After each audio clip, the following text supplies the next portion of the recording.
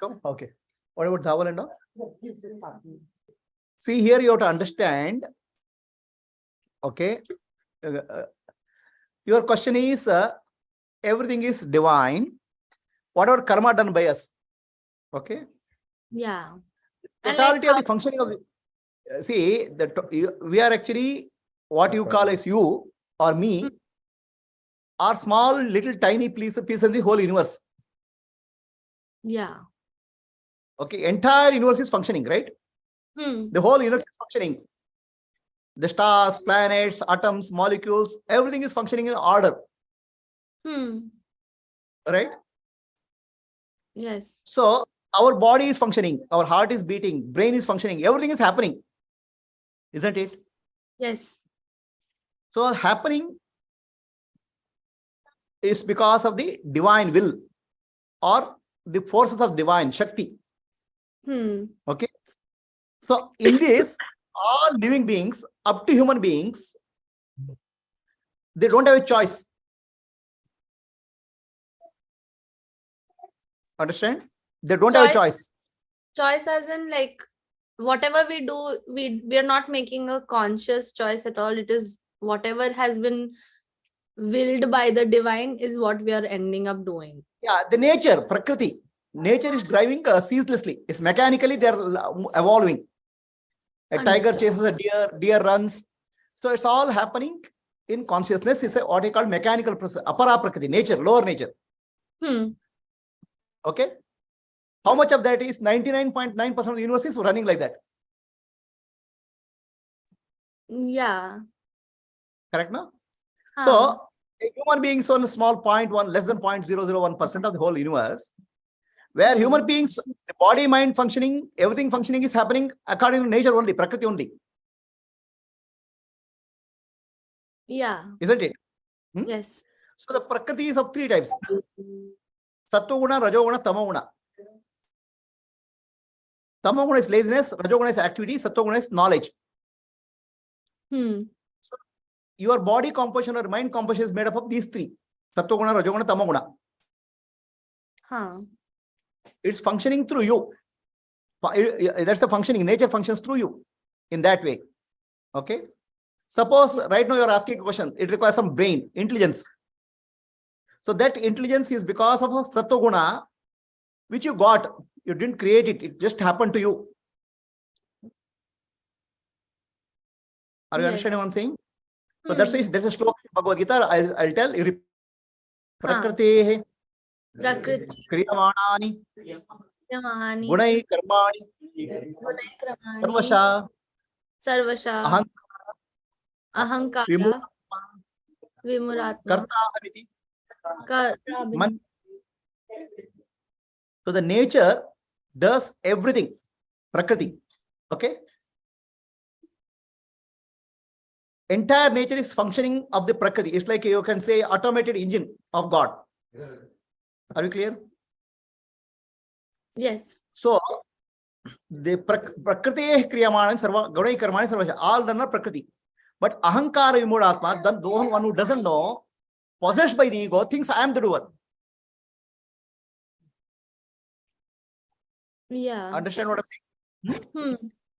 See, it's like have you sit in do you sitting in a virtual reality world, VR world? Yes.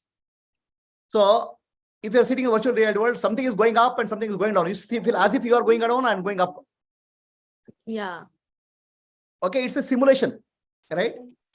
Similarly, we think that I am doing something. Okay, you understand?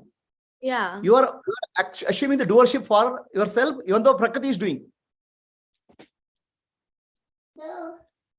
Yes. Are you understanding? Nature is doing, driving ceaselessly. Okay. So the moment you say I am doing something, the doership, as per Prakriti, will start recording. This person is doing. It's a recording happens. That recording becomes a karma. Your wrong understanding of life will create a new karma for you. Karma for that body mind complex. New script is being written. The new script is executed by Prakriti. Understood. But then doesn't it like absolve us from all responsibility? I mean, like, because how do we know? Like, suppose someone goes and murders someone. So, No, listen carefully. All those questions are answered in my first class. Okay, first 2 days class. But for your information, I'm telling you. Okay, all human beings is a sense of doership. Okay, you have a sense of doership, no? Yeah. Right? As long as your sense of doership is there, you are responsible for your actions. Even though Prakriti is doing, you think that take the ownership, doership, and karma, you are become responsible. As long as your sense of doership is there. Understood. It absolves as long as your sense of doership, okay? The moment sense of doership disappears, through your body-mind complex, the divine only will work. Understood. Yes. Understand? The moment the day sense of doership disappears, your karma disappears. Till you have a sense of doership, you have a karma, you have a bondage, you have dharma and adharma. Got it. Now, sense of doership is coming based because you are not understood the divine creation. In that, some ignorance is there. In the ignorance, the doership is there. In the doership, karma is there, dharma is there. The moment it disappears, the doership disappears, you become a pure instrument of God. Yesterday I showed you the flute of Krishna. Have you seen that? Remember that? Yes. The divine musical flow. Now, the divine music is flowing, but the wrong understanding of life has created blocks in the divine music. Yeah. And that's your karma. Understood. Makes sense. Right? Okay. So, listen to my first class. Sorry? Guruji, one follow-up question on that. If Prakriti is doing everything, then how do we explain the atrocities like abuse or attacks or? And that's what I said, no? Prakriti has 3 types of elements, right? Sattva-guna, Rajoguna, Tamoguna. Yes. Okay. Tamoguna is laziness, negativity. Rajoguna is activity. Sattva-guna is knowledge. Okay. You can think that Sattva-guna, Rajoguna, Tamoguna are the films. Prakriti is the light which is shining through the films. A lot of variety of things will come. Okay. When Tamoguna is predominant, evil will happen. Rajoguna is predominant, activity will happen. Sattva-guna is predominant, knowledge will happen. So each but we don't living have being, control of which is dominant then. Who is we? Like even since there is no doer, it is all Prakriti only, then one will be dominant at one point. When you say who, we. So, Yeah, I'm sure divine you will. must have, I'm sure you have a lot of choice in life. You had a choice of which parents you are born. And you got a genetic makeup from parent. Your brain also came from your parents. I'm sure you had a choice in your life. I'm sure you have a choice of how your kidney functions and liver functions and heart functions. I'm sure you have a choice of how this thought also is coming into question. Brain also is functioning.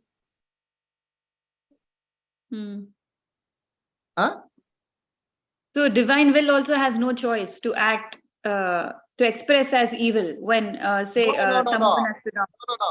It's a mistake, right? Divine will is a facilitator. Divine will is not an enforcer. In the sense, it doesn't force you to do something. Okay, you have 2 children, right? Yes. Okay, you are sending them to school, no? Yes. You are paying them fees, right? You are packing them food. Yes. Okay. So, okay, your child goes to the school and doesn't study. Then what do you do? Yeah, we kind of force him to study. We'll discipline him. We'll explain. You try to discipline him, right? Yes. But ultimately, it's free will works. Ultimately, he says, I don't want to study. I'll get lost. Then what do you do? No, we'll still try to get him back on track. Yeah, that's because you're Indian parents. Okay? Right? Indian parents don't understand easily. Okay. If you do much, you will call 911, right? You know the number, no? I know all these systems, Americans say, don't tell me, I don't know. You shout at him, 911 just be called. Okay. Remember that. So basically what you do as parents, you act as a facilitator, provide the environment, and you give a best possible opportunity, and you try to correct him wherever it's possible. But beyond that, you don't do anything. Correct? Can say that, yes. Can say that means you have doubt about that? Because I'm an Indian parent, right? So I'll try to force. Yeah. So the God or universal intelligence will provide you the facility for each living being to express itself. And it provides certain laws, law of karma, so that you can experience what you have done. Beyond that, there's no force on individual to behave like this. A field is given, the laws are driven. Are you understanding what I'm saying? The little confusion because Guruji, we say there is no doership. So it's No, so do not mix up. Do not mix up. The no doership, don't doership is a concept. The moment you drop doership, this question will not come. As long as your doership, this question is there. As long as your question, laws of karma, laws of dharma will apply to you.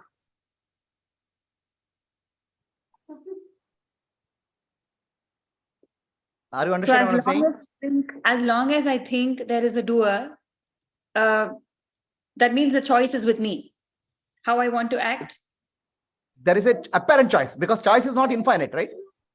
There is an apparent limited choices there with you. Like, for example, if I want to express something bad, like I'm talking about especially the bad part, because if that's the confusing part, if Prakriti is doing everything when Tamoguna is no, I'll tell you. Let's say you want to. I'm simply saying. Let's say I'm saying somebody's coming in front of you. You shout at him. You abuse him. Okay. You tell that person, the Prakriti is doing, I'm not doing. Then he'll come and beat you with a stick. Then what will you do? Huh? He'll also say the same thing. Prakriti is doing, I'm not doing. He'll also tell Prakriti is doing, I'm not doing. Then what will you do? Then you accept it or you'll run away. No, I'll run away or hit back. Or I'll take he'll come with a shotgun. Then what will you do? Yeah, I'll run away. Right? So then do you have doership or no doership? See, that is the question, Guruji. I kept thinking there was no doer, that everything just happened. No, I'm saying kept thinking and being no doer is a different thing, my dear. I'm telling you, given situation comes to this shotgun, and you have abused him. Then you say Prakriti is doing fine. Then he comes with a shotgun. Then what will you do? Yeah, if you escape, it's like there is a doer. So you have a doership. You have only concept of non-doership. Understand? When this non-concept of when in this real non-doership, life will be very different for you. I gave the story of Shankaracharya. Shankaracharya was walking. Then one Kapalika, a mantrika, magician comes and says, I want to offer you your neck to Devi. Please come. Shankaracharya says, I'll come because that's the will of God. So if somebody comes on the street and asks you, I will cut your neck, what will you do? I won't agree.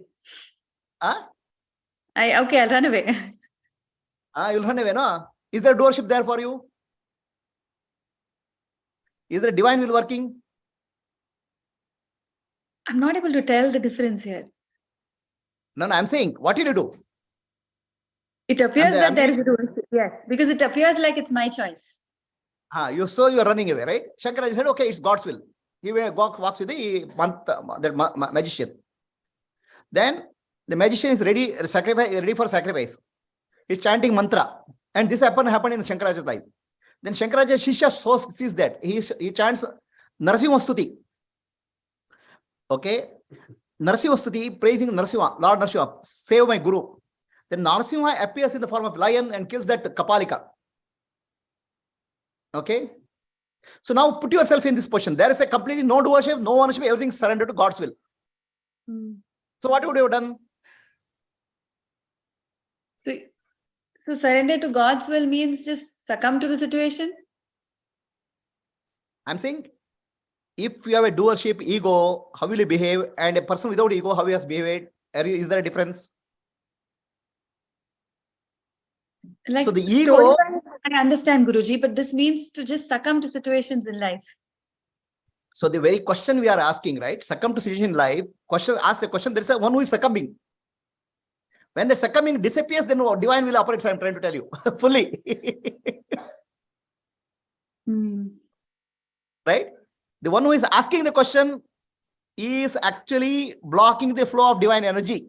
And you will not be able to face life without that guy. It's a guard. That's the ego. And that is the one who is making creating karma. And that's the one who is experiencing karma, not you.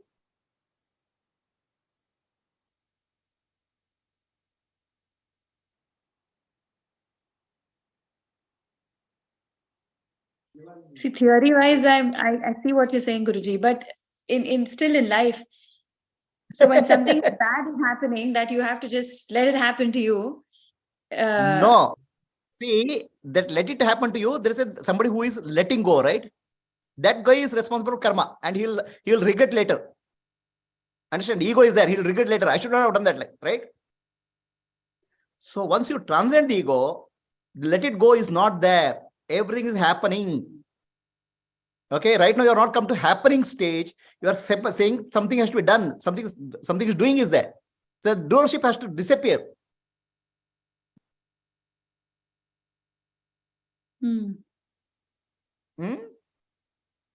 But this is like, see, if I have to really advise, like a couple of kids came who are getting bullied in school. So I have to, so the natural thing for me was to say that stand up for yourself. Don't let that guy just, kick you like that, black and blue. See, that's perfectly all right. That's perfectly all right, I'm saying. Okay. But the question is, when you are doing that, there's a sense of doership or no doership with you. See, when Krishna says Arjuna, right? Last sloka Bhagavad Gita, remember, I'll chant. Sarva dharman parityajya mamekam sharanam braja aham tvam sarva papebhyo mokshayishyami ma shuchaha. The highest spiritual teaching. Bhagavad Gita has told 700 slokas. The final conclusive sloka says, surrender to me. Okay? Now, he doesn't say, surrender to me, I will fight the war for you. Right? Krishna is driving the chariot. Arjuna has to fight the war. But how to fight the war? Without doership. Are you understand what I'm saying? So can I run away without doership? And the moment you ask, can I run away with the doership, then there's a doership already. Your question itself has the answer. You will do right thing spontaneously without a sense of doership, and whatever consequence comes to you, you will accept silently. The consequence of what you do is grace from God. Sometimes it's blame, sometimes fame, sometimes anything else. That you'll accept. And do what is best possible in a given circumstance as an instrument of God. That's how you'll behave. So when Krishna says to Arjuna, fight the war, does he give a guarantee to Arjuna that you will win the war? I'll make sure that you will win the war. Does he give a guarantee? No. Does he give a guarantee that you will not die in the war? No. What did he say? Fight the war. Surrender your doership and fight the war. Accept whatever comes peacefully. In that process, you will evolve. Are you understanding what I'm saying? Yes. This whole process, the whole thing is not about external results. It's our internal evolution. Mental peace, kama, krodha, mada, matsara, moha, lobha, arishadvarga, how do I overcome? It's not about external results at all. We are looking at life from the external result point of view. The entire spirituality is inner journey where you become free from kama, krodha, mada, matsara, moha, lobha, inner enemies. That's called arishadvarga.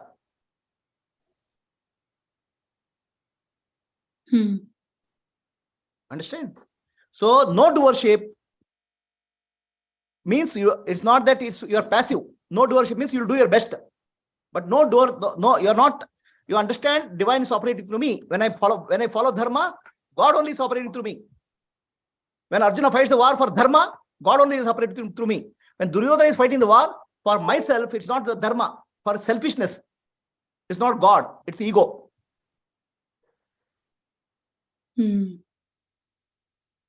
So ego is the doer, ego is the enjoyer, ego is the sufferer. You are not that. But the moment you identify the ego, you become the doer, you become the enjoyer, you become the knower. Then you become subject to karma. Understood. So nothing prevents you from doing what's best in that situation, but you can still do it without that sense of doership. It's not about nothing prevents. You have to do. When you are in the world, you have to perform your duty, you have to live your dharma with the understanding of non-doership. Krishna didn't tell Arjuna tell them, surrender to this thing, run away from the warfield. No. Perform your duty in a dharmic way. But understand, when you perform dharma, God only operates through you. When you do adharma, ego only operates through you, and ego will be punished also. Understood. The punishment comes to the ego, not for you. The question is, you are surrendering to the ego or surrender to God?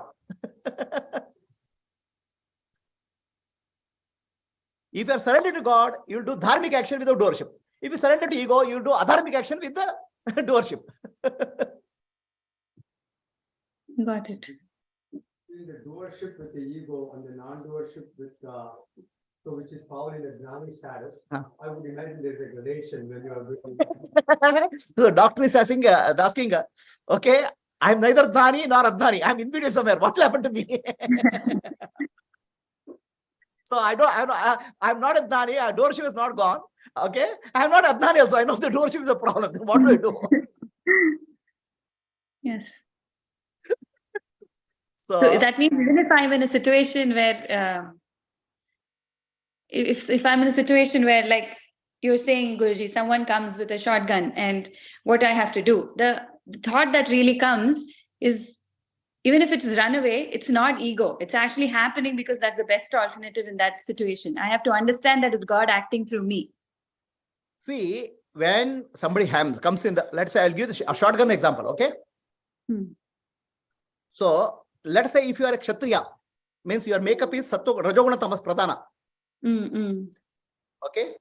Then Kshatriya blood will boil if some adharma happens. He will fight and make that fellow, either he gets killed or kill him. If you are a Kshatriya, that's his dharma. Okay? On the other hand, if you are a Brahmana, okay, then what you'll see, the situation.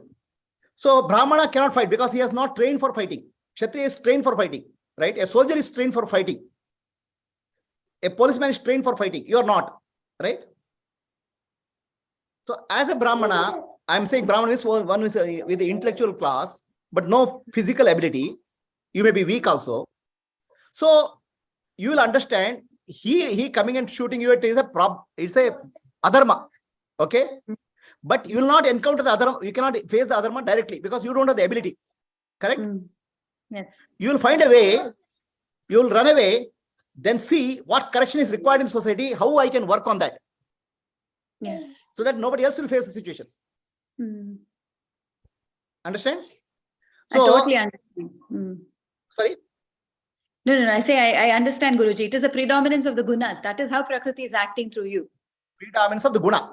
But Yes. judgment of whether you are working with ego or God is determined by your guna and karma, action.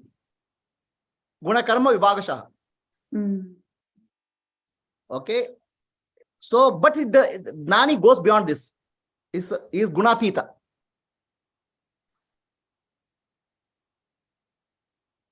Understood.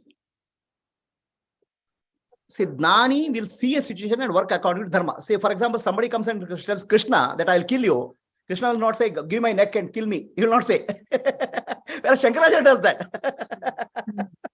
Krishna will see, oh, this fellow is trying to kill me. Tomorrow he will kill others also. How to get this fellow killed? He will make sure the dharma is established for the whole of the world.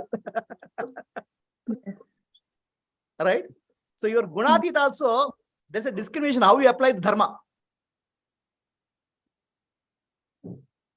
The path of spiritual journey, path of dharma, is walk on a razor's edge. Very sharp intellect is required to discriminate.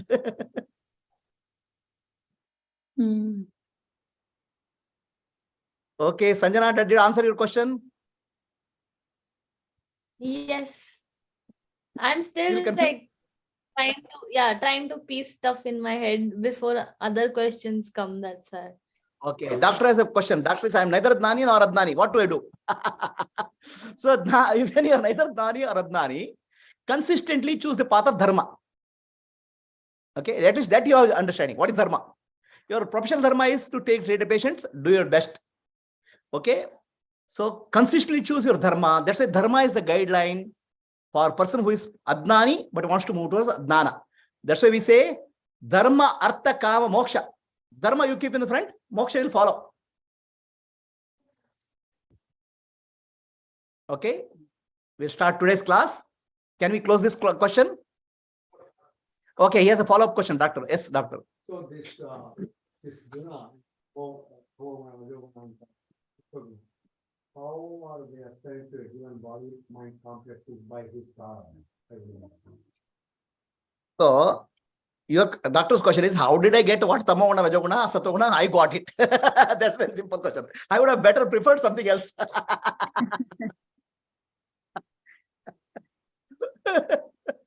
So doctor says, given a choice, I would have preferred something else. Why did I get what I got? That's what is his question. Yeah, he could have been better. He would have got a Atma Jnani's Sattva more. Why I got all these things? So for that, there are two answers to this question. Okay. Who is doctor? He's saying I'm not to become Adi Shankaracharya. I'm saying So doctor says, why did I get this guna? I should have got the guna of Adi Shankaracharya. Why did I get this? That's the question. That question do all of us have? No, he asked me, you're already doctor, what else you want? That was like Okay. So the answer is simple. Answer is twofold. Okay.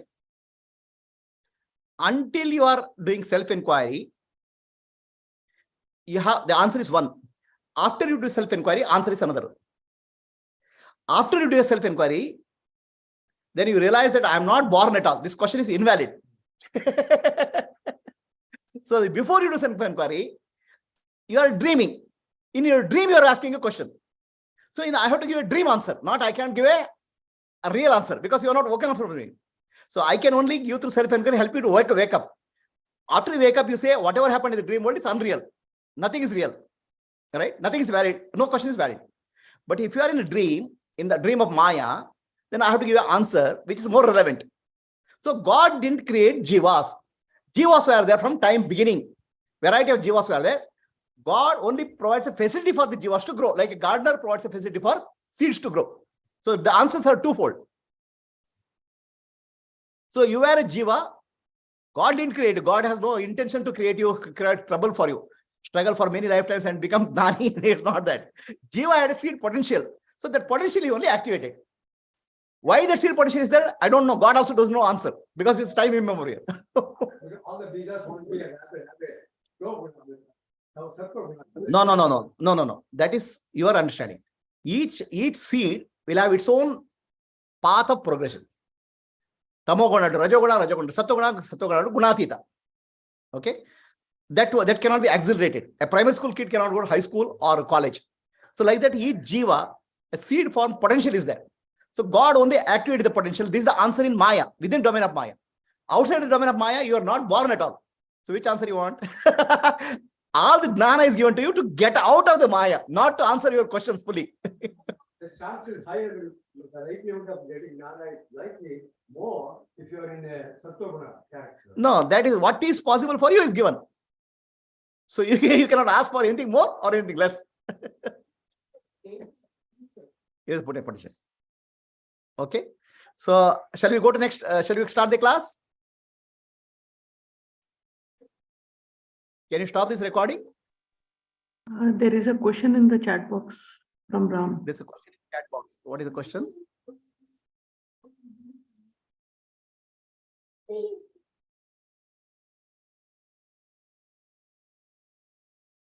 So the question is, even in surrendering itself, there is a doership is the question. Correct? Yes. See, any sadhana, any spiritual practice with this karma, kriya, dana is always done with the doership. Okay. When you say karma yoga I do, you are actually doing that's a doership. Otherwise you're not doing yoga. You're a gnani, right? So it's like a question. So Ram, your question answer is like this. You are trying to drive a car. You're not becoming expert. So initially, you're very careful in driving, right? So after you become expert, drive becomes smooth. So in the process of non-doership, it's like learning to drive a car. Still, you're not mastered. But once you learn the car, the driving will happen smoothly. So learning process, the doership is involved, ego is involved. A point will come where the doership disappears and it becomes like a driving a car, smooth. Does it answer? Without ego, it will operate. Do you understand? Did you get the answer? See, all of our, let me make it more little clear, right? All of our learning life, spiritual learning or yoga, everything is done with the doership only. Okay? For example, I'll do karma yoga, everything offered to God. Initially, mind will come back and say, oh, what God is doing, I'm only doing. Over a period of time, you start, actually, entire spiritual journey is not to realize God. Entire spiritual journey is to overcome ego. Ego will give resistance. It will come with the previous vasanas. So you gradually overcome that. It's like learning a car. As you learn car, you'll become very, then after that it's smooth. So once you master the ego, when you transcend the ego, journey is smooth, egoless. But till the time ego is involved, but you are working towards not for the ego, but you are working for overcoming the ego. So a selfish action is for succumbing to the ego, surrender to the ego. A yoga is transcending the ego or overcoming the ego. That also is the ego. Does that answer your question fully, Ram? Yeah, sorry for my voice. Yes, it did. It did. Oh, my voice is not clear? Yeah, no, my voice is bad. Oh, okay. No, you just you can just chat. I don't want to force your. Yeah. Okay. So yeah, done. We are done with this question. Oh, here's a question. Okay. Somewhat related. Okay.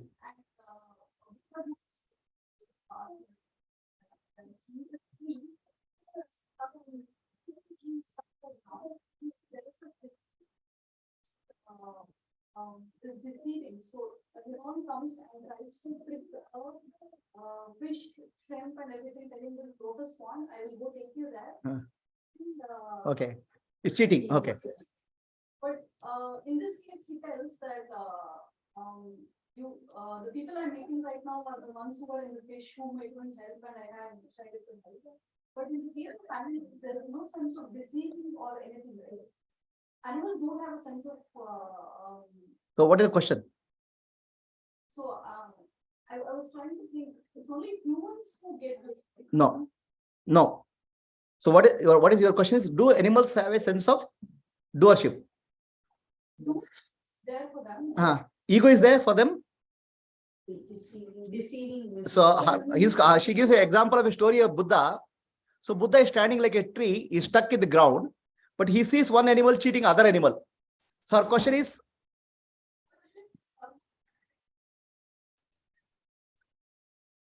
so doership, karma, and deceivership, how can they come in animals?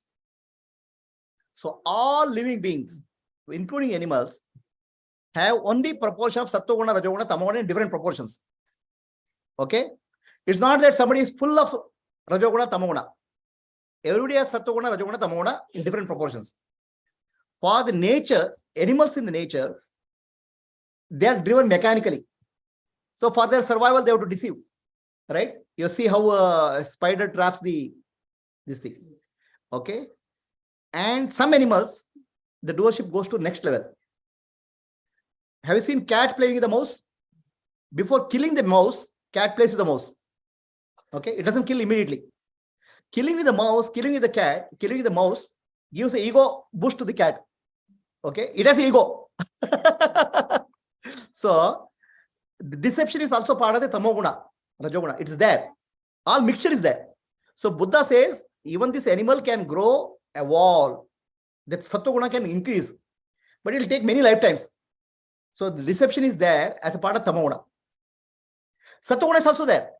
Deep inside, the animal also knows something is right or not. Have you seen sometimes a tiger tries to come a deer? I have seen the videos. There's a baby deer. So baby deer's mother has died. Tiger doesn't kill the baby deer. He'll protect the baby deer. Right? Animals also have some sense of justice, right and wrong. Some sense of deceiving also is there. And if there is a forest, if there's no rainfall in the forest, okay, all animals will make sure that nobody will get a priority over the land or the water pool. Everybody will get in a queue. Yeah, tiger and deer will go in a queue. They will not kill each other. So they have a sense of justice also, and they have a sense of ego also. Does it answer your question? Okay. But depending on which guna is predominant, that guna will dominate. Okay. We'll close this and we'll start the session. Okay.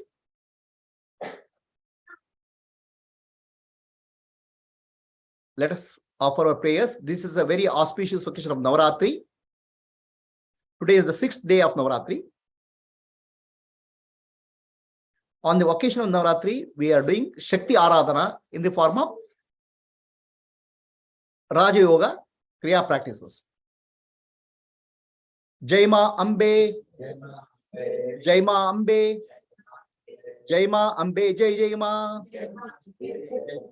Jai Ma Ambe, Jai Ma Ambe, Jai Ma Ambe, Jai Jai Ma, Jai Ma Ambe, Jai Ma Ambe, Jai Ma Ambe, Jai Jai Ma, Jai Jai Ma, Jai Jai Ma, Jai Jai Ma, Jai Jai Ma, Jai Jai Ma, Jai Jai Ma, Jai Jai Ma, Jai Jai Ma, Jai Jai Ma, Katyayanaya Vidmahe, Kanyakumari Dhimahi, Tanno Durge Prachodayat,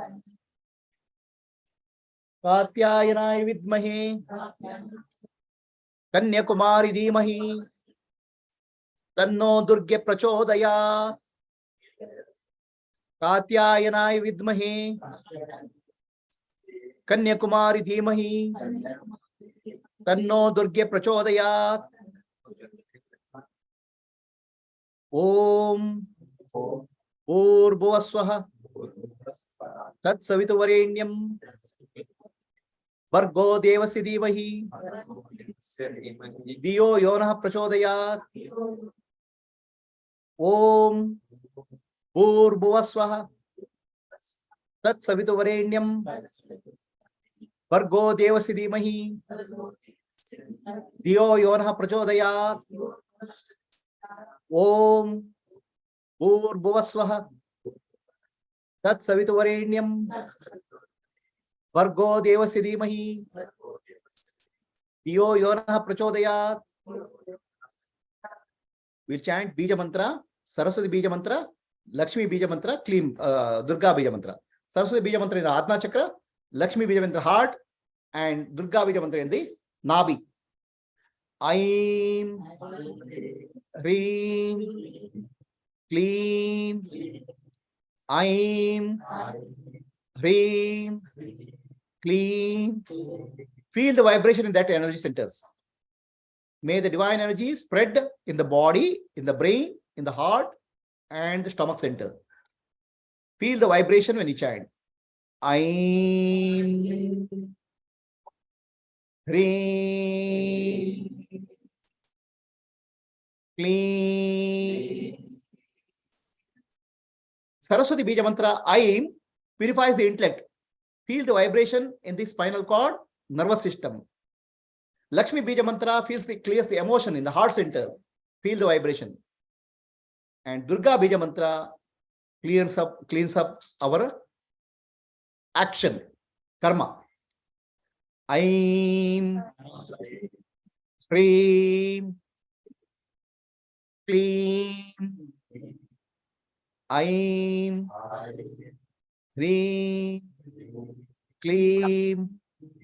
One who chants these Bija Mantras, Saraswati Mantra, Lakshmi Bija Mantra, Durga Mantra, with the vibration at their centers, will be free from mental disturbance, emotional disturbance, and will become free from the sense of doership. Very simple practice.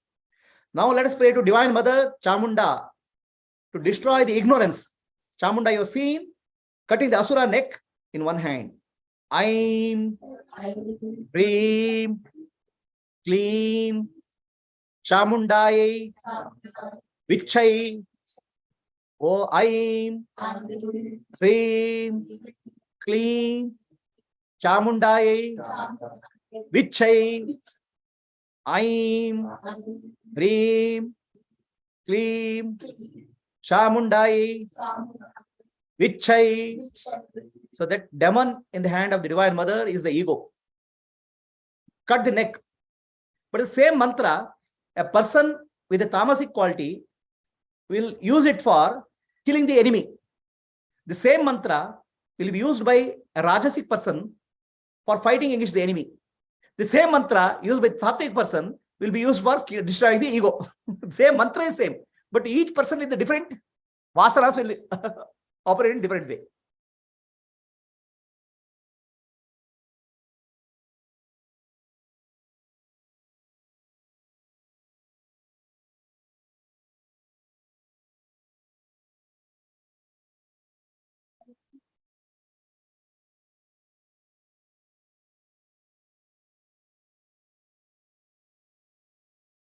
So continue our discussion yesterday.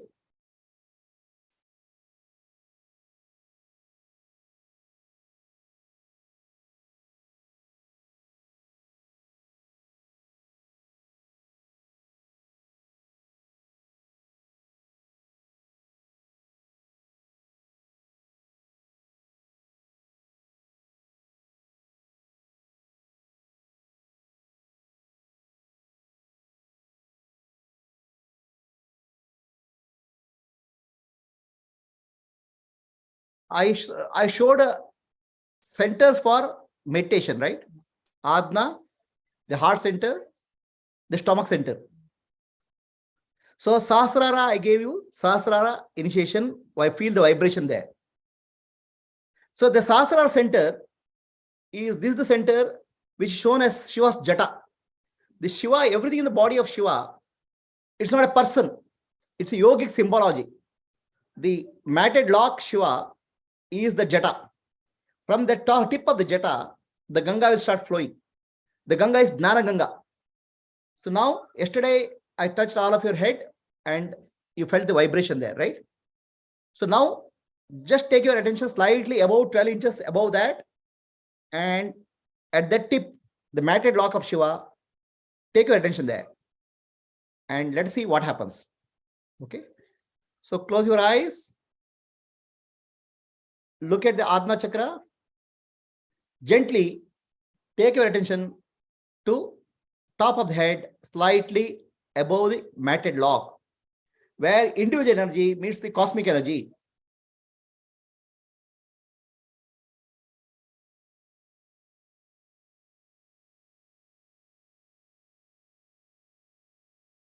My energy of my body is becoming one with the cosmic energy. At that point, river meets the ocean. I am one with the infinite cosmic energy. Shakti meets Shiva. Cosmic energy is still, individual energy is movement, merge with the infinite cosmic energy. This is called Sahasrara Dhyana. The energy flows in the body, starts moving upwards and dissolves.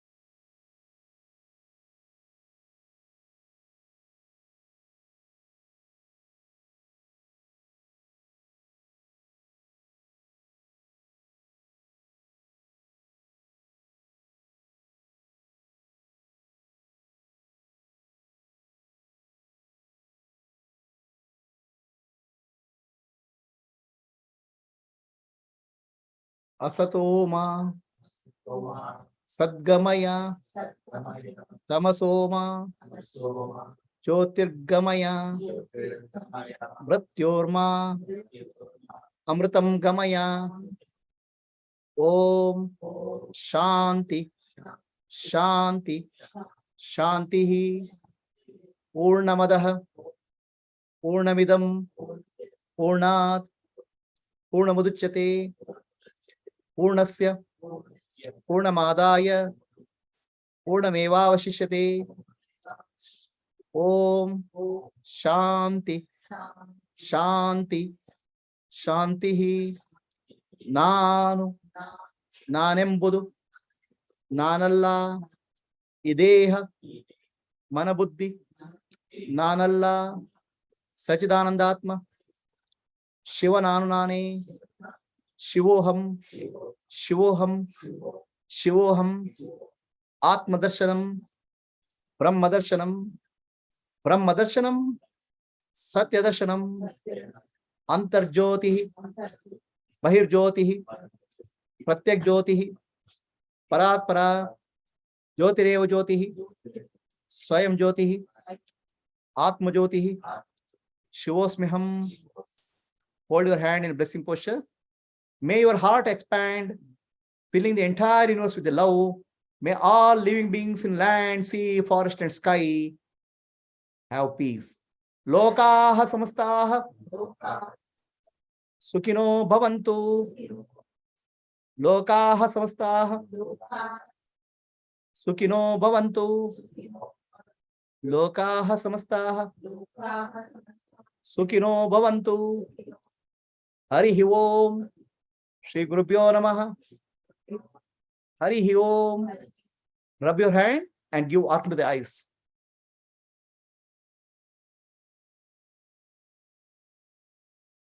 So anybody has a question about this?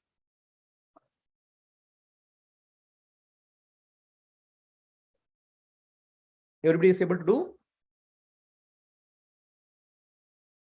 Did you find it peaceful?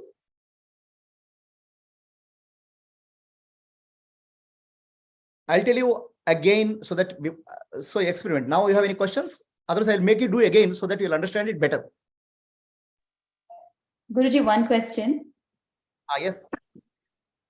So when you said take the attention to the Agnya Chakra first, and then you said focus on Sahasrara, right? So I'm seeing when I'm looking at Agnya, when I'm focusing on Sahasrara, I'm not looking at Agnya anymore. Like I'm not focusing. I'm able to focus on one. No, it's not focusing on one. See, when I say look at the wall, you are sitting in a room, right? Mm-hmm. Okay. Yes. So turn your neck and see one object in the room. Okay. So what happened? Through your eyes, attention went to one place. Your eyes are not in one place, attention in one place, right? Similarly, attention as if it is moving through Adna into Sahasrara. Adna is the one eye, single eye. Okay, got it. It's not splitting the attention. Adna and Sahasrara. Oh, okay. Understood. Understand? Yes. So in entire Shakti Sadhana, Adna is very important location. Everything we do with the third eye. We are not splitting the attention. We are looking through the third eye as if.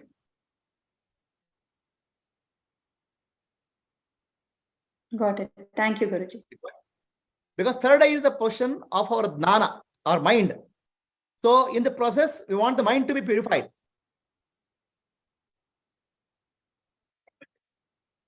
Is your question answered? Yes. Thank you, Guruji. So now let me explain the meditation again so that we'll practice again. See, the cosmos or entire universe is vast and big, right? And there's an energy here. Everything in the universe is made up of energy. So breath is energy. My body is functioning in the energy. Okay? Everything is energy. Now individual energy is solidified in the body. Individual energy with the kundalini, it rises to the sahasrara, top of the head, like this. At this place, it meets the cosmic energy. And if you see this portion here, just above the Shiva's head, what is there? Stillness is there. Energy is not moving. Energy is moving in the form of wind. But at this place, energy is still. silent. And how much is the energy? Is vast universe is the energy. Still energy of the universe. You are meeting at that place. So now your individual energy, what you call as yourself, is nothing but energy. Without energy, what are you? Now nobody. Shakti. So that energy, individual energy, Shakti is meeting the Shiva at that place. That means Jiva is meeting the Shiva. Shiva, Jiva, and Shakti are becoming one. And after becoming what will happen to you? When the river meets the ocean, what happens to the river? It doesn't exist. Ocean only exists. So that attitude you have to have. That's why the Shiva is shown as a matted lock. Don't think there is a person with a matted lock. The matted lock is the meditation practice at this place.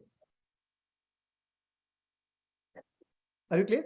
At this place, your energy starts from moving from Brahmarandra and merges there. And there's a stillness there. Are you clear? Brahmarandra. The gate of Brahman. See, the gate of Brahman is the place.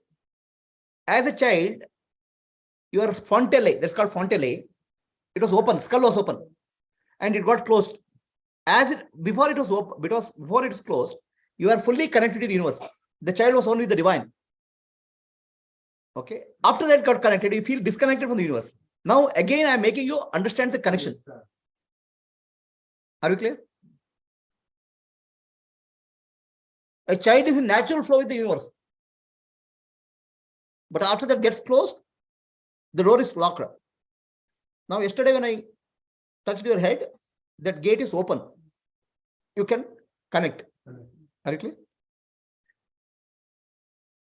Anybody has a question? Can you repeat this practice again?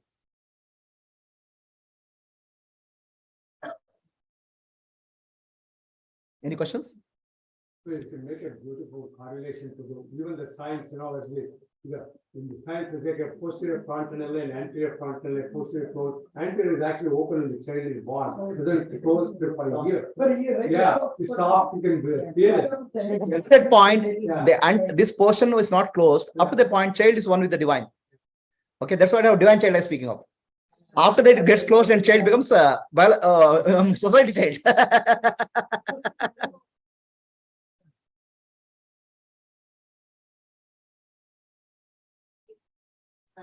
Hey, we're doing it, right? What happened to this PPT?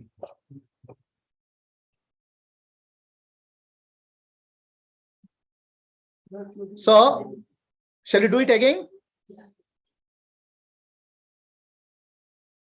Okay, again, one more touch. Fine. So many times you have been open. It's so much ajnana. Okay, I will see. Basically, what happens is that as a child, we are connected to divine. That's why I mentioned divine child, right? I told three childs: divine child, human child, and society child. So once this gate closes, you are becoming society child. Locked. Right? Yeah. And doctors worry about the support. Okay. So that's what happens. Now, when I touch your head, it's called Shaktipat. Shaktipat, what I'm doing, I'm opening that gate again. Okay. So that gate is called Dwaraka.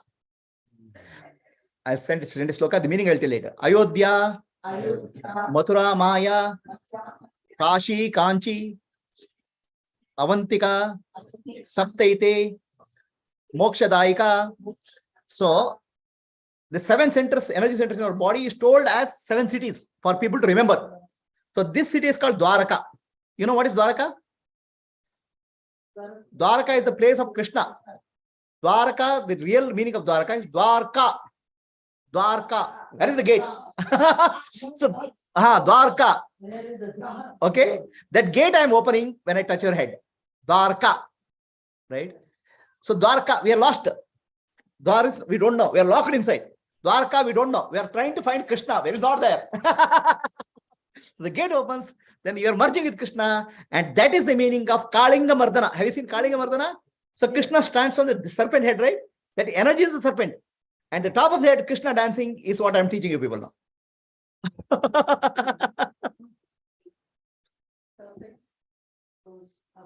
The serpent is energy. Some vibration you feel now, that is energy. So the energy moves there like a river moves and merges. Is it clear? So sit with your eyes closed. Let us do Sahasrara Dhyana. I'll touch your head and do the transfer Shaktipat, opening the gate of the Sahasrara. So those who are on Zoom, visualize my hand touching your head at that place. Okay. So that you start feeling vibration, tingling vibration, and that vibration starts rising up and merges with the stillness at the top of the head. Take your attention to Atma, and from there slide that attention as if you're looking to the top of the head. First you look at head area where I'm touching, then go up. Okay. Let us start. Close your eyes. Gently become aware of your Adna chakra. From Adna, gently become aware the top of the head, which you call Brahmarandra, where I'll be touching you people.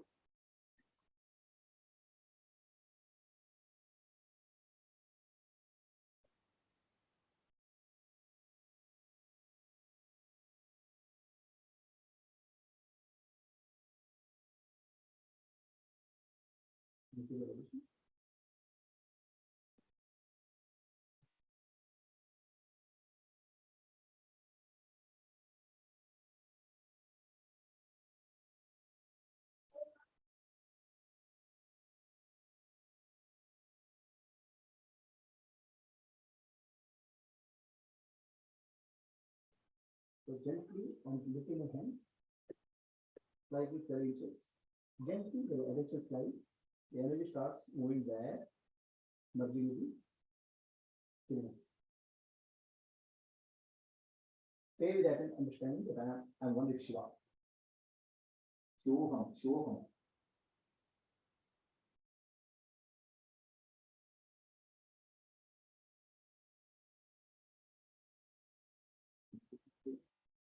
So slightly the energy move up, merge with the infinite ocean of love. Increase it. River mixing. Now no longer you are there. You are alone with this.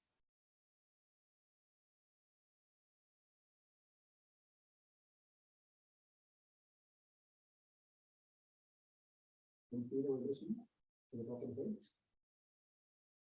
Adna.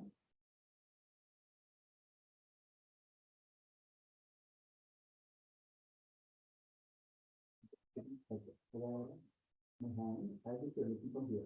Right.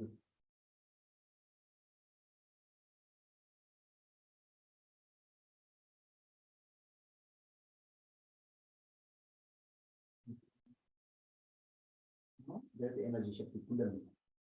Let that energy rise and reach part of the head, just above 12 inches. As it's making ocean. It's not stillness. You're getting the point. So just be one with the stillness. Shiva.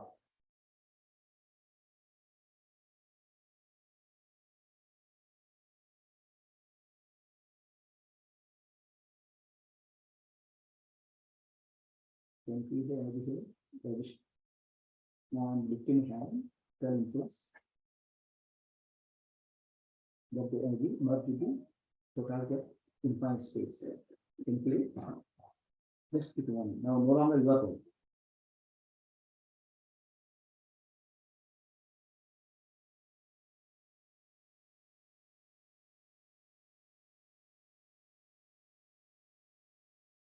Thank you, vibration. Now I'm lifting hand, just the vibration moves and reaches the top of the head. Become one with the stillness there, silence there, infinite space, cosmic energy. Increase it. When you are no longer there, only the cosmic energy is there.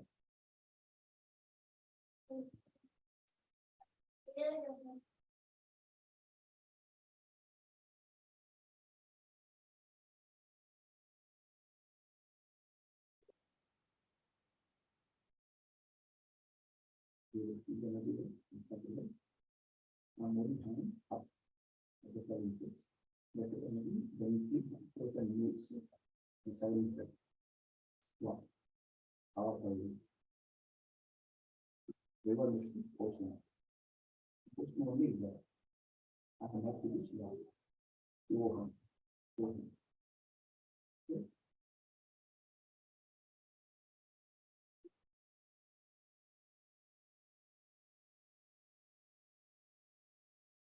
Thank you.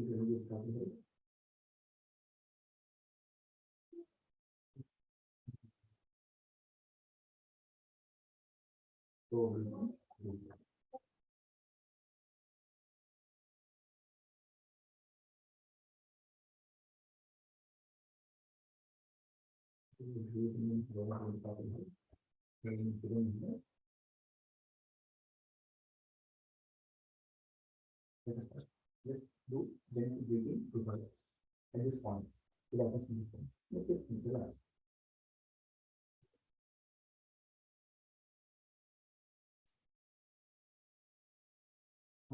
Let this energy move in. Just as if you're looking here. Make small vibrations. Now that the vibration varies and merge with the top of the head about 12 inches. There is infinite space, stillness. Check the 8.1. Now, once you're feeling the body Vichara, you are merged into Vichara and fully Vichara.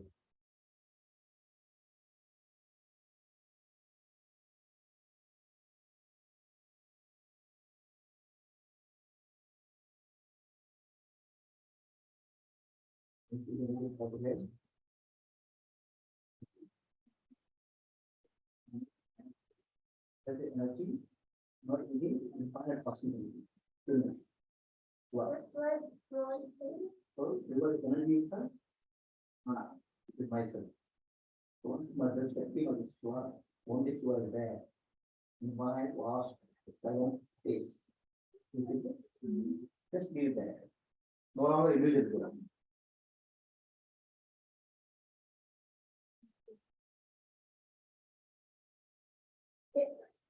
Just hold it. So when you just repeat the Vichara, everyone understand. So that is very but it is one thing that is do a combine one there.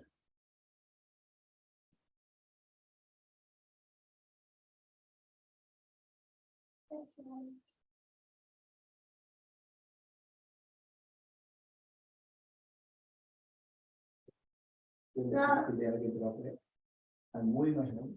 And the energy meets the infinite cosmic space. And one is that capacity. Stillness. River meets ocean. No longer river is there. To go home.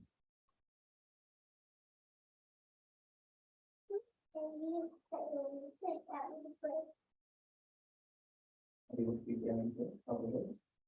So when you move in a hand up, go. The energy meets the infinite space. Right? Shakti is the Shiva. Then Shiva and Shakti become one. I have merged with Shiva. Now I'm Shiva, only Shiva. Empty space. Just stay there.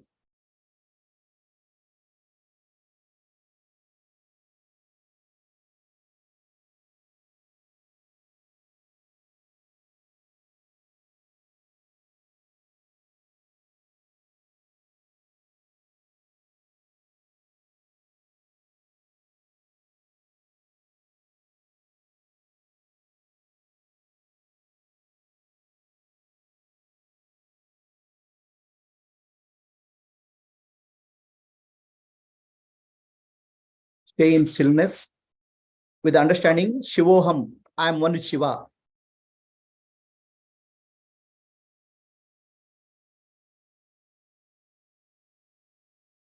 Empty, silent, serene. Shivoham, Shivoham.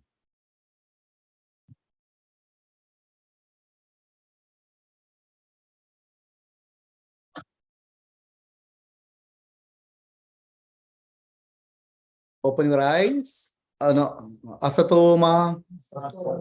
Sadgamaya. Tamasoma. Jyotirgamaya. Mrityorma. Amritam Gamaya. Om Shanti. Shanti. Shantihi. Purnamadaha. Purnamidam. Purnat. Purnamuduchyate. Purnasya. Purnamadaya. Purnamevavashishyate. Om Shanti. Shanti. Shantihi. Nanu. Nanembudu. Nanalla. Ideha. Manabuddhi. Nanalla. Sachidanandatma. Shivanannani. Shivoham. Shivoham. Shivoham. Atmadarshanam. Brahmadarshanam. Brahmadarshanam. Satyadarshanam. Antarjyotihi. Bahirjyotihi. Pratyak Jyotihi. Paratpara. Jyotirayava Jyotihi. Swayam Jyotihi. Atma Jyotihi. Shivosmiham. Lokaha samastaha. Sukhino bhavantu. Lokaha samastaha. Sukhino bhavantu. Lokaha samastaha. Sukhino bhavantu. Harihi Om. Shri Gurubhyo Namaha. Harihi Om. Rub both of your hands. Give arm to the eyes. Slowly open your eyes.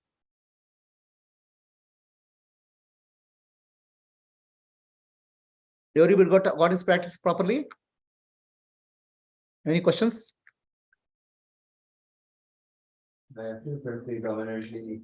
It's okay. No. Energy will not feel here. Vibration will feel here. Energy rises there. Energy you can feel within the body. Beyond that, just rises. Our attention is there. That's all.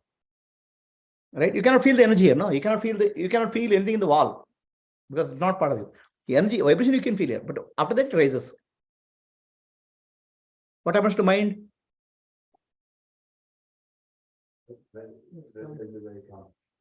You have to remember Shivoham. Now, no, you are no longer Jiva. The one is Shiva. There's nobody. See, understand this like this.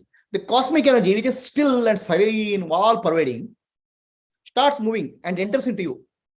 It will activate your body, just like electricity activates a bulb. Then you become alive. Then you start taking, oh, I am the body. It's like bulb saying, I am giving light. Okay. So now, what you are nothing but energy activating the body. So now energy you are returning back to Shiva. Then what is there is Shiva only. Cycle is completed. So doctor, are you able to do this? So how do you feel? That's called Chandramouli. You're just keeping a Chandramouli thinking that I'm Chandramouli. That is Chandramouli. Real Chandramouli. You know what is Chandramouli? Chandra at the tip of this this thing, right? Mouli. Mouli is what? The Mouli is Jata. Chandra Mouli. Abharana. So your mind have taken that to Chandra Mouli. Now that is Chandra Mouli. Right now, what you are thinking is a fake Chandra Mouli. So once you become Jiva, because one is Shiva, what remains is Chandra Mouli. See, the Shakti is just an energy ray, electricity, like electricity. Electricity comes, bulb becomes on. Similarly, electricity, cosmic energy moves from Shiva, enters into you. Then your body becomes alive. Okay? So then you think that I am alive. Okay? It is the energy which makes you alive. And one who is there is stillness, is cosmic energy is Shiva. So you are going back to that. And then what remains is Jiva is switched off practically. Because I have not made full energy to go. Full energy goes means our body will become stiff. Okay? Only a little bit energy. So that Jiva becomes one with Shiva. Then what remains is Shiva. Always it was only Shiva. That Shiva is called Chandra Mouli. What is the meaning of Mouli? Check in the Google. Okay. So what was your what's your name? I forgot.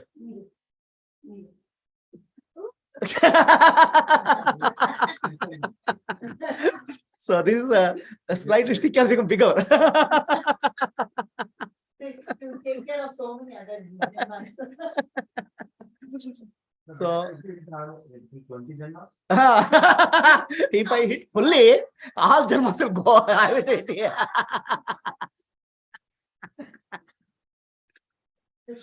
So Meera, did you get it? What I said? Yeah, the thing was that the vibrations that you feel, I found that after some time if you get distracted, you keep bringing it back. No, here important is when it comes back, you have to remember Shivoham. I'm Shiva. So the moment it comes back, I am Jiva. Right? You have to remember Shivoham. Then you have to remember Guru. Then energy will move more. Okay. So Guru's hand there is important. It pulls the energy. That's why this is called blessing. This is a real blessing. Right? Real blessing is Guru is able to pull the energy up. That is the real meaning of blessing. It's called Shaktipat.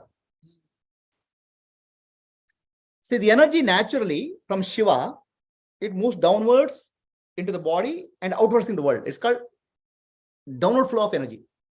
It's called gravity. So the grace is the one which pulls the energy up, reverses the energy flow. Clear?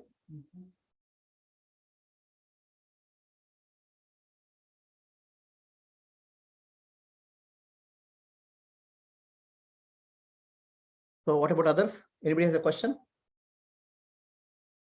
Clear? Is mind silent? Shivoham is clear? That is Shiva. And when the Shiva sends the energy and activates your body, you become Jiva. It's like bulb becoming on. So the bulb is saying now, it's returning back the energy. Now I am Shiva. Clear? So this is called Upasana, Kundalini Upasana or Shakti Upasana. It's not Jnana. Jnana is first day class. This is Upasana. So Jnana is Shiva practices. Shakti Upasana is this practice. Shakti returning to Shiva.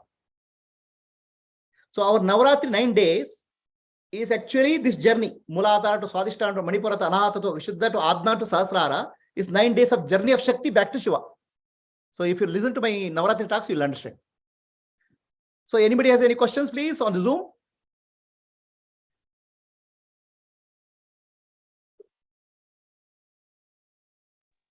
No questions, Guruji. Mind becomes very silent after meditation. Very difficult to find questions.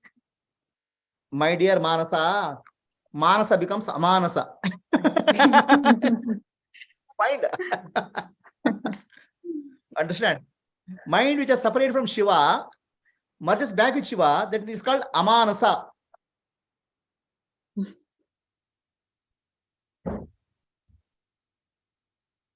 This is Upasana. Yes. Oh, yes? Go ahead. No, I was saying I have to drop ego, I have to drop my name with it also. No, name is sitting next to you. Ananda. This is okay.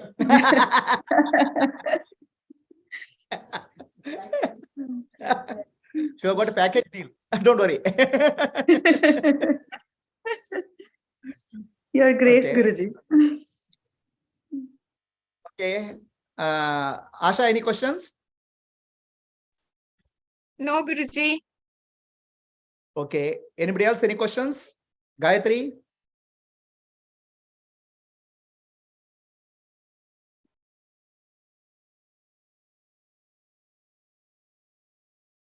Vidya? Ram? Anybody has a question? Otherwise, we'll go to next practice. No, Guruji.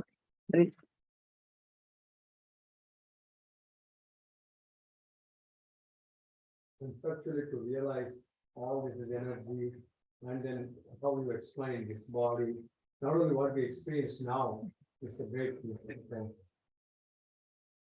You don't have to conceptualize. You have to feel it, experience it. Yeah, that was, and then the feeling was the. Okay. So we'll go to next practice. Gayatri, are you there?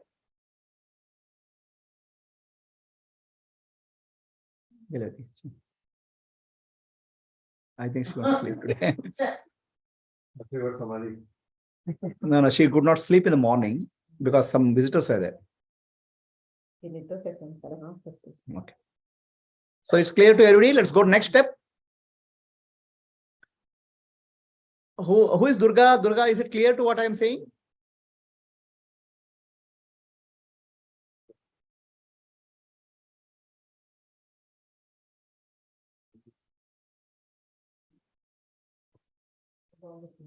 Okay. What is it?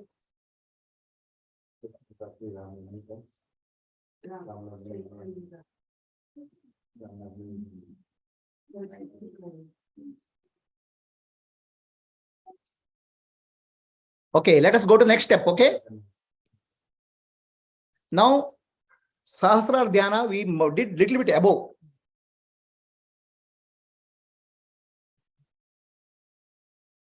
Above is complete merger with Shiva, Chandramauli. So we come down little bit below at this Brahmarandra. So at Brahmarandra level, we are not merging. We are feeling the energy.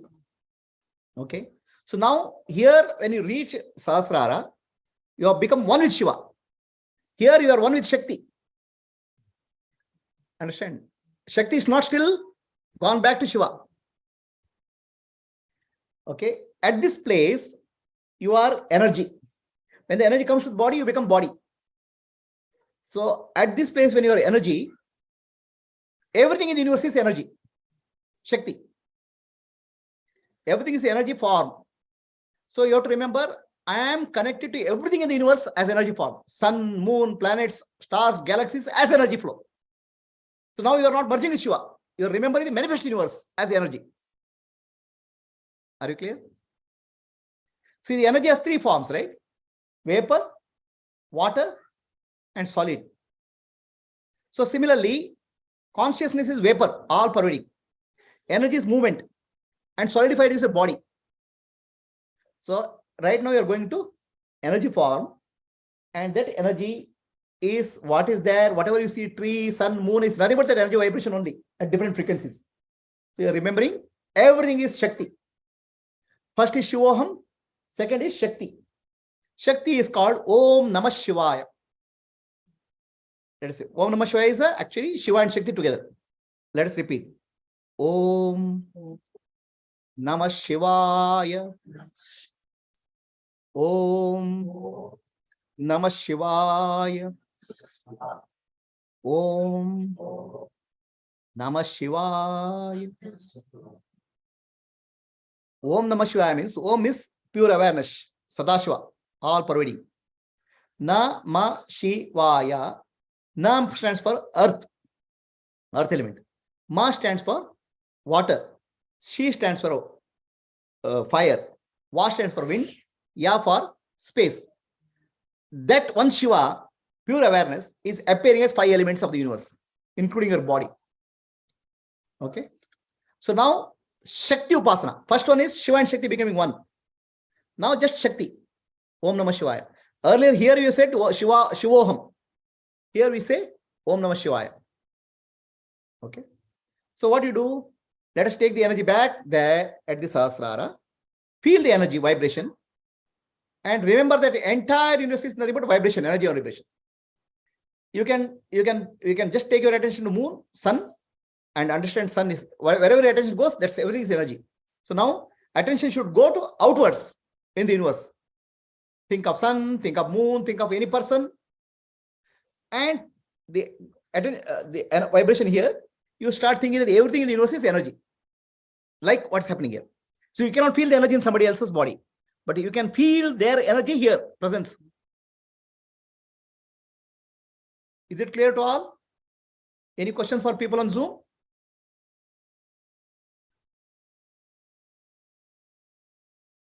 Asha, Manasa, is it clear? Yes, Guruji. Okay. Earlier was merging with Shiva. Now just merging with Shakti. Again, Shakti, right? How can we merge it? We are. Who is we? Energy. Who is we are we? Energy. Who is energy? This body, mind, and Who is she? she's also. So right now, when the energy is solidified, we experience the world as solidified.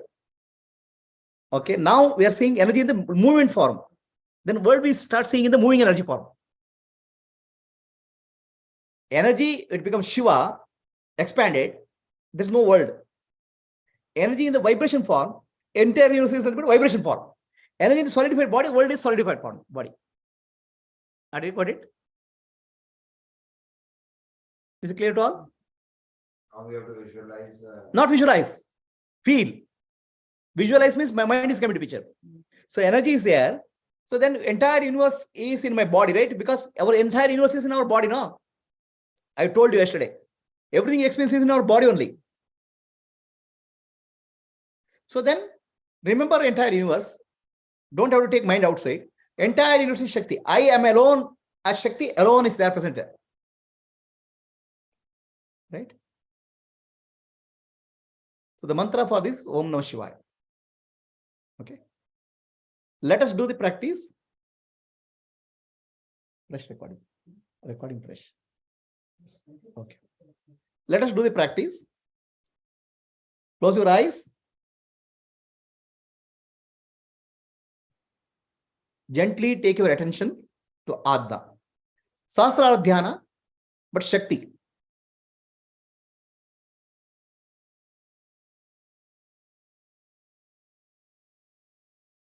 Feel the vibration at the Sahasrara, at the head area. Feel the Guru touching your head at that place, opening up the gate of Sahasrara or Dwaraka. Energy movement starts there. Now remember, I am the energy, I am Shakti. The entire universe of 5 elements, the space, wind, fire, water, earth, the plants, trees, moon, sun, moon, river, everything is energy. The energy alone is flowing everywhere. I am the energy, I am the Shakti. The entire universe is experienced in my body. The whole body is the universe.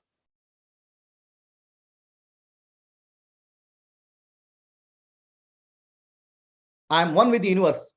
I am the universe in the form of Shakti. Om Namah Shivaya.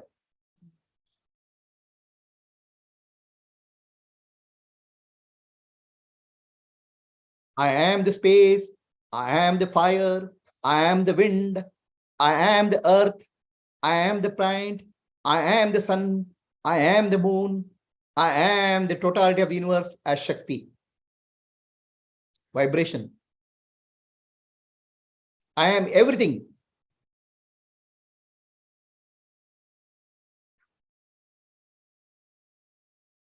Nane ella. Berenu illa.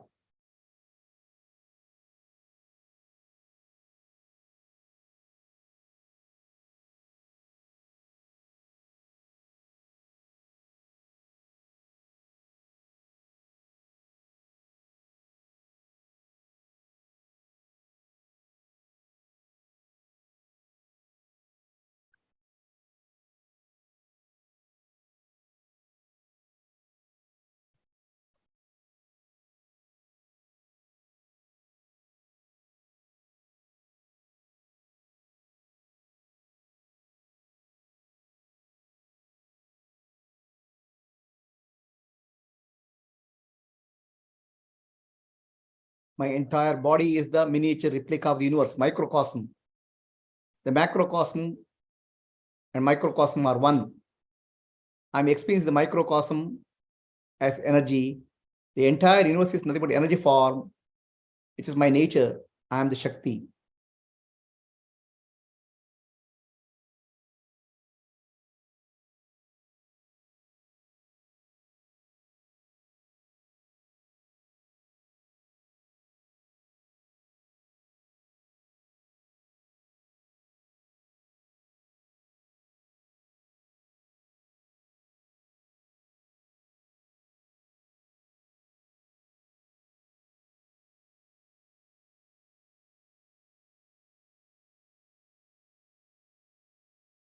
All objects are nothing but energy forms, vibrating forms.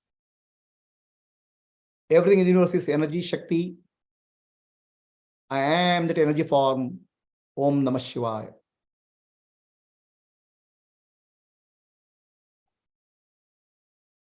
I am the earth. I am the water. I am the fire. I am the wind. I am the space. I am the living being. I am the non-living being. I am the mountain. I am the tree as energy, Shakti.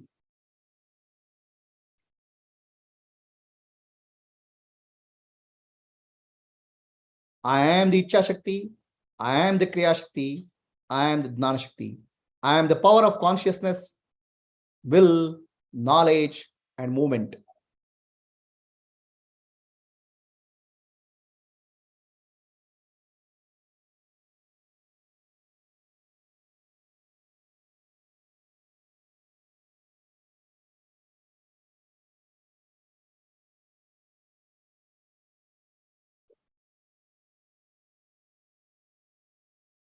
Asatoma, Sadgamaya, Tamasoma, Jyotirgamaya, Mrityorma, Amritam Gamaya.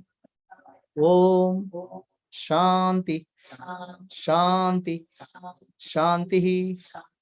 Purnamadaha, Purnamidam, Purnat, Purnamuduchyate, Purnasya, Purnamadaya, Purnamevavashishyate. Om Shanti, Shanti, Shanti. Nane Ella Berenu Illa. Nane Ella. ಈ ಜಗವೆಲ್ಲ ನಾನೇ ನಾನು.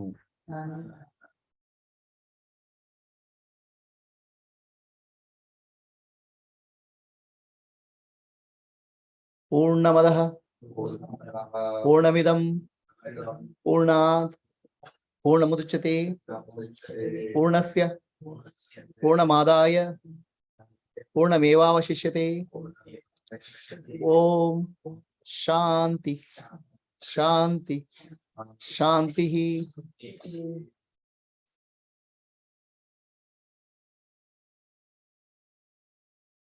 Atmadarshana, brahmadarshana, brahmadarshana, satyadarshana, antarjyoti, bahirjyoti, pratyakjyoti, paratpara, jyotireva jyoti, swayam jyoti, atma jyoti, shivosmiham, lokaha samastaha Sukino bhavantu, lokaha samastaha Sukino bhavantu, lokaha samastaha Sukino bhavantu.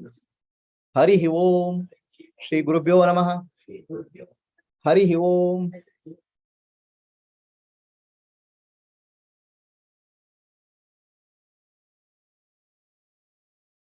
Everybody is clear about this? Any questions?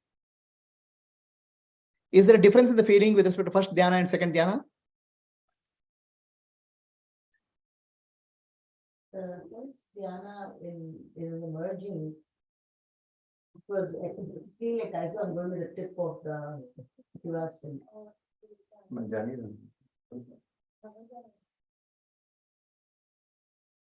Whereas the second one, I felt it's different. That's okay. Feeling is location. I'm saying, what is the overall feeling? Quiet.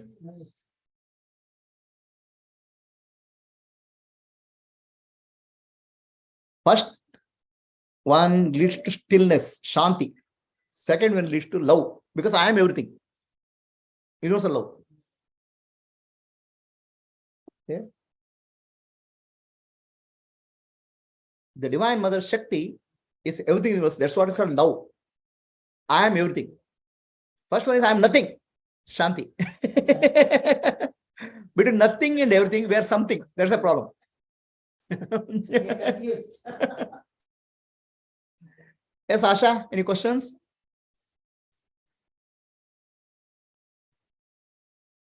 No, Guruji. It's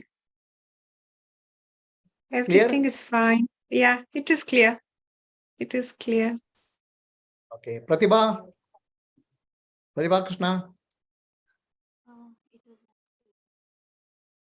Yes, Pratibha?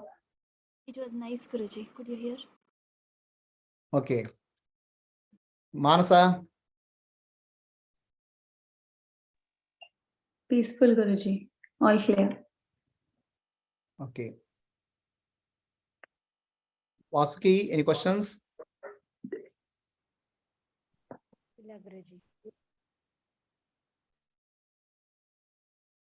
Let us do it again so that we practice it. Okay. Please understand, first dhyana is Shanti. Second dhyana is love. As Shakti, I am spreading love. As Shiva, withdrawing. No. Shakti spreads. Shiva, stillness. Shiva is nothing. Shakti is everything. Yes, Ram? I'm seeing. Yeah, Ram. I'm repeating it, okay? So, Ram, I have telling you two types of practices. First practice is called just above. And please understand, this is called upasana. In Vedanta, there's something called upasana. Vedantic practices tell many types of upasana. What's called Virat Purusha upasana, Hiranyagarbha upasana, and that. This is actually taught by Shiva. This upasana comes from Shaivism. Okay, first upasana is where I said merge here. So that's actually merging is Shiva. It's upasana. Please understand, this is the difference between upasana and jnana. First class was about jnana. This is about upasana. Upasana purifies our chitta. Okay, I got it. Yes. It's chitta shuddhi. Okay. So many people want to get Atmadana, Vedanta Dnana without chitta shuddhi. It won't work that way. Ishvara Aradhana, Upasana is a very integral part of Vedanta. So this is a part of Upasana of Ishvara in one form. Okay. So the first one was merging with Shiva, which is actually Upasana. Right. So second one, that's Shivoham, I am Shiva. So now second one is Shakti, I am Shakti. That's called Om Namah Shivaya. I am the wind, I am the fire. Okay. So shall we do that?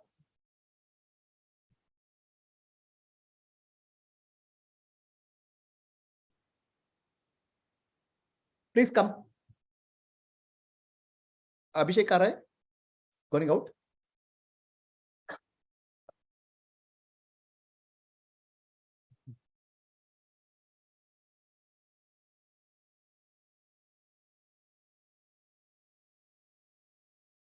Okay. So I'll give this proper name for this upasana. Sahasrara Dhyana Shakti Upasana. The purpose of this is to experience the divine love.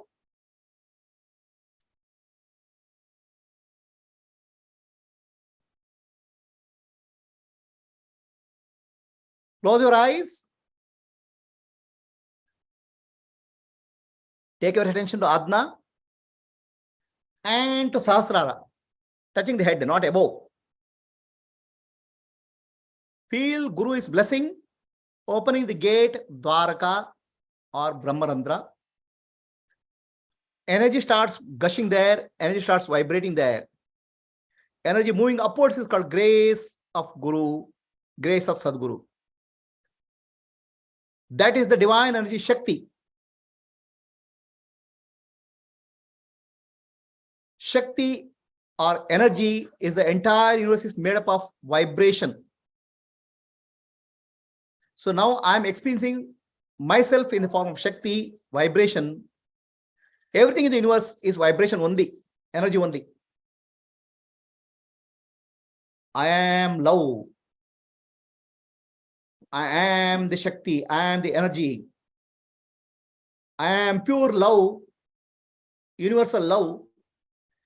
spreading everywhere. My nature is love. I am everything. Om Namah Shivaya. I am the space. I am the wind. I am the fire. I am the water. I am the plant. I am the animal. I am the tree. I am the flower. I am everything in the universe. I am the river. I am the mountain. I am the valley. As energy, I am there throughout the universe. I am the love. I am the universe. That entire universe I'm experiencing in the body. Body is the condensed form of universe.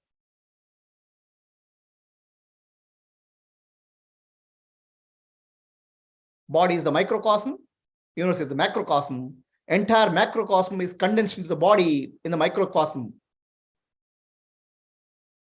I am the Shakti. I appear as all living and non-living beings. I am pure love, connecting everything in the universe.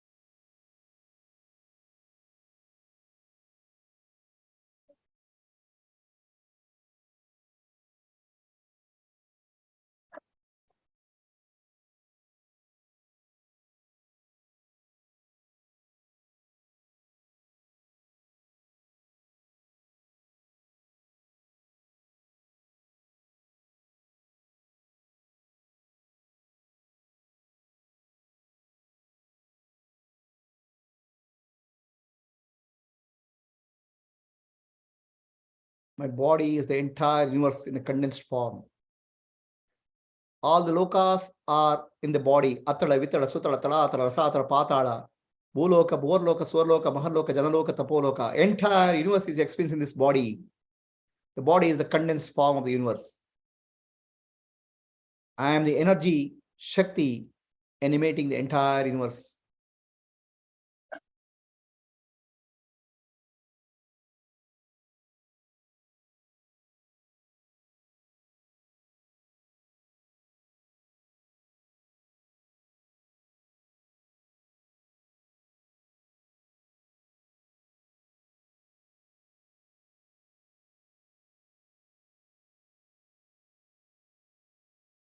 I am love. I am pure love, permeating the entire universe. I am the love between the mother and the child. I am the love, the attraction force between the sun, moon, and earth. I am the gravitational force. I am the force holding the entire universe. Between the husband and the wife, between the mother and the child, I am the love. I am the love which attracts honeybees to flower. Everything in the universe operates because of the love. I am the Shakti, Katyayini, operating the entire universe. Power of action. Power action comes because of the love. I am the power of love, Katyayini.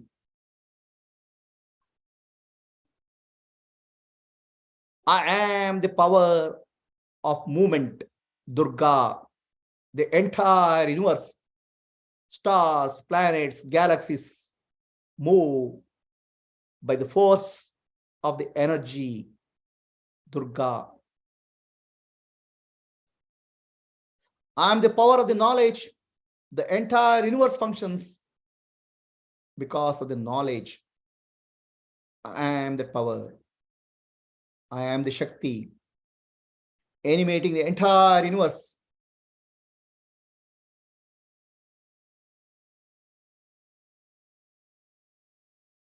Om Namah Shivaya. Namah Shivaya. Na stands for earth. Ma stands for water. She stands for fire. Va stands for wind. Ya stands for space. I am the 5 elements. There's nothing other than me in the pervading the entire universe. I am one with the Shakti. I am the Shakti.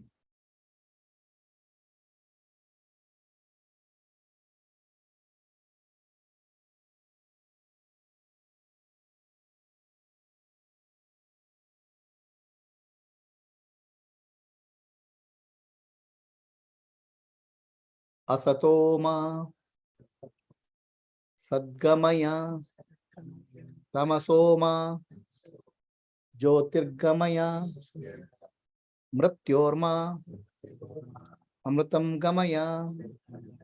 Om Shanti Shanti Shantihi Purnamadaha Purnamidam Purna Purnamuduchate Purnasya Purnamadaya Purnamevavashishyate. Om Shanti Shanti Shantihi. Nanu Nanembudu Nane Ella I Jagavella Nane Nane Nane I Jagada Ella ನನ್ನನ್ನು ಬಿಟ್ಟು ಬೇರೇನೂ ಇಲ್ಲ.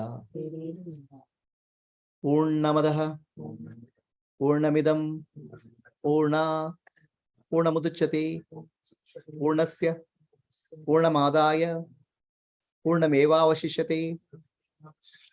ಓಂ ಶಾಂತಿ ಶಾಂತಿ ಶಾಂತಿ. ಅಂತರ್ಜ್ಯೋತಿ बहिर्ज्योति प्रत्यक ज्योति परात्परा ज्योतिरेव ज्योति स्वयं ज्योति आत्मज्योति शिवोऽस्म्यहं. लोकाः समस्ताः सुखिनो भवन्तु. लोकाः समस्ताः सुखिनो भवन्तु. लोकाः समस्ताः सुखिनो भवन्तु. Hari Om. Shri Gurubhyo Namaha. Hari Om. Rub both of your hands. You arm to the eyes. Slowly open your eyes.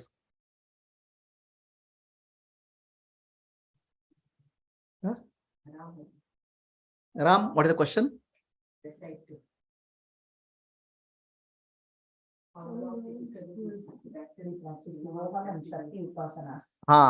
So Ram, your question, that's okay. No problem. You don't have to answer. You can type the answer. So Ram has a question. How long you have to practice Shakti Upasana and Shiva Upasana? Right? Shiva Upasana and Shakti Upasana are purification of Chitta Shuddhi. Okay? As you practice this, there's a deep connectivity, feeling of deep connectivity with the universe happens. And there's joy of doing this. If you are feeling joyful doing this, that means you are doing it right. Actually, if you again and again you want to come back to this, so then you are doing it. Then the question of how long you have to do, how much you have to do, will be answered by yourself. If you are joyful, what will you do? You will keep doing it. That's all. If you are not joyful, you are not doing it right. Anyway, you will not do it. Does that answer your question, Ram?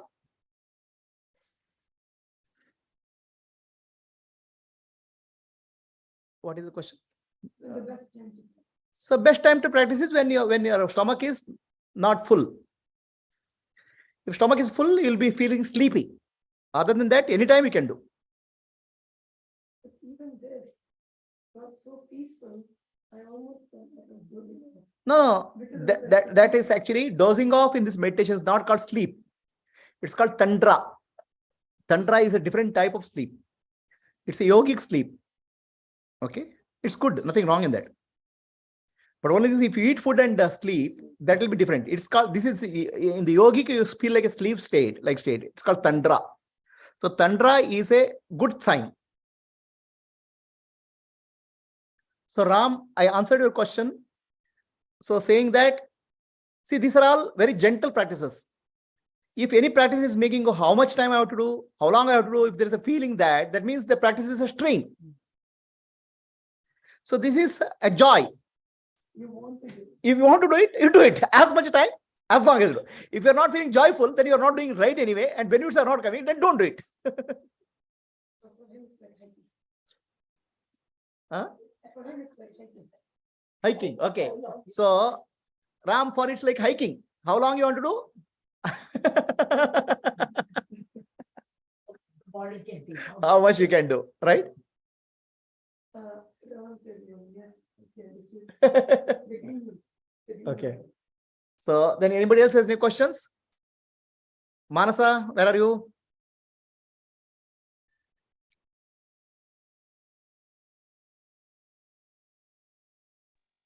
Looking Manasa, for my are you mute there? button. Yes, Guruji. What is Yes, it? no questions. No, I was just looking for my mute button. No questions, Guruji. It's very peaceful. But just one observation between Shiva and Shakti, I'm not able to feel the difference. Both of them are immensely peaceful, but I could not feel how you said the oneness versus love. I don't know if I'm So, seeing that difference. Shiva is Shakti meets Shiva. All actions come to standstill. There's no world, there's no object, no manasa there. Okay, there's only Ananda there. When Shiva comes to Shakti, okay, Manasa only is there. Shiva is not there. Shiva and Shakti have taken the form of all the objects in the world. So everything in the world is there now. World and name and forms are there, but name and form is myself, which is love. This is love. So if you want to survive your identity, you do more Shakti. Dhyana.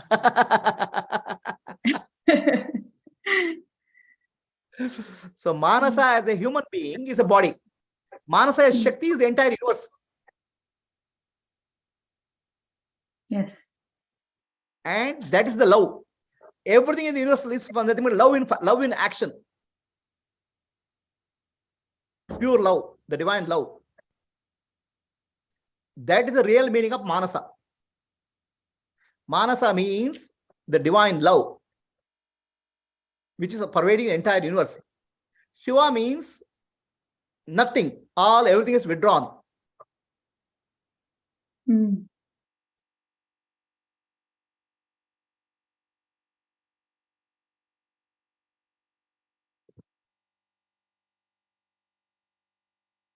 Huh?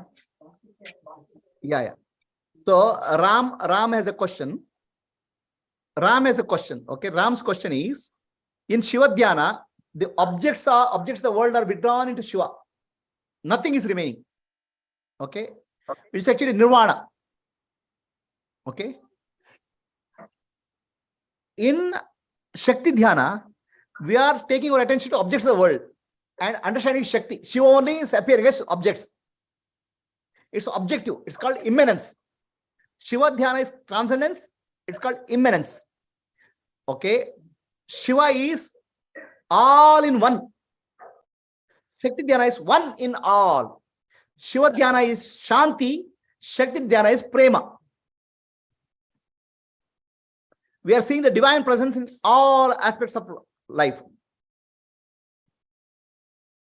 Is it clear, Ram?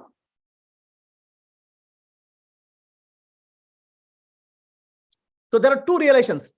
All in one, one in all. All in one is called Shiva Dhyana. One in all is called Shakti Dhyana.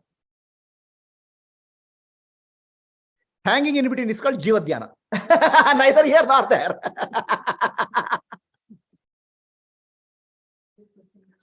What is Vasuki's question?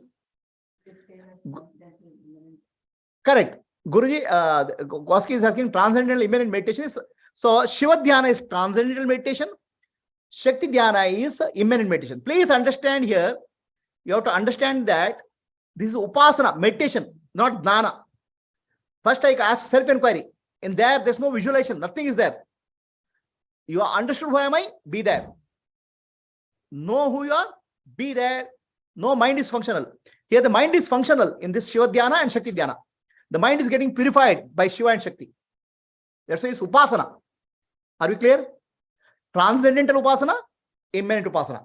Transcendental Upasana is called, okay, Nirguna Upasana. Immanent Upasana is called Saguna Upasana. Technical terms. Saguna Upasana, one in all, and love. Nirguna Upasana is all in one. It's Upasana. When you say Upasana, the mind is active. Okay. Whereas Vedanta is Jnana. Discriminate and get established. Be, no mind. Is the definition clear to Ram and Vasuki? What is the meaning of Saguna? Saguna means with form. All forms. Or it also means good forms. Sagun is good. No. It's Saguna means all forms. Everything in all forms, not just good and bad. Suguna means good guna. Sa and Su difference is there. Sarvaguna.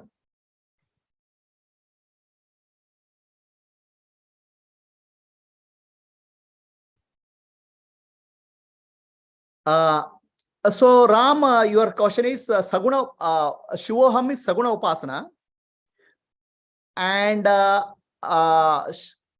Shakti is Dvaitik Upasana. No, Shakti is not Dvaitik Upasana. Shakti is Vishishtadvaitik Upasana. Vishishtadvaitik. Okay.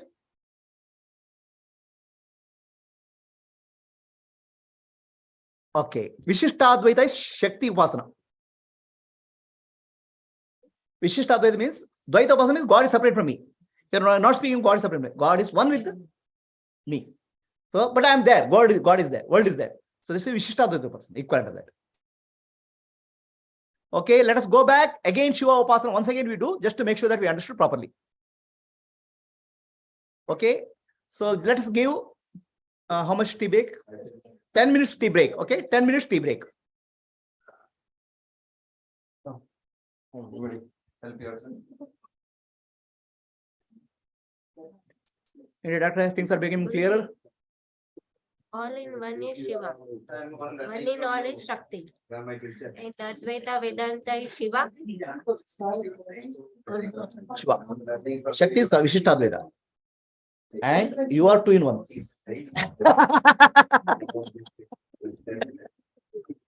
So these are upasanas. So when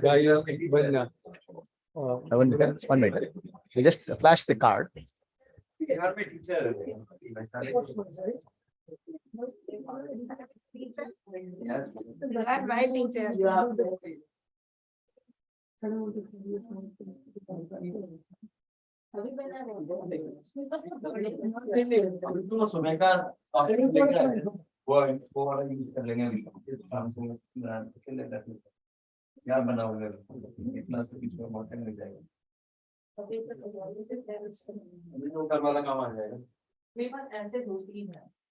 क्या चाहिए वो बड़ा वाला pipe container चाहिए ना वो Oval वाला which goes into my Yes, doctor. when transition is happening from Upasana stage to Jnana, Vedanta, self-realization, these things drop off. It's natural now. When did you stop learning car driving and when did you start driving? Like that, yeah. So these things will the practitioner will know when to drop off. When you become one with two. If you're confident of learning driving, you learn driving. What is there? To keep doing these until you feel that they are. See, doing this you should feel good. Then you're doing right. You're feeling strange, then you don't do it. आत्मज्योति पूजा आपकी आत्मज्योति पूजा. I thought of a very nice story by Sri Ramakrishna about this guna that you were asking. So one person was asking to Sri Ramakrishna about all this guna, that tamas is bad and others is little bit better and something is very good and all. So he said, no, don't think like that. Tamas is also good when used correctly. When used correctly. So he said a doctor who is very sattvic will say that, okay, patient, these are the options and you do whatever you want to do. At times you have to be a Ratsi. You have to do this. So, Right concept. Using each guna in appropriate way in appropriate situation. Guna by themselves are right, not good or bad. yeah. Like you, the example of Shakti you gave, he's going to fight, get the right thing to do. And rather than run away and think of the strategy, how to fix it next time. Yeah, that makes a lot of sense. I'm planning.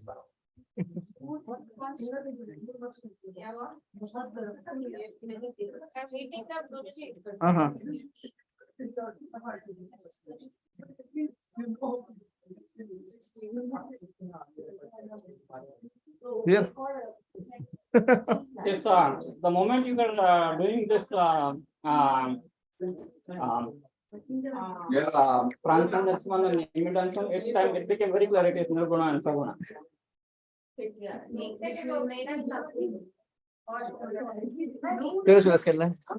Understood the whole practice? Simple.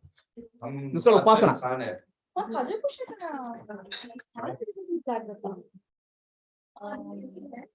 Transcendental and Which transcendental? with That's jnana. That is jnana. See, this is jnana. Operates out the buddhimaya kosha. Hey, operates at the mind level, lower level. It's called chitta shuddhi. That's called realization. That's called nididhyasa. What happened, Guruji? Mother-in-law doctor. Oh. Newton.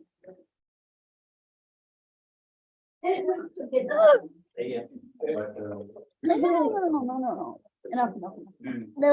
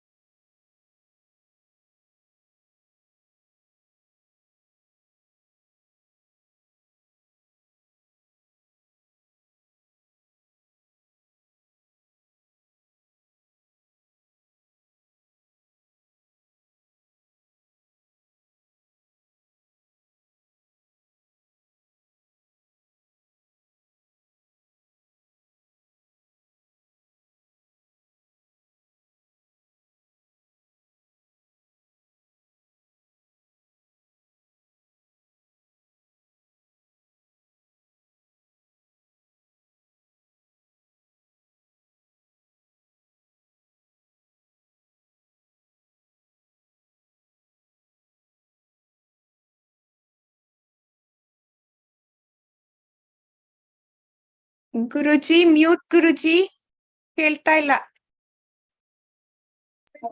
Can you hear me? ಯಾ ಈಗ ಕೇಳ್ತಾ ಇದೆ. Okay. We'll go to next step.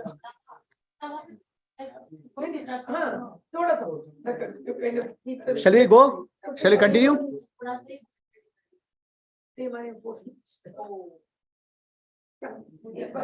Yes, Guruji. Yeah, please come back, all of you.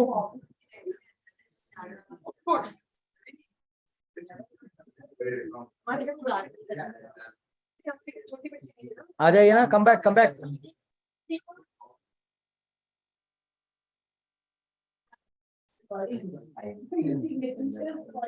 No, it's okay. Please come.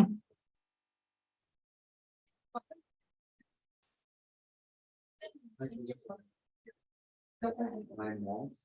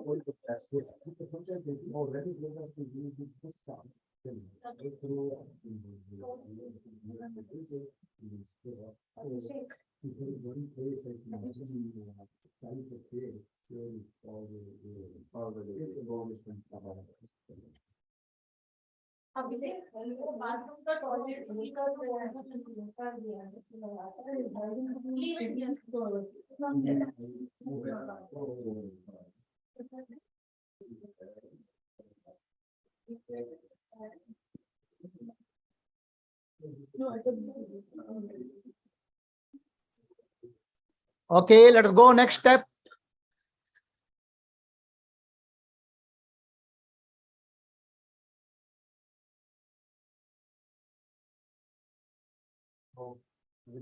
Come back, everybody. Let's start. So now we are going to next step. So the Sahasrara Dhyana is clear. There are two types of dhyana here. Shiva Dhyana, Shakti Dhyana. Shiva Dhyana is meditation. Okay. Earlier I taught it Nididhyasa. Nididhyasa is only possible after Dhyana. This is Dhyana. So Dhyana purifies our subconscious. So Dhyana is Chitta Shuddhi. Jnana is realization. But both are complementary. So I would put it this way. Purity of heart and clarity of intellect is realization. The purity of heart is Chitta Shuddhi. These are all helping that. Clarity of intellect is Jnana, Nididhyasa. That's a total realization. Most of the people, I listen to Vedanta, I have understood Vedanta, but I don't know what is it. I'm not experiencing it. Right? Chitta Shuddhi has not happened fully. Sequence happening is not very important. Looks like to us, you gave us Jnana perspective and all packing a little bit, which is okay. Yeah. Let us come back to now next level. Okay. So come back, Vaishali, or you doing too much of noise. Okay. Okay, let us go to next level, right? Adna.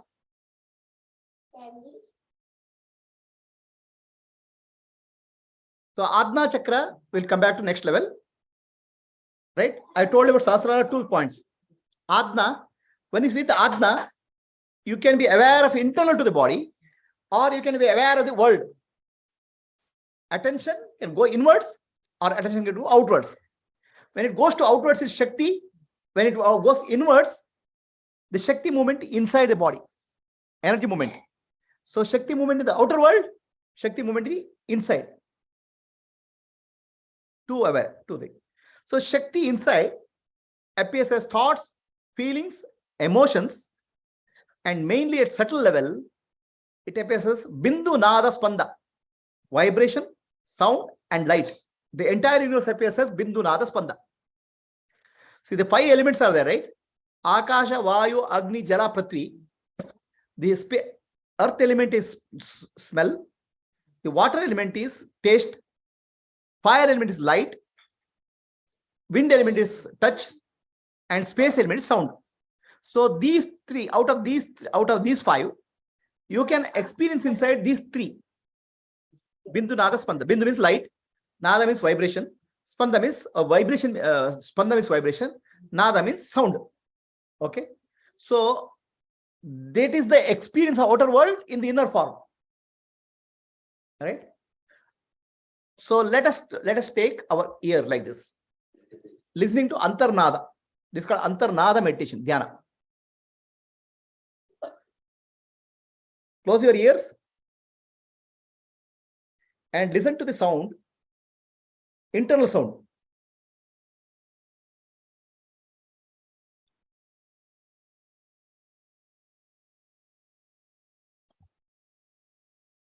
The flow of blood, the sounds which are there.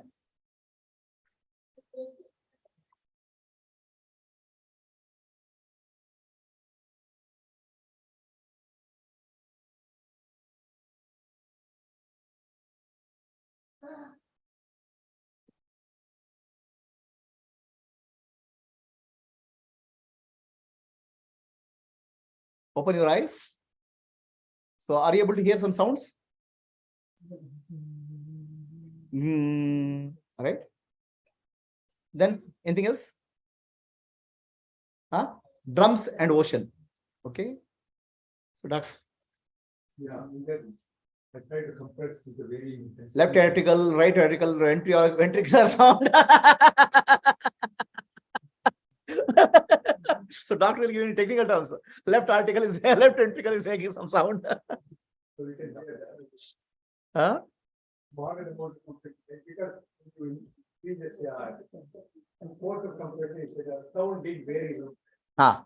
So when you close your ears, you hear different types of sounds.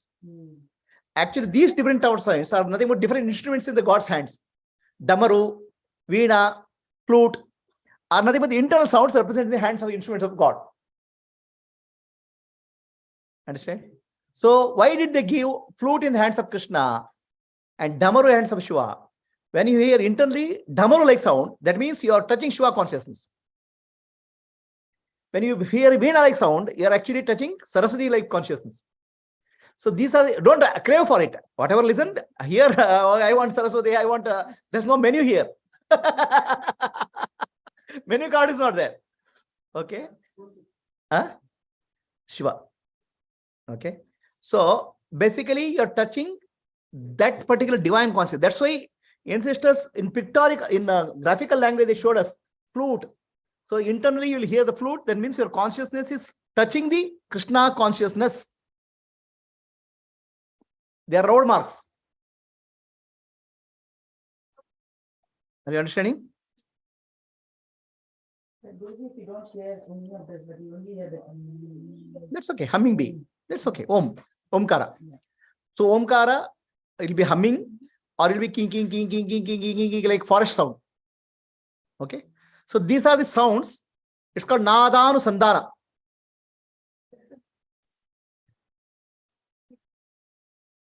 That we have done another. That's actually different. Jyotirdhyana. So these are called. That's a different thing. That I'll tell you. That yesterday I taught. Again, I do it. So this is called Nadanu Sandana. This is part of Nada. This is called Laya Yoga. This is a part of Laya Yoga. So now what you are experiencing, doctor, is called Hiranyagarbha, the universe in the subtle form. Hiranyagarbha samartakade bhutasya jatasya pratireka asit. So Hiranyagarbha, the universal consciousness in the subtle form, is what you are experiencing there. Right? So the God as object is outside, Virat. God as a subject is here. So then, if you go inside, where is Puja? Puja?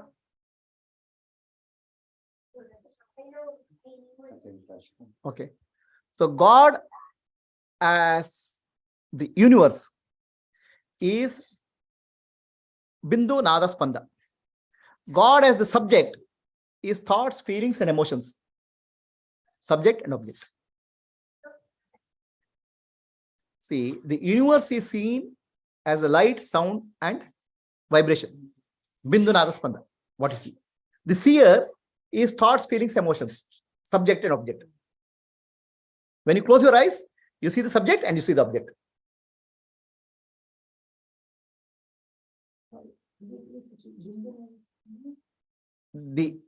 There's always a subject and object. No, I am the subject and universe is the object. So object in its physical form, I say 5 elements. In the subtle form, those 5 elements are seen as Bindu Nada Spanda. Light, sound, and vibration. We cannot experience smell inside. Some people get the sense of smell also. Okay, the sense of smell is called Parijata. So Parijata Pushpa, they heard of Parijata Pushpa in Purana. The Parijata Pushpa is subtle sense of smell gets awakened. Okay, right?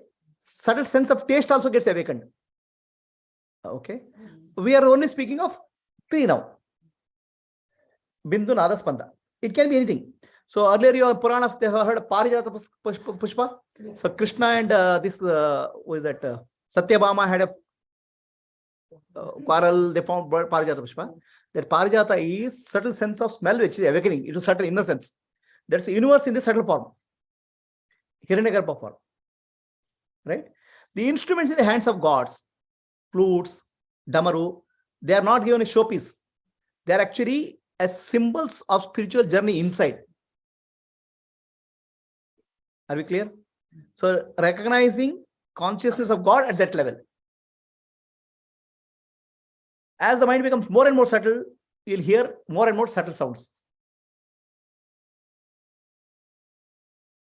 So and subtle sound starts with Omkara sound. Like a forest sound. Then it will take many sounds. Each of them have sound. Like light, the fire has a sound. The fire element has a sound. Okay, we will start recognizing the sounds. So this is actually inner journey. So let us do it again. Close your ears. So if you find it difficult to hold your hand like this, you can always rest. Okay.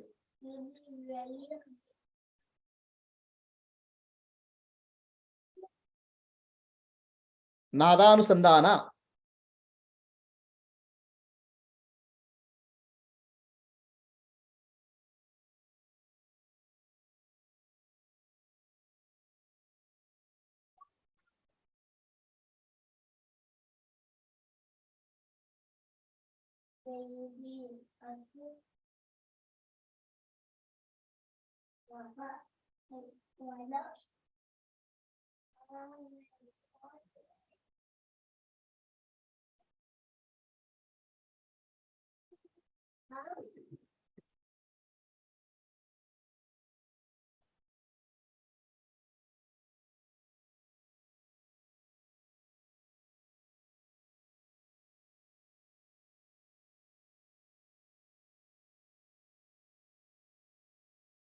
Open your eyes. Are you able to get subtler and subtler sounds? Different variety of sounds are there. Okay. So there are different levels of consciousness. Pooja? Kuch suna?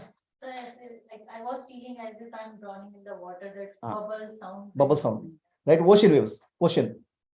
There are different sounds, not just that. Hey, I want to see you people here. You don't want to hide behind me. I want to see the face of Pooja. Okay, Vaishali, aa jao idhar. Kya hai? I want to see some light is there or not. Others say, what? You take the chair sitter. Chair, you can take chair.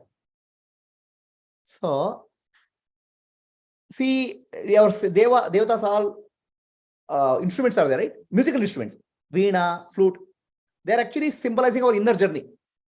When our mind becomes silent, that particular sound will become predominant. Okay. So then devatas have also weapons. So these weapons are indicating action. The sounds are indicating consciousness movement. They have the vehicles. Vehicles are indicating the mastery of the mind. Ganesha is mouse. Mouse is the mind. Subramania Muruga, what is that? Is peacock. Peacock. Yes. Peacock has thousands of eyes in the feather.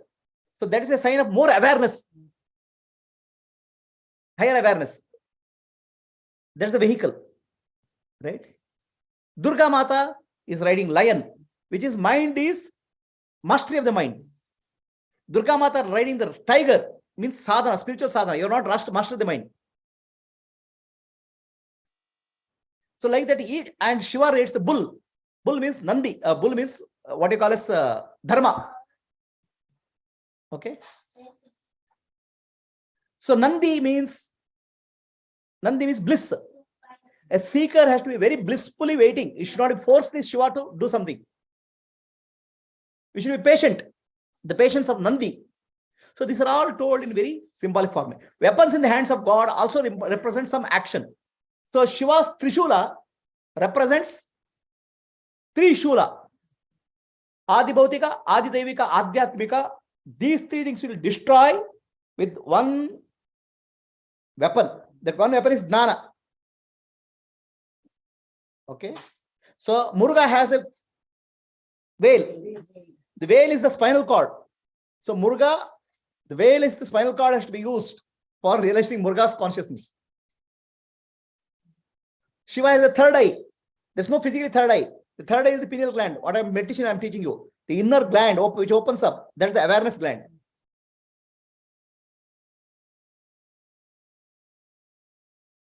You understood the symbology of sound and weapons and vehicle?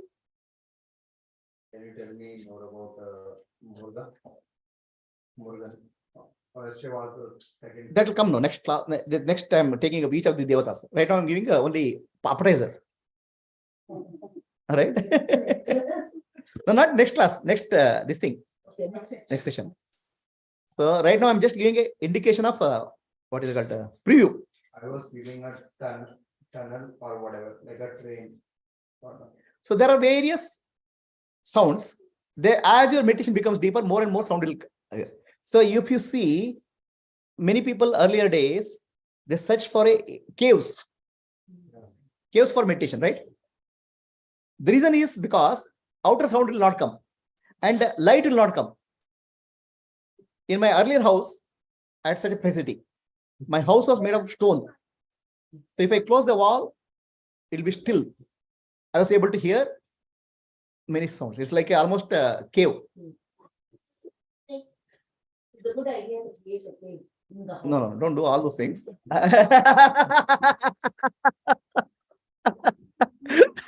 So, Nowadays, it's called garage. Okay. Wow. Yeah. So, I have experienced this Nada Yoga, what is called Nadanusandhana, in my earlier house. Okay. There was a place where it was a stone walls. I sit inside and I am able to hear very, very subtle sound. Then I understood why these rishis have chosen the cave for a meditation. It's very clear in the quiet. Clear and quiet place. So they choose a dark room because the dark cave sensitizes our pineal gland. Pineal gland is photosensitive, doctor. Melatonin is secreted from pineal gland. Circadian rhythm is pineal gland. In a dark room, the pineal gland becomes very active, sharp. So when we practice that meditation, what we thought could be Okay, we'll come to that, right? So the pineal gland is the third eye. So that is the important gland in our body because that's where the consciousness manifests. Okay. Okay. So now let us do again. There's a question on the Zoom. What is the question? Previous to upasanas, representing visionless and universal. Third upasana symbolizes what? Which is the third upasana, which is Nadanusandhana, is not a upasana. Nadanusandhana is a prerequisite for inner journey. So it's a preparation. Preparation for next what I'm teaching. Is it clear, Ram? So this is not a path. It's just It's a preparation. you differentiate bull and Nandi. No. Nandi is a Vahana of Shiva, right? Shiva is consciousness. Consciousness functions in the world riding dharma. Majestic. Bull is majestic dharma, right?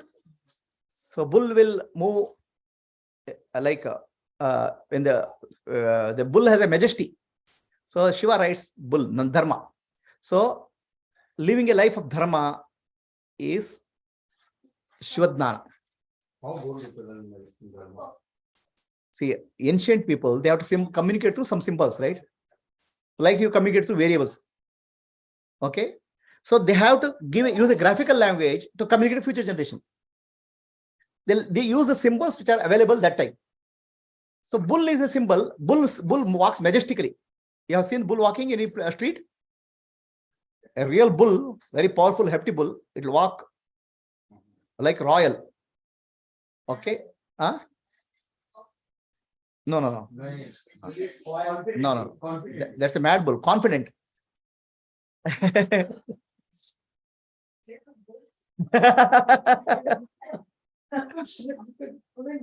have not seen a bull of very high breed. People in India are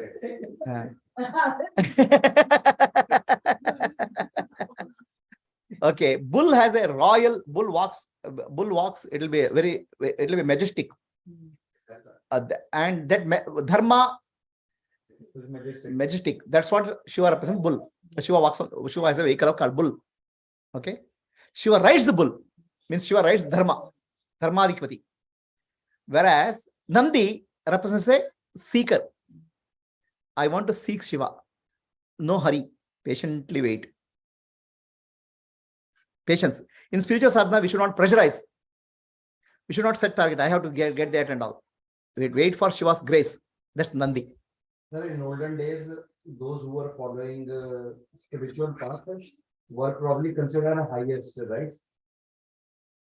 What is the question? Nowadays, it's not so much people, those who are on spiritual path or whatever, they're not confident like prior. See, he's asking about spiritual path in the earlier day and modern day. People are No, the issue here, there's a problem, I'll tell you. do it as a personal practice. No. What I'll tell you, problem.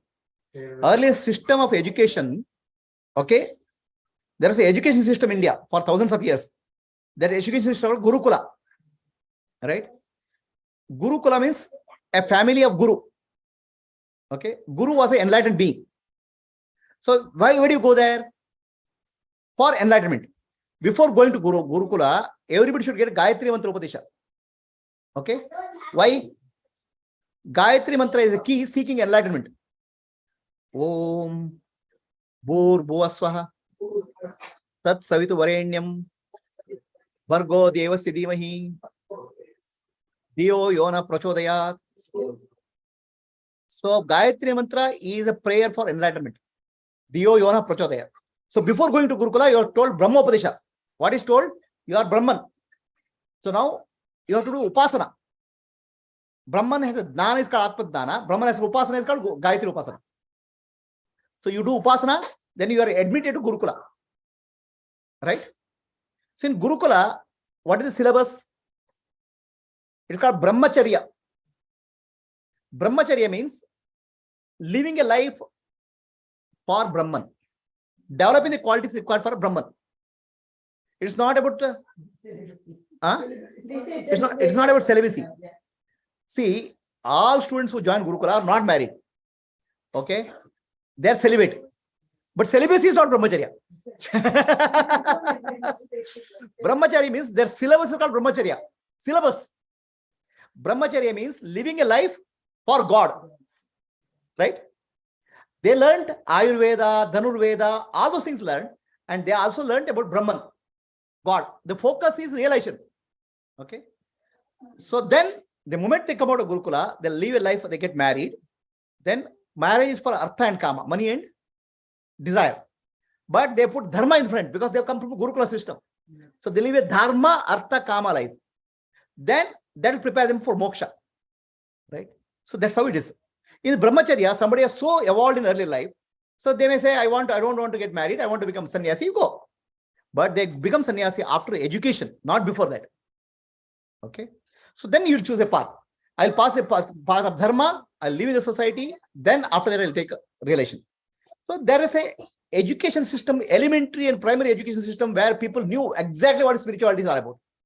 No misconceptions. So after that, what happened in India, the Gurukula system was attacked, destroyed. So there's no substitute has come.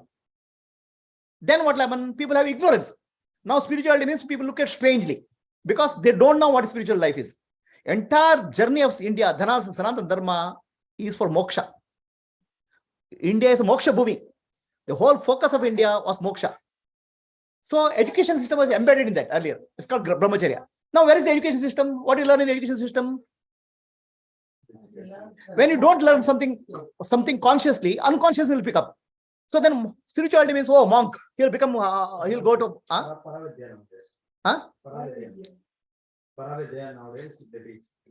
Aparavidya, lower level, Aparavidya. So education for survival. Nobody has a clue about what is self-realization, what is God. Spirituality becomes dogma. When you are unconscious, it will become dogma. Then it will become, oh, you'll go, somebody will do something miracle, you go thinking that, so it will be, the world will be confused. It's very important that spiritual education has to be done properly. Okay. And definitely government will not do it because government is secular. So it is our responsibility to take up the education of the children in a proper way. Then only they will understand real purpose of life. That's why Light-of-Self Foundation, we have established a system called I-Lead. For the children, we want to give spiritual education in addition to secular education they get in school. Question on, like people are, I got it, but what we need to do, but earlier people, I think the answer probably lies in the fact that earlier, because everybody had a common understanding, it was okay. Everybody in the society had a clear understanding what is spiritual education, what is secular education, what do I need to living, what do I need to do, be peaceful. That's why spirituality was considered a part of life. And now, because others are not having that education, others think that this guy is doing some crazy thing. Not others. There's a whole education has collapsed. That's why we don't want to share with them. No, it is not about sharing, right? See, people don't see. People don't. Why in the today's world, spirituality people don't have a clue. The spirituality, most of the spirituality is associated with monks. Somebody will become a monk. Somebody will grow a beard. So actually, spirituality is associated with people who are running away from society, which is false. Okay, misconceptions are there. It is not. We can't go and change the misconception of the world. So that's why we teach to people who come, because at least understand the value, right? But our problem is not teaching who don't want. Our problem is teaching children who are fresh. They will understand. So we established a system called I-Lead as a part of Atmadarshana curriculum to teach children spiritual values. Now, when they grow up, they will not have any confusion. They'll know exactly what spirituality is. The problem is spiritual education.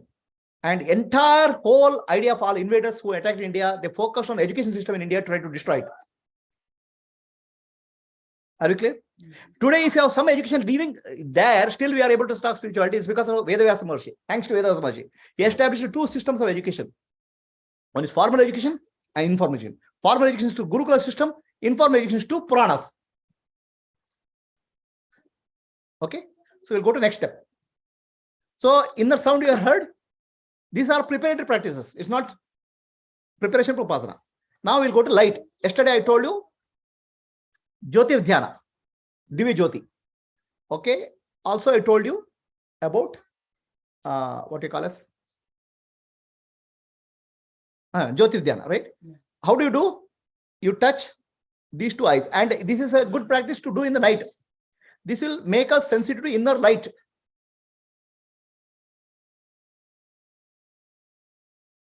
So two fingers pressing the eyelid, slightly putting pressure on the nerves of the eye. These two fingers pointing to Adna chakra. These two fingers pointing to lips. And these two fingers for closing the ears. So gently breathe in. Put Mula Bandha, Uddiyana Bandha, Jalandhara Bandha, 3 bandhas.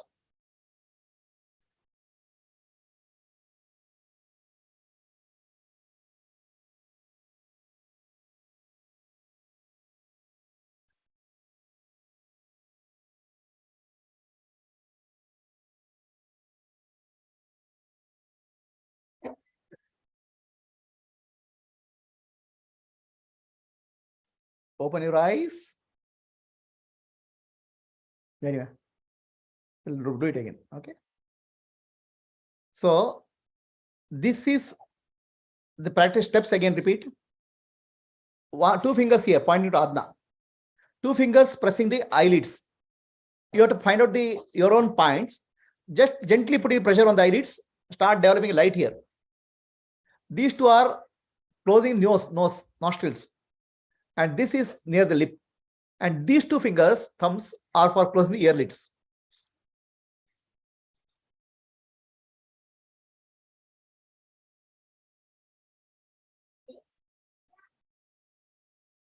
Okay. So then you have to start doing deep breathing.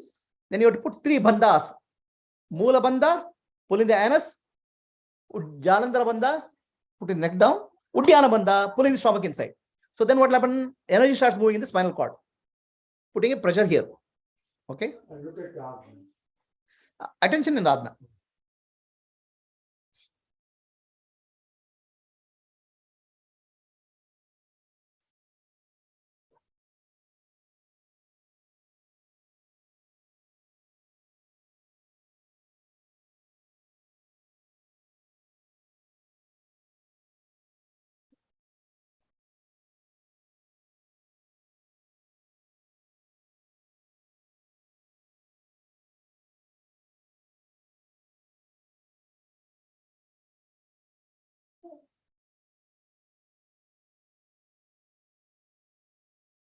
You hold thermometer. Because your bandhas are there, no? You can't hold for long.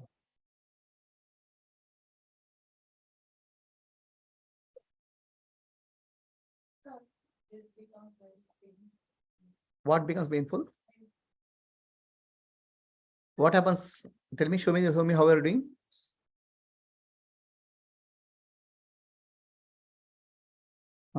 Okay.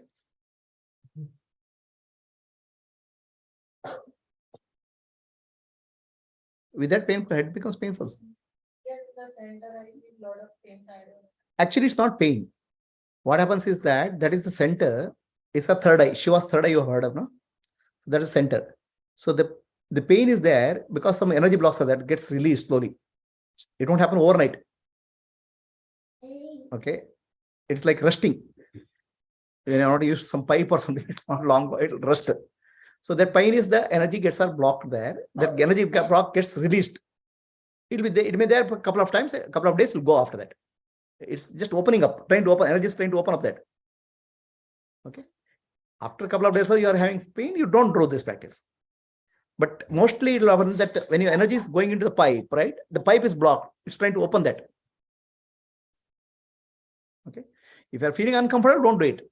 But that's what exactly happens here. The energy is trying to rush there. It's blocked because of some reason. It's trying to open that. If you're feeling very uncomfortable, don't do it. No need to do it also. Okay. I see very, very small stars, very far apart. And sometimes I see only blackness. Am I doing wrong? No, you're doing right. Stars are blue color or white? White. Fine. Perfectly all right. Perfectly all right. Okay. Wait a minute.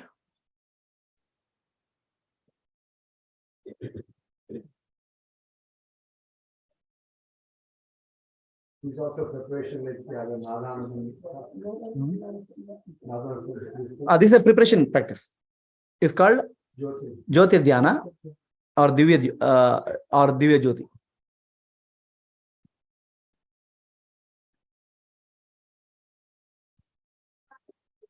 Something happened to the slide.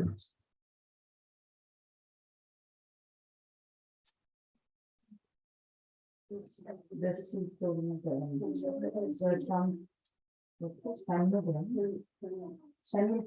Shanmukhi Mudra.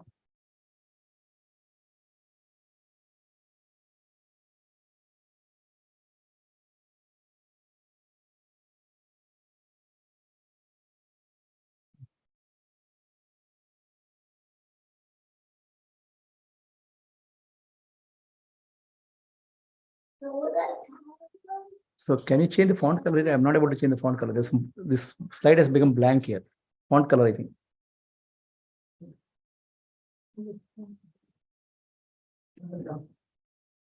So this looks blank. I think slide has become the color, font color has become white, I think. Yeah. So make everything black. Yes.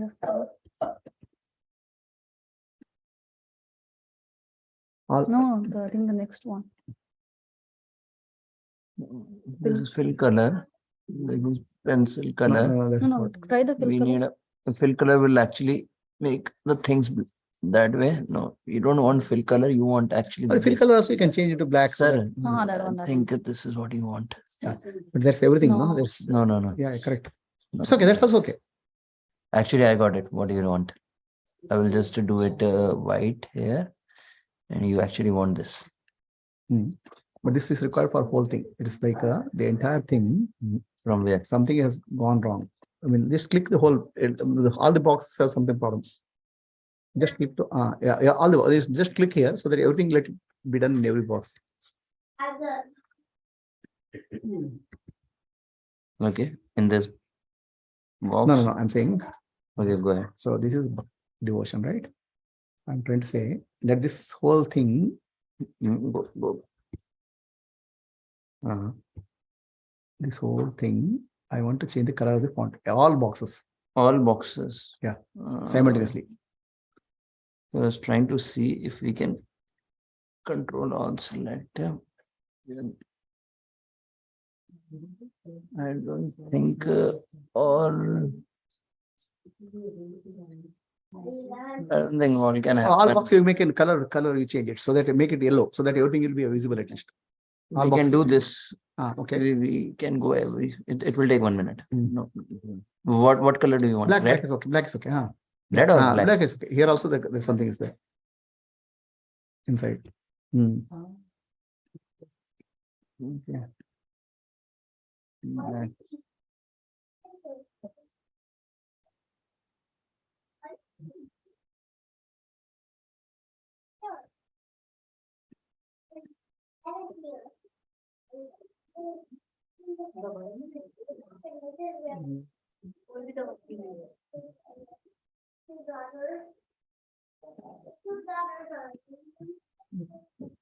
Okay. Fine. Is this fine? Fine. Or you want red? No, that's okay. That's okay. Nothing. It's okay. Enough.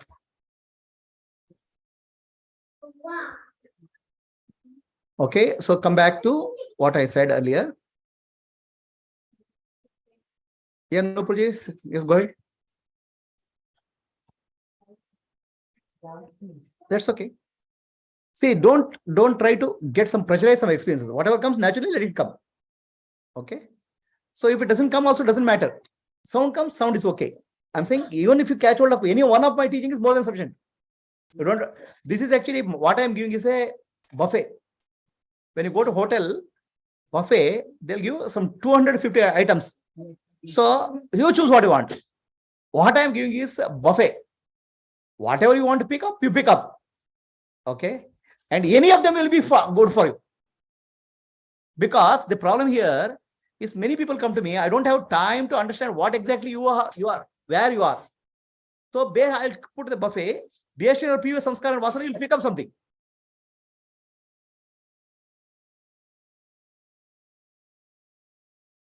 Okay. So this Adna chakra starts getting activated. You see subtle sound, subtle light there. So the light will have yellow color is called Hiranyagarbha. Then blue color, it's called Ishvara. So gradually you see. You may see a blue, you may see a darkness and dot lights. All those things are fine. Don't analyze, just be. Okay. So let us do it once more. And if you are feeling uncomfortable, don't do it. Okay. It is not mandatory that you have to every practice. Even 1 or 2 practice good for you. Catch hold of it. Right now, since so many varieties of people are there, I'm trying to give all the practices. I'm giving a buffet. Ultimately, what you can eat, how much you can eat, I don't know. Guruji, when we inhale, right? After we inhale, we press the nostrils. Yes. We have to also do our neck. Yeah. Bandha. So basically, when you put a neck bandha, neck block, mula bandha and uddiyana bandha, the energy in the spinal cord will start rising. It's a pressurizing pipe pushing up. Okay. So let us do it again one more time. This is called Divya Jyoti Dhyana or Shanmukhi Mudra.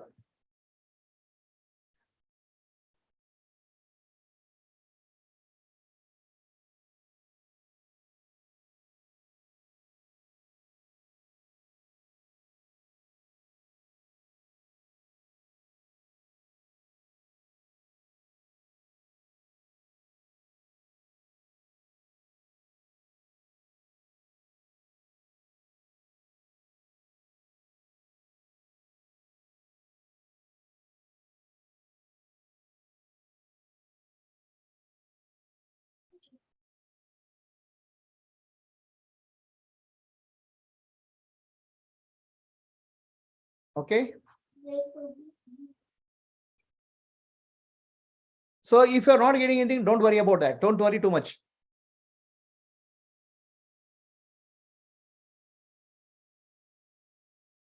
So this is actually a preparation for hearing inner sound, Nadanusandana, and then inner light, Jyotir Dhyana. This is a preparation for what we call as Hiranyagarbha Upasana.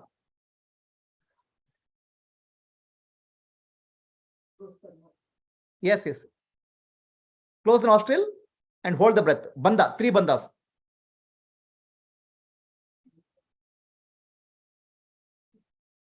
The 3 bandhas, Mula bandha, Jalandhara bandha, Uddiyana bandha. Then press the nostril to close the air. Okay.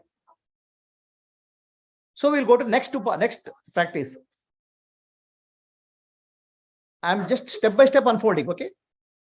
These are Divya Jyoti Dhyana and also what you call as Nadanusandana is a preparatory practice. So let us take our attention to Adna.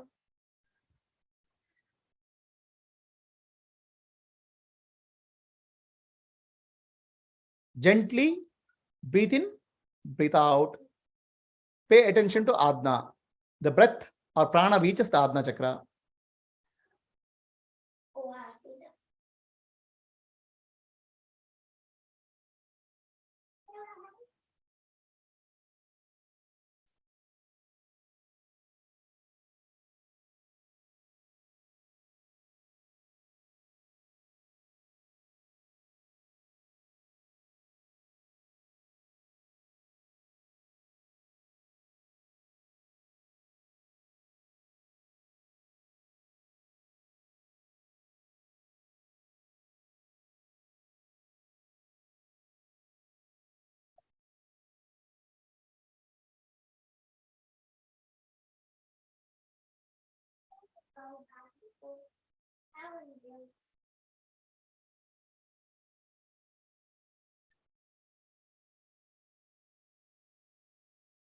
Just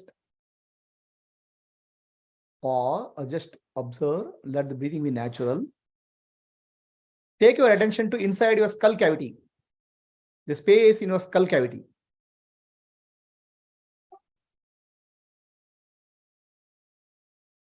Stay there.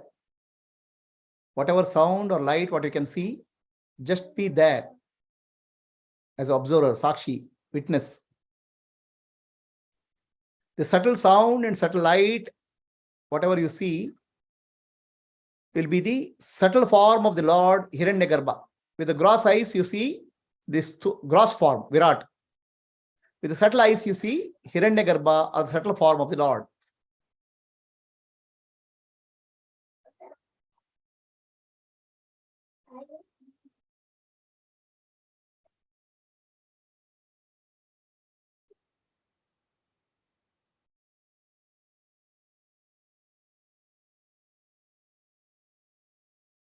Stay there.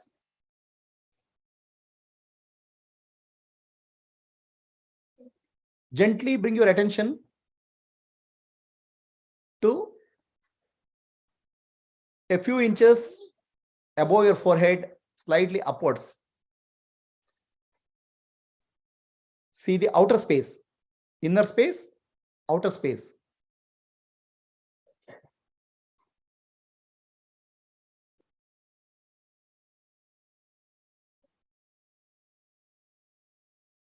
Whatever I am seeing in the subtle form is nothing but the form of the Lord, Hiranyagarbha, in the subtle form.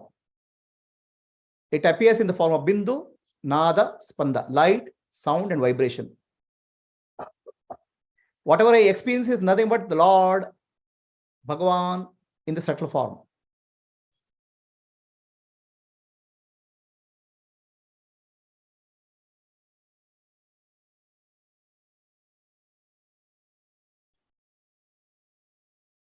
Gently take your attention to a faraway place, as if you are looking upwards, looking at a distant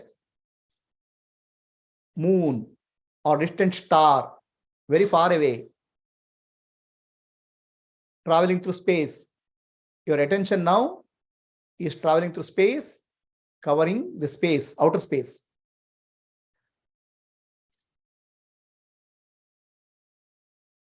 Listen to the inner sound. Observe any lights are there, sensations are there. Stay there.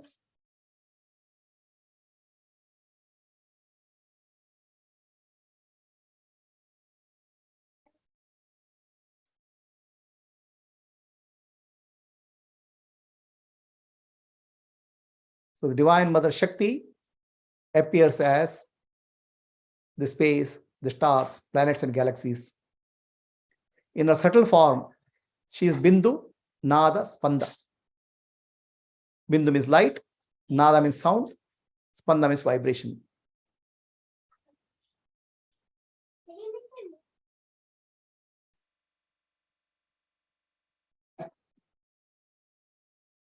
Whatever I am seeing is nothing but divine manifestation Shakti, subtle form. In Vedantic language is Hiranyagarbha. The seer is the Sakshi. I am the witness. I am one with the totality of all subtle manifestation of the universe.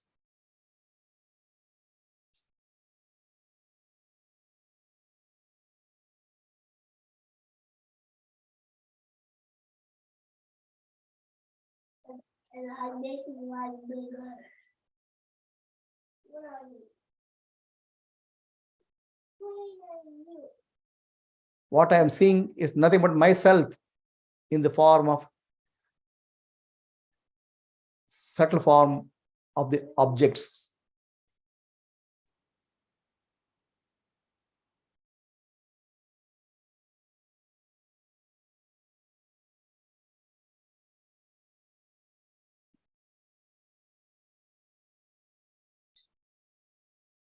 Asatoma, Sadgamaya, Tamasoma, Jyotirgamaya, Mrityorma, Amritam Gamaya.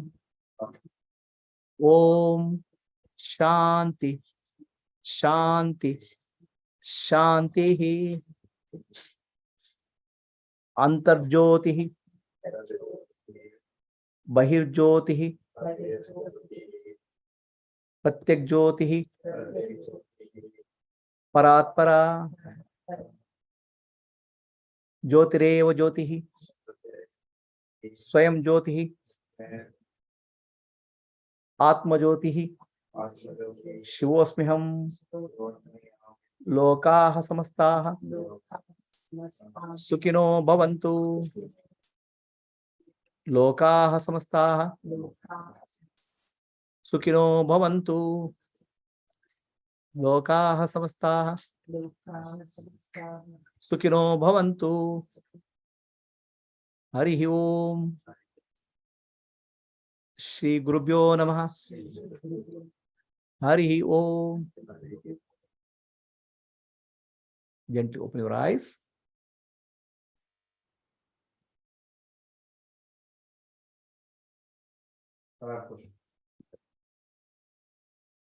Yes, go ahead. I want to know, like when we say, it's universe, consciousness is bliss, or if we say that,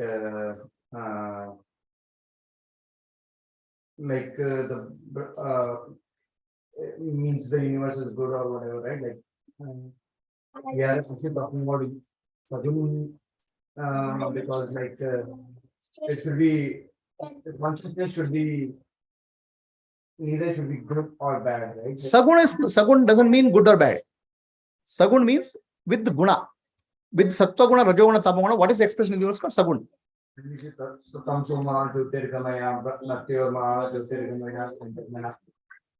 is that? Amrita. Amritam is like we are saying that it is like Amrit, but it is neither like Amrit, neither like. No. Right? See, his question is, God or consciousness is everything.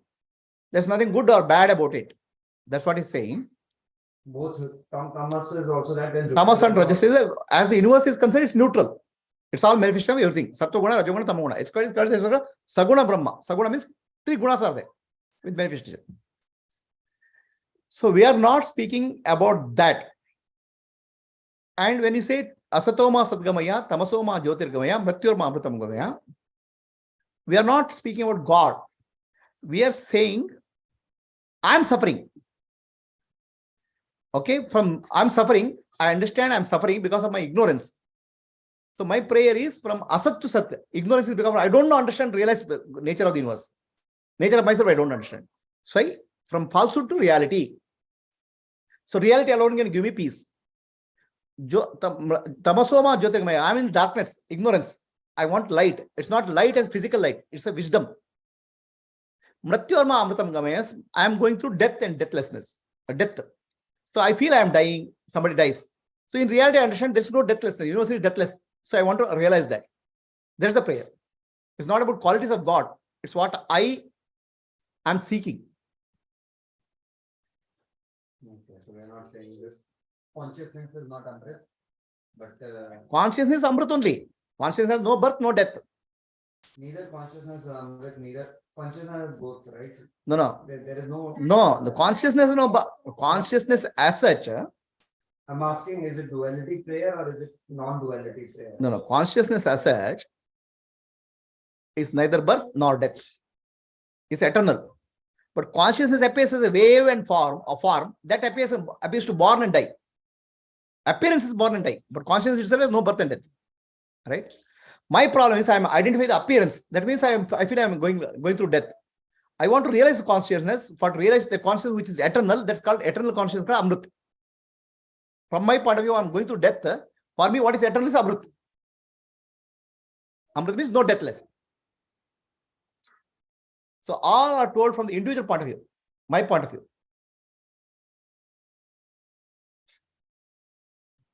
I'm seeking deathlessness. I'm feeling I'm dying, born and dying. So I am seeking deathlessness, which is consciousness, which is nature. For me, it's Amrit. Even though it's eternal, beyond thoughts and words, for me, it's Amrit. Okay. So now we did a meditation. In this meditation,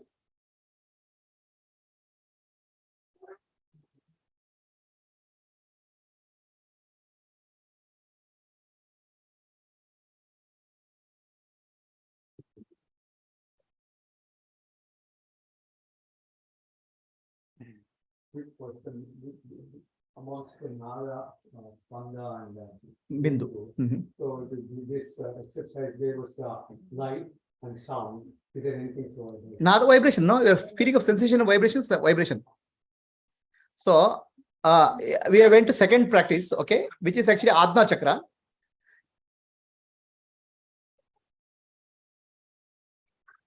In Adna Chakra practice, we have what we call as at attention, we can take inwards into the brain cavity, inwards into the body, or outer layer up to this point, or at distance. Okay. Attention can go anywhere. So in that, whatever you see, inner and outer or outer, where is that? It is nothing but a subtle form of the Lord, Hiranyagarbha. Gross form you can see through eyes. Subtle form is through these subtle senses which are awakened. So the, what you call Jyotir Dhyana or Nadanusandhana and Spanda, vibration which happens here, Bindu Nada Spanda, is to experience the Lord in subtle form. Whatever way, how much you can see, right? Some people are more sensitive, some people are less sensitive, doesn't matter. But whatever is there is nothing but Lord's form. Bhagavan's Rupa, because we are calling it as mountain, valley, and all. Ultimately, it's Lord only is appearing.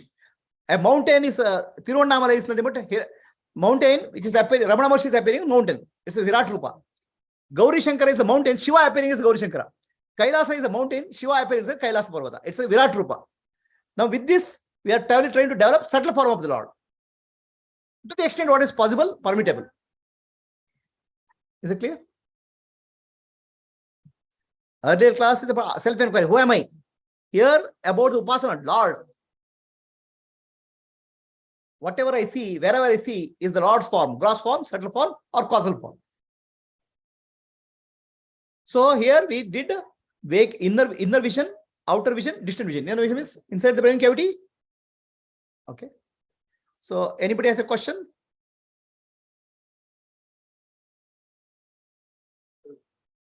Inner means you take your attention to inner cavity, brain cavity.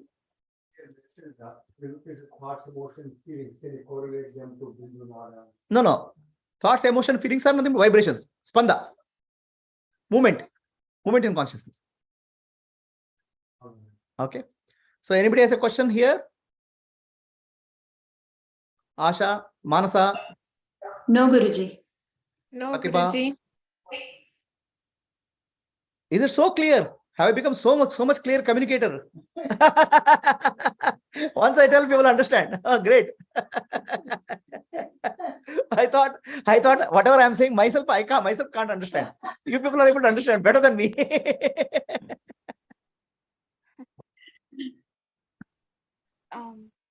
Atma is listening, Guruji. Atma knows everything. Only Asha doesn't know anything. Yes, how did it? When the science involved, your ancestors, like how did it all put together like one at a time, or all these things, the contemplation? I don't know. How did our ancestors find out? I think life was very simple. No mobile phone, no internet, no transmitter. Okay, no heart problems, no kidney problems. Life was comfortable. People were able to see birds. People were able to see sky, and they understood. Okay, these are one thing. The mind was much more subtle, much more unpolluted. Right? So tell me, sir, how did our ancestors find? Okay. Tell me, can you see the stars there in the sky? Stars are there? You cannot see because sunlight is there. Right? The noise is there. Earlier, the noise system was noise-free. Mental noise was not there. Stress was not there. So their consciousness, senses were much more sharper and subtle. To give an answer. I don't know any other answer. Huh?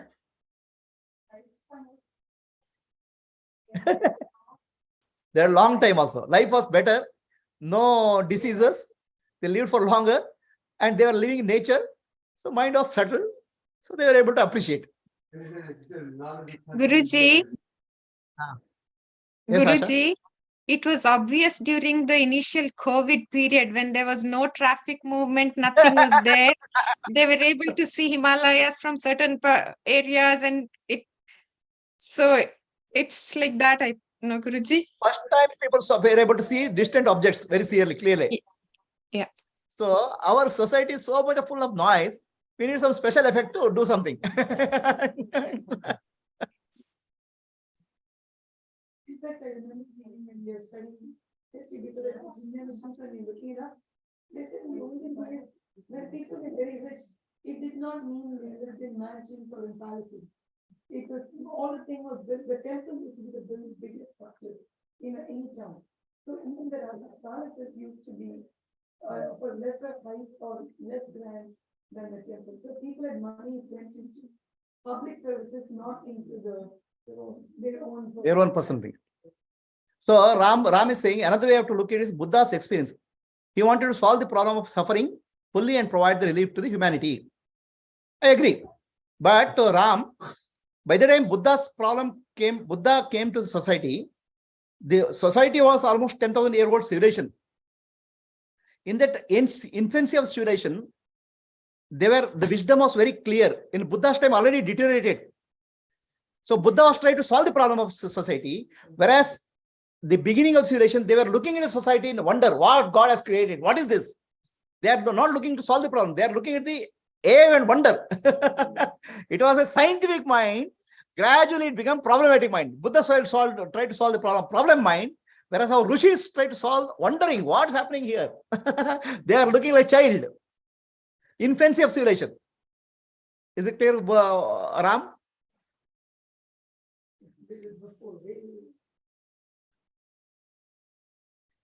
It is like reinventing. Yes. See, in the early stage of civilization, it's so innocent. So this thing, everything which seems to be very wonderful creation, and their mind is not polluted. They are able to see everything beauty in that. So they are the rishis. They found something poetically. But as civilization did, society became more and more complex. And by the time Buddha, human beings are suffering everything. The Buddha wanted to find a solution for suffering human beings.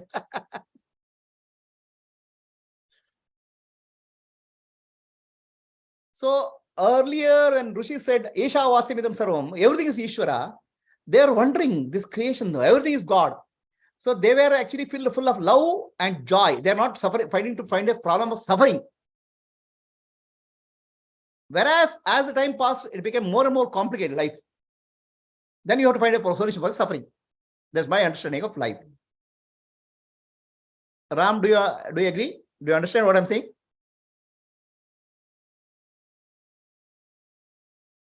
It is like a kid, a child, with the wonder it sees. Okay, why the moon is there? Why the sun is there? Right? Okay, so, and child is able to notice so many things. The civilization in infancy was able to notice so many things. As civilization, child becomes adult, so many, it can't see anything also. Guruji.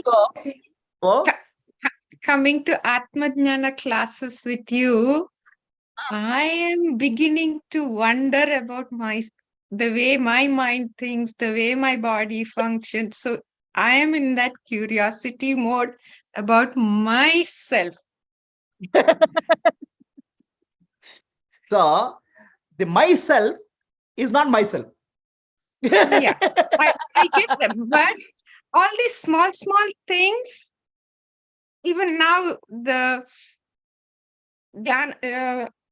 meditation that we did, meditation we did, recognizing something which I wasn't even aware, I wasn't even recognizing before. Because we were too busy with the mobile phone, too busy with the job, too busy with the life. Okay, yeah. Rainfall, snowfall, summer vacation. Yeah. Okay, so we'll go to next, right? Atma is clear. Atma will do it again, once more, to make you understand. Okay, close your eyes. Gently do small couple of round of gentle breath. Let the energy enter into Adna.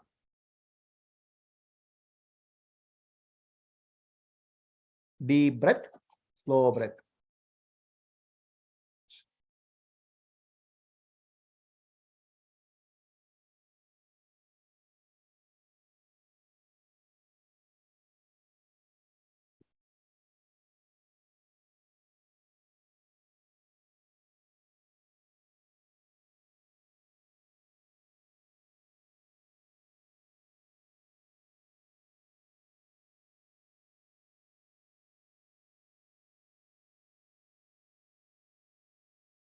Let the breath be natural.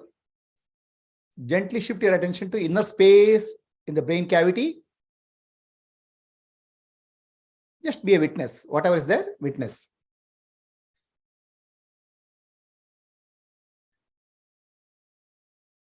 Whatever subtle objects you need to observe, there are three types: bindu, nada, spanda. Subtle sound. Bindu is subtle light.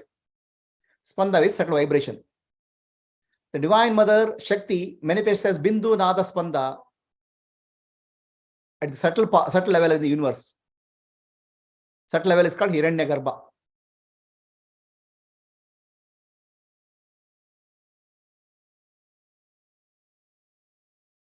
Bindu corresponds to Agni Tattva. Nada corresponds to Space Tattva, Akash Tattva. Spanda corresponds to Vayu Tattva. These five elements, what you see outside, manifest subtly inside as Bindu, Nada, Spanda.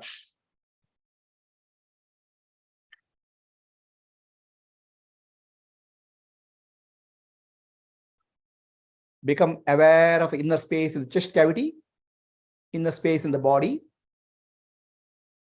There's vast amount of space and the subtle objects appearing and disappearing.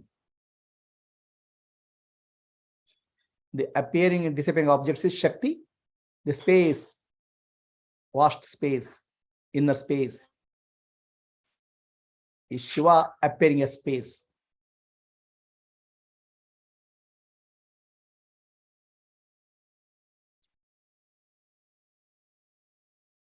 Gently take your attention to 10 inches away from your eyes, slightly above horizon.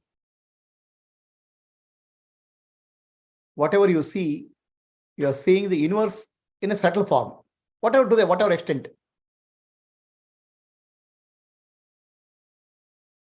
Hiranyagarbha.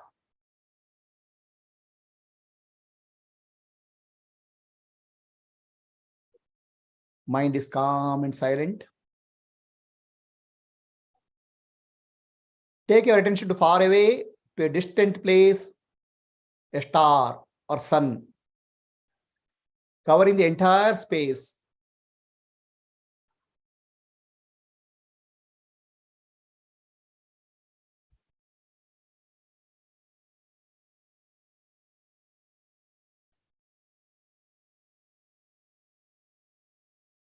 We are seeing the Lord in various forms, subtle. Through two eyes, we see Lord in the gross form called Virat. Through subtle eyes, we see Lord in the form of subtle form called Hiranyagarbha. Through ideas, we see the Lord from causal form, Ishvara.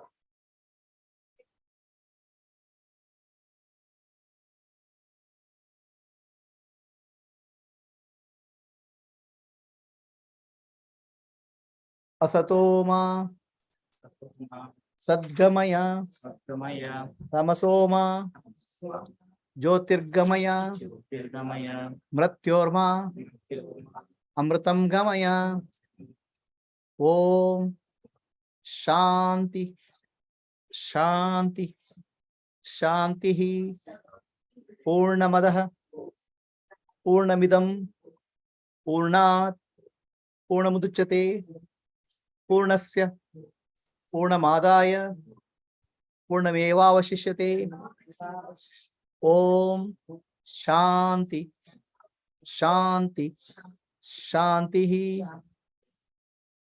Nanu, Nanembudu, Nanalla, Ideha, Manabuddhi, Nanalla, Sachidanandatma, Shivanannani, Shivoham, Shivoham, Shivoham, Atmadarshanam, Brahmadarshanam, Brahmadarshanam, Satyadarshanam, Antarjyotihi, Bahirjyotihi, Pratyakjyotihi, Paratpara, Jyotireva Jyotihi, Swayam Jyotihi, Atma Jyotihi, Shivosmiham, Lokaha Samastaha, Sukino Bhavantu, Lokaha Samastaha, Sukino Bhavantu, Lokaha Samastaha, Sukhino bhavantu.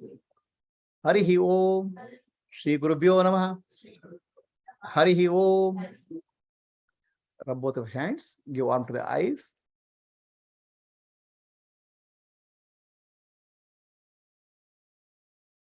So, what we completed is Sahasrara Dhyana is merging with Shiva. It's called Upasana. Then Sahasrara Dhyana here is merging with Shakti.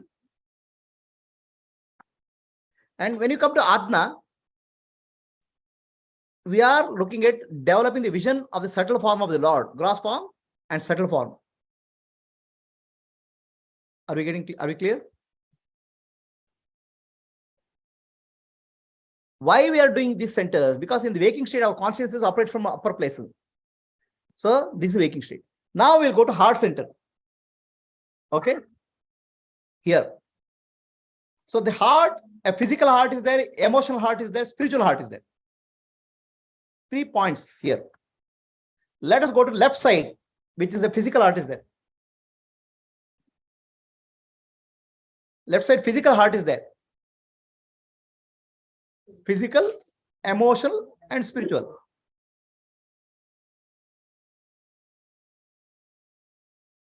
So, what happens? Heart center meditation is important because when you go to sleep, the heart is functional. The brain is not active. Mind is not active. Ancestors say mind has gone to seed form in the heart. The mind has gone to settle form in the heart. Okay.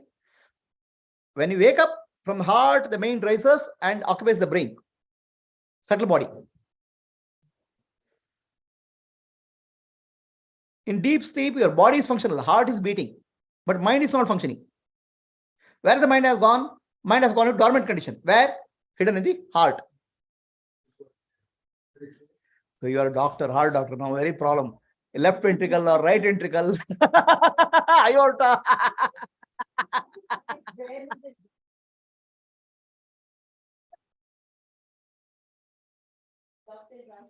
So doctor, when people, we have a big problem here.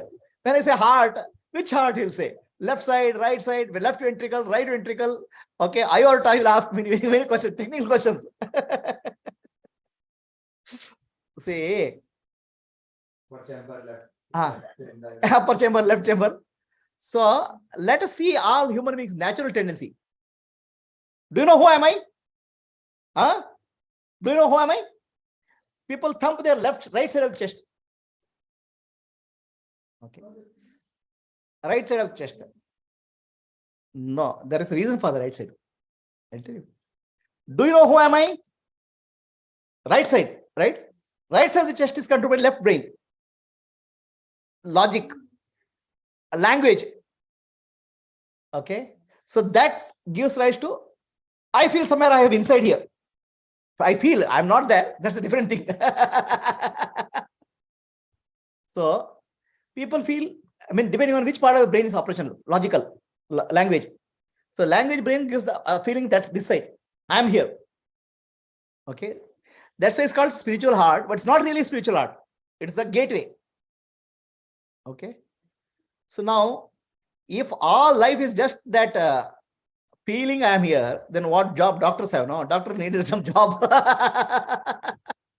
So that will become, from that sense of me, becomes vasana, emotional center. And you have to start the engine. Heart, physical heart is the engine. So engine is started.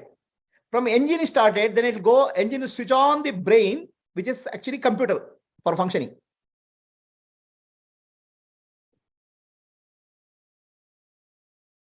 Are you understanding what I'm saying? How the sequentially it will happen. The sense of I appears here. Sense of I is not really, I is not there. Sense of I.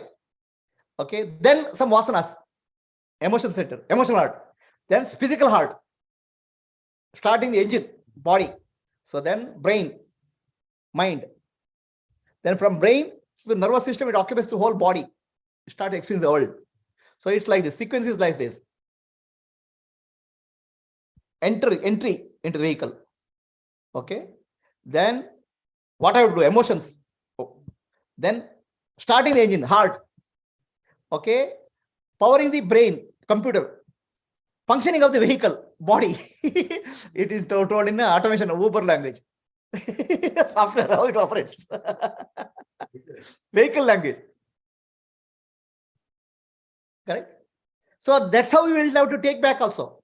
From the outer world, we have to bring back the attention to here, here, from here, here, and here. Then who am I? Then I understand I am not here also. I am everywhere. So I appear to be here, but I am not here. I'm here everywhere. Is the analogy clear to all? The body is the vehicle. The brain is the computer. The heart is the engine. The self is the driver. Emotion is the motivation map where I have to go.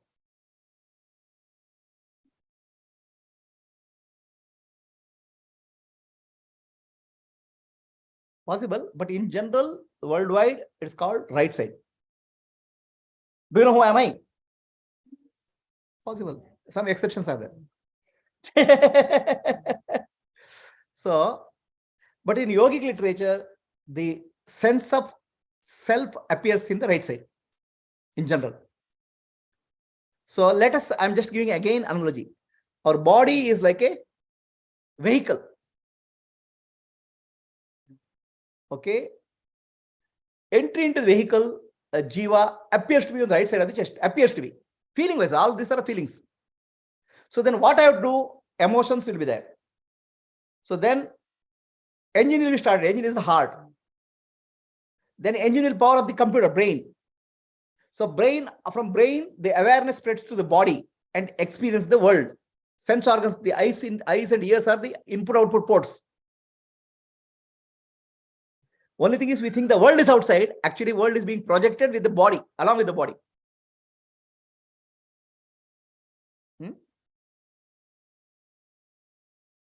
So that's why in spiritual yogic path, we are withdrawing the awareness from the spinal cord into Adna, into Sahasrara, then finally coming to heart center and staying there.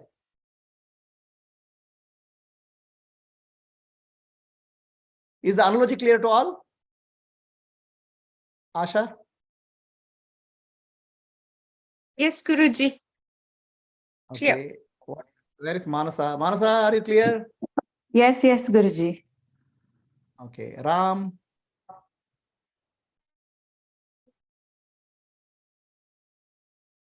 So, basically, we need an anatomical or biological pathway to realization. That's what Kriya Yoga does. I mean, because our natural tendency is to understand body first before we go to it. So that's why it becomes a vehicle for Upasana. In Upasana, they'll say, they'll do Anga Nyasa, Karan Nyasa. God is here, God is here, God is here. The idea is to first come to the body. Okay. So now we'll go to heart center. Okay. What is the importance of heart center? A brain can die fast. Heart will take time to die. Compared to a brain doctor, heart doctor has much more life. Much more bigger career. Brain death is faster. After brain dies also, heart can beat couple of hours. The prana, engine is running. Right? We have heard so-called near-death experiences. Have you heard of near-death experiences?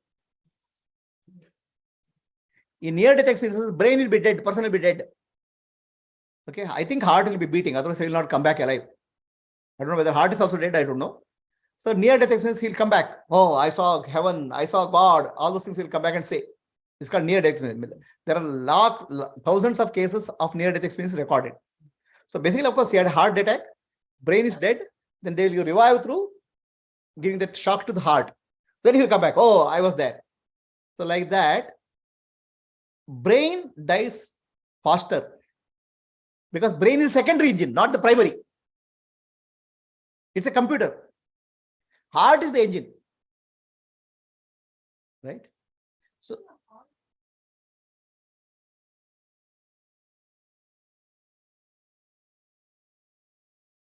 Hmm? An automatic center which keeps it going.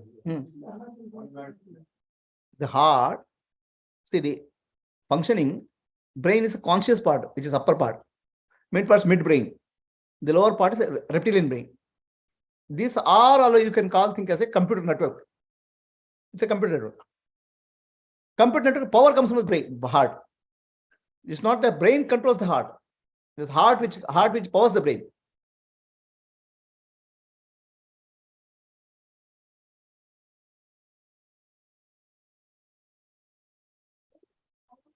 What is the center of subconscious mind?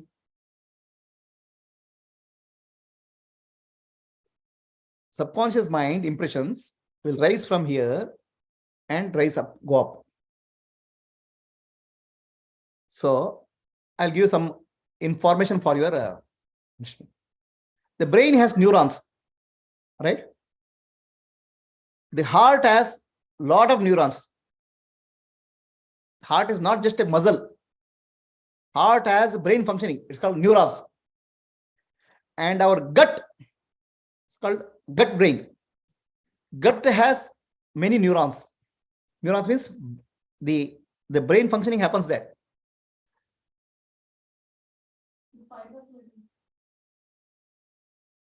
Some understanding of life happens at the gut level. Fight or flight, instincts. At heart, some emotional processing happens. At the brain, also some processing happens.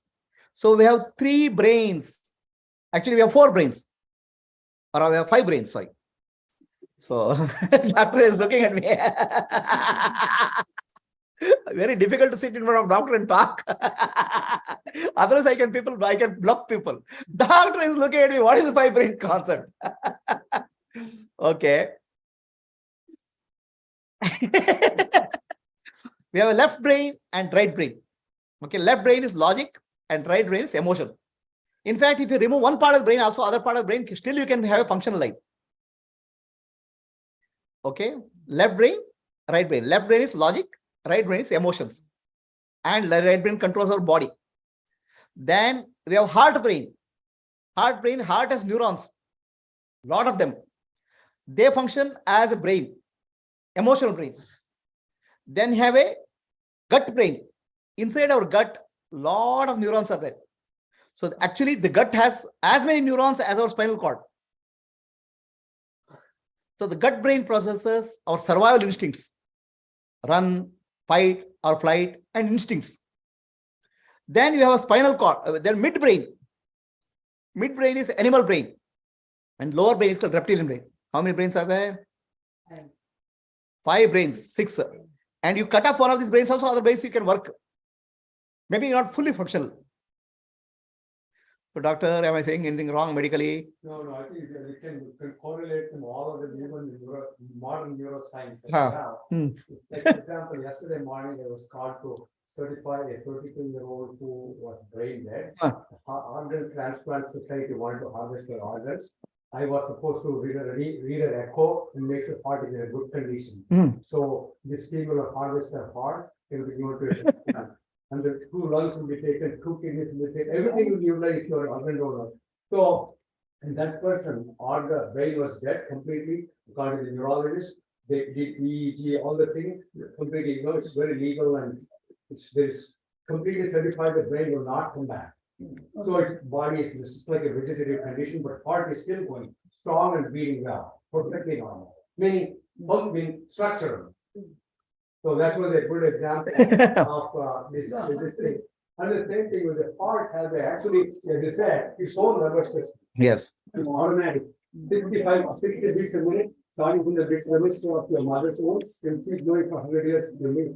It's amazing. There's no battery which is man-made. You can keep on fighting. That's why you get a pacemaker. And the gut yourself is autonomic nervous system, multiple ganglia. They're all neurons, and they keep going, even this is gone. They all come very, very basic. So you said lower reptilian. okay. I'll explain now. Okay, thank you, doctor. Thanks, doctor. Doctor gave some certification.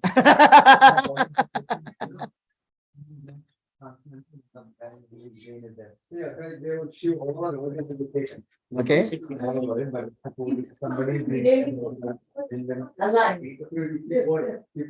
There are ethical, moral, spiritual issues which are very complicated. Doctors will not be able to want to judge that. Okay, they are in a hurry to. They cannot do harvesting. So. Okay, listen carefully. So doctor authenticated what I said. Okay, doctor said yesterday he had a brain dead patient. And for brain dead patient, they want to remove the other organs. Heart is functional, liver and kidney are other organs, they want to take it out. Brain dead is for the neurologist will come and confirm the brain is dead. In fact, today medical science and legally, brain dead person is declared as dead. Because heart will beat for a longer time. Clinically dead. Okay. Physically is not dead because the heart is functioning. And doctors want to harvest the organs because organs will start deteriorating. So brain dead, they are waiting for a person to organ. Yeah. So the person was artificial support. The brain died yesterday. So then the heart doctor has to go and certify the heart is functioning and rest of the organs are functioning. The neurologist has certified this person is brain dead. So they'll remove the heart and other organs and give. Heart will take longer time to die because heart is the engine. It will pump for long. And also the brain, we have left brain neurons, right brain neurons. Okay. In the brain, the upper brain is called what we call as neocortex. Okay. Midbrain is called animal brain. The lower brain is called reptilian brain. So here left brain, right brain, midbrain. Midbrain is the one with Pineal gland. no, midbrain controls things. Midbrain is intuition. We'll come to that. Okay. I'm taking that further. So now this is the, okay. Then we have a brain in the heart. Okay. And we have a brain in the gut. There's a very interesting story about this heart transplant. So somebody died and his heart was transplanted. Okay.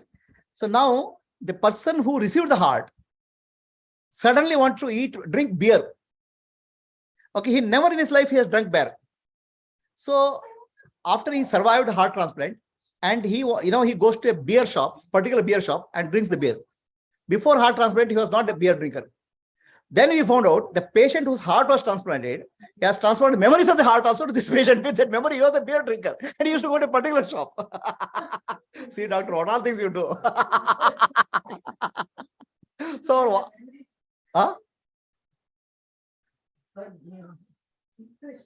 sir, my dear, here's your engineering understanding. I'm taking spiritual understanding, and doctor is taking medical understanding.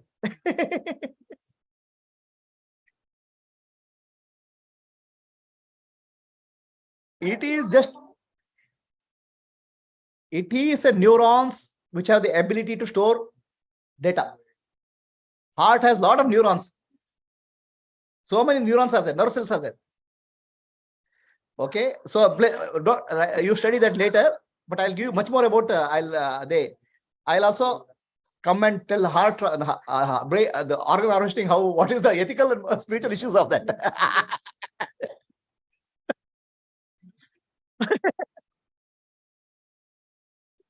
Okay, are we clear? So now I told this because left brain, right brain, midbrain, spinal cord, heart, stomach, gut. So now we are going to physical heart, which is our favorite doctor's chamber. So doctor, what are you seen in the heart? The God is in the heart, they say. Have you seen God? So many patients you operated. Huh?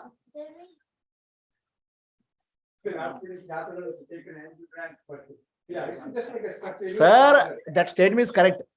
God is in your heart. You are looking into others' heart. Have you looked into your heart?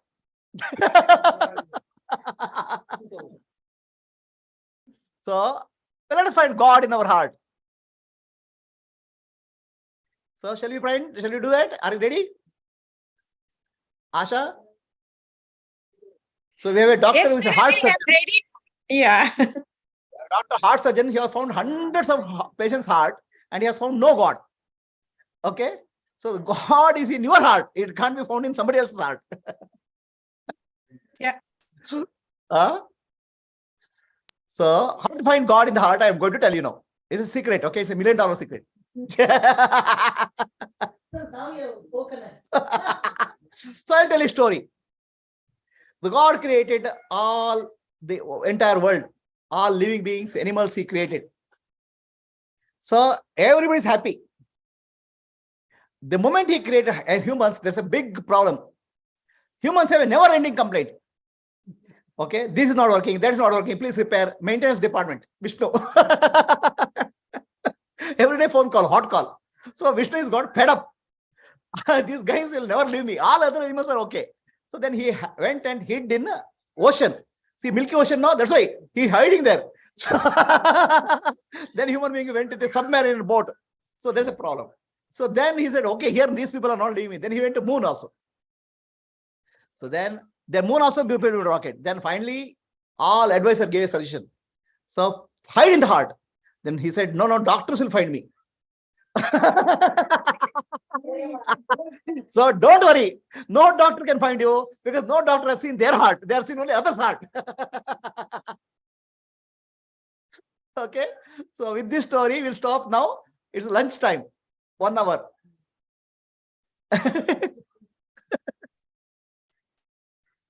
So Okay, shall we stop Guruji. now? 1 hour. 1 hour break. Okay.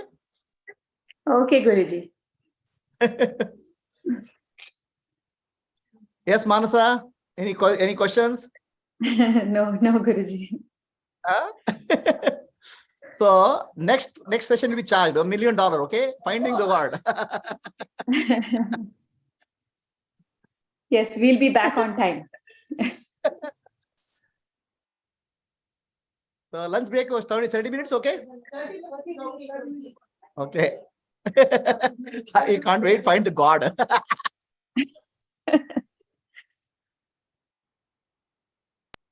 What if he changes the position, Guruji? You have to like that. What That's why. if He change it? What if he decides to change the position, Guruji? No. I have locked him.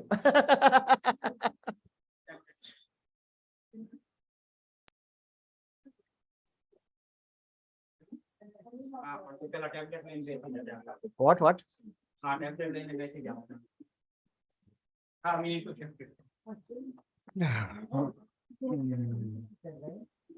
Guruji, 30 minutes or 1 hour? 30 minutes. Okay, thank you.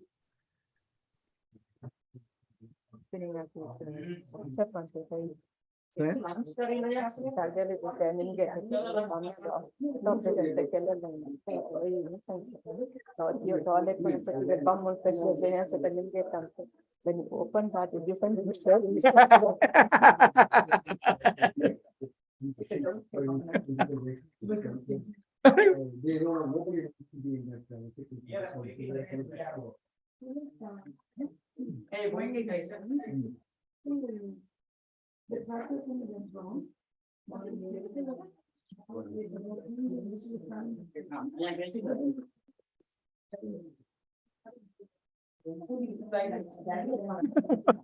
cannot wait now.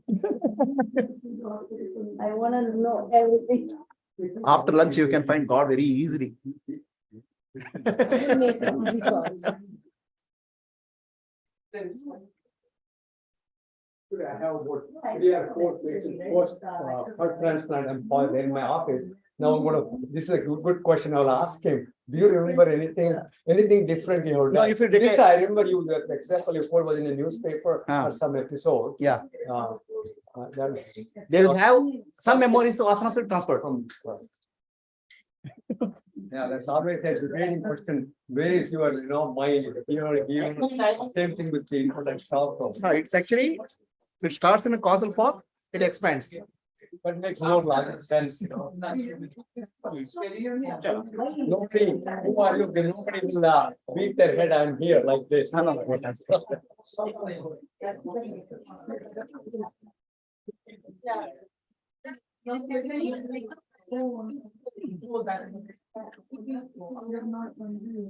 No, how about make it clear to everybody?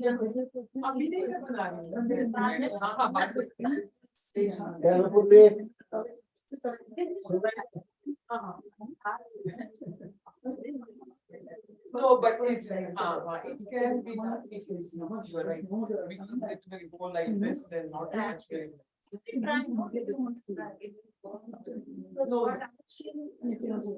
No, but actually, right, because it is, this one will get spread. Yeah, I will just. Then he told me afterwards. What did you?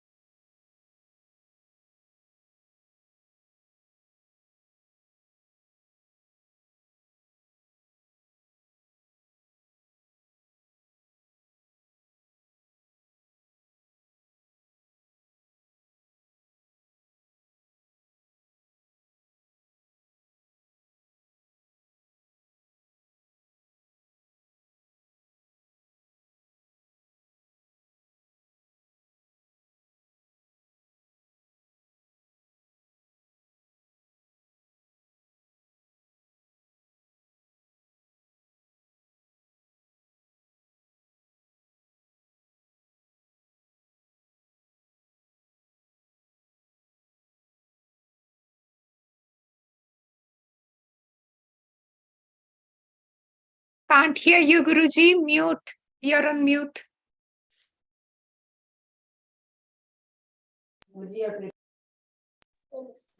So the question was about bandhas.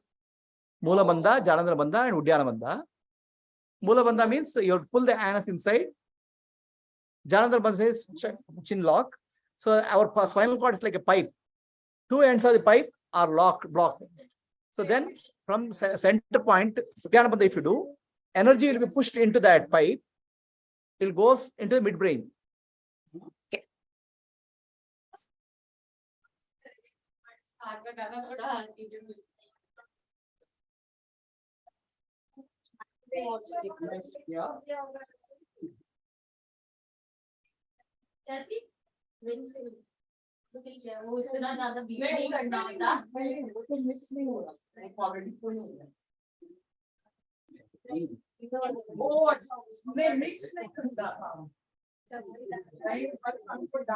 Shall we start?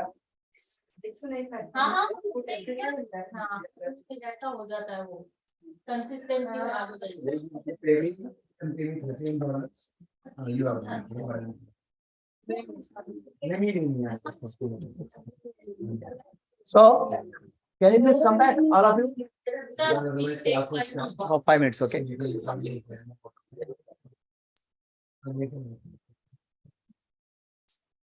Karate. It says something, so I'm wondering what is it? Morning.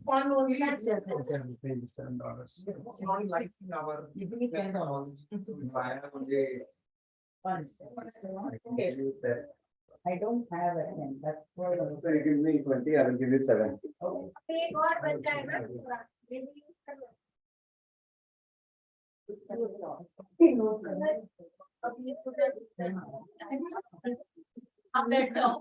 Okay, Manasa, are you ready?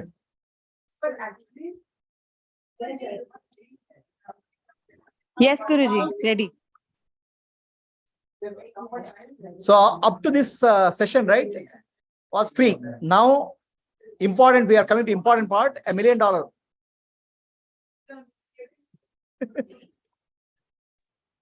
Everyone is ready then. Everyone ready? Okay.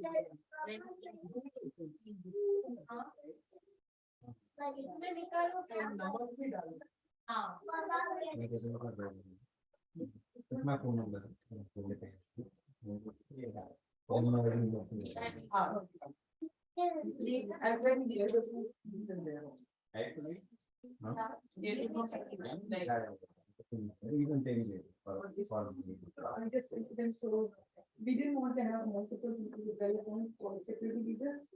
So then we have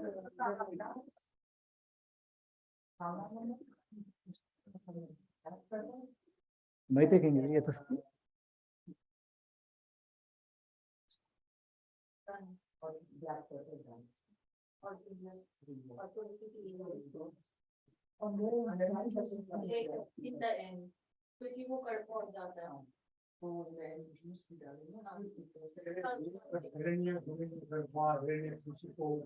Hiranya means gold. Garbha means it appears like gold shining.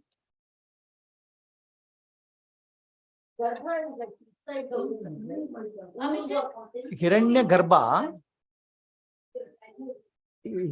Garbha meaning Hiranya means gold. Garbha means in the womb. Okay. But what happens is that Hiranya also means joy. One who is full of joy is called Hiranyagarbha.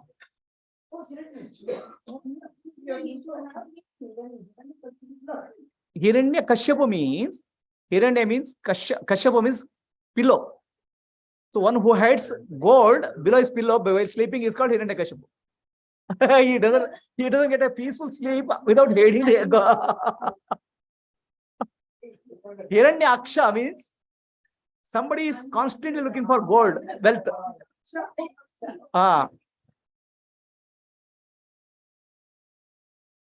Hiranya Garbha means, Hiranya means gold. Who is in the womb? It's not gold which is in the womb, it's the joy which is in the womb. But when it appears to vision, it appears like a golden light. That's why it's called Hiranya Garbha.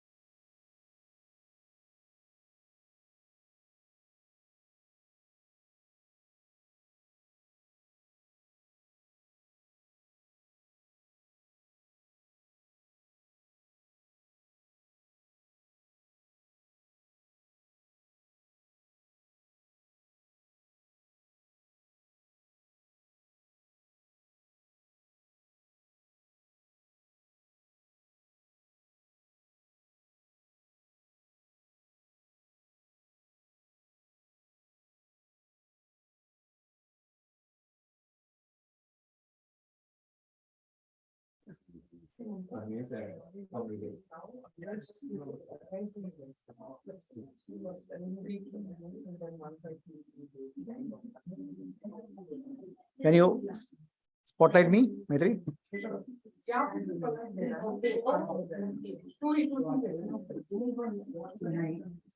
So I don't think it will over.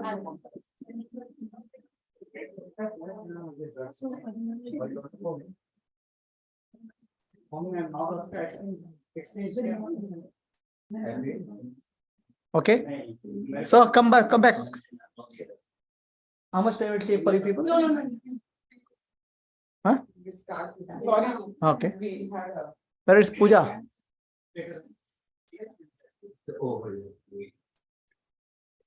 Puja कहाँ गई?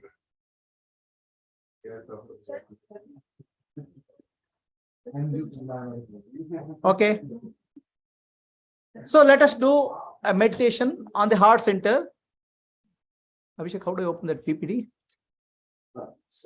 Go there. You are on the right page. Oh, this is a heart. Okay, PPT. You can just go left. Yeah, okay, okay, I got it. I got it. Just a second. Yeah.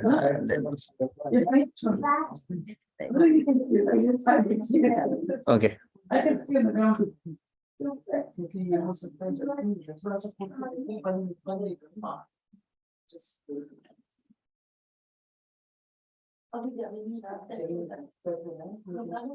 Guruji, this will be available for us to see the slide, right? Already I've given. Okay. Already I have posted in that group. Yeah, I need it.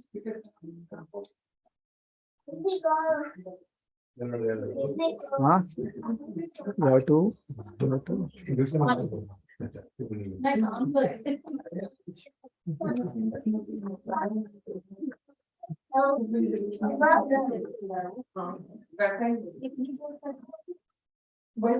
Okay, let us come back. So now we are coming to the meditation on the heart center. Heart center, this is actually, there are three this thing: physical, emotional, and spiritual.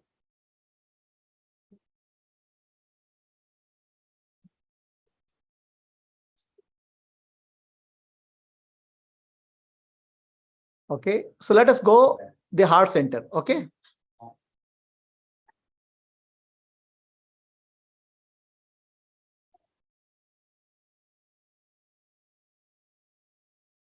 So there are three heart centers for us: physical, left side; emotional, middle; and spiritual, right. Okay. So now let us look at the physical heart. Close your eyes.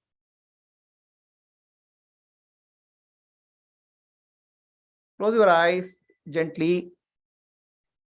Through your third eye, take your attention to third eye. Pay attention to the heart.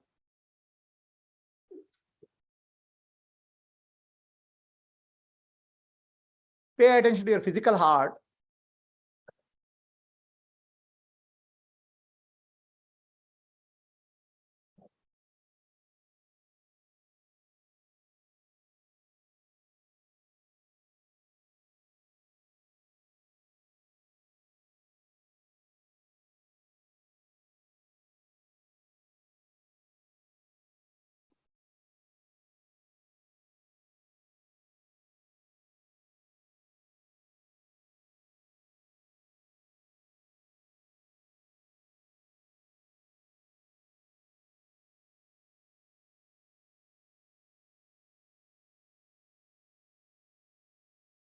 Heart is the place in deep sleep our mind takes rest. In deep sleep, the heart keeps beating, but mind doesn't function.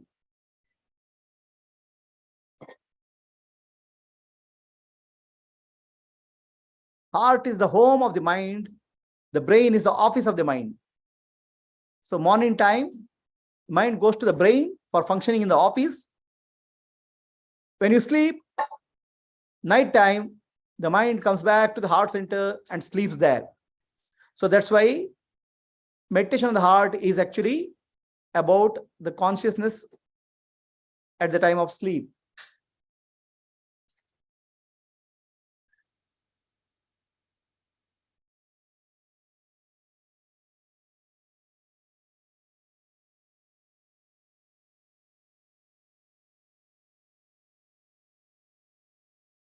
Open your eyes.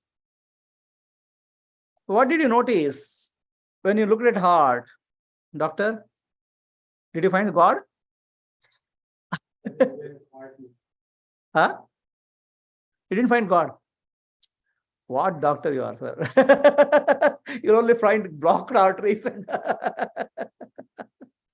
You find a strength also, but no God. Anybody found God in the heart? Please raise your hand. Same thing. When I was trying to get my Torah to go to the physical thing, it kept pulling to the right. Like, I don't know, that was so strange, and I was trying to go back. Okay, your attention was going to the right side. Okay, good. So anybody found God in the heart, or just anything you found? Heartbeat was very hard because you walked.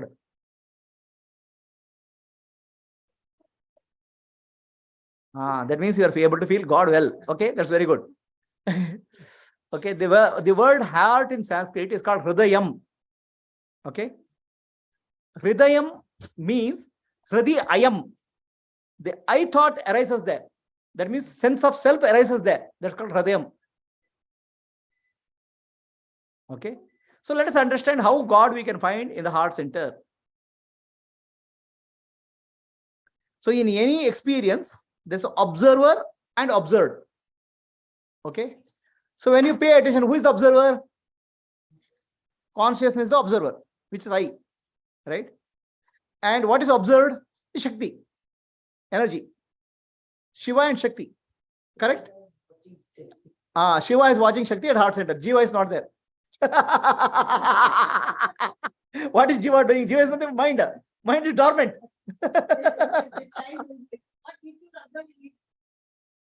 That's what is finding God in the heart. Shiva and Shakti together, you are finding one place. Okay, what is happening? Shiva is silence. Shakti is vibrating. Shiva and Shakti are finding one place. And what else God is yours? Your God. Tell me, sir.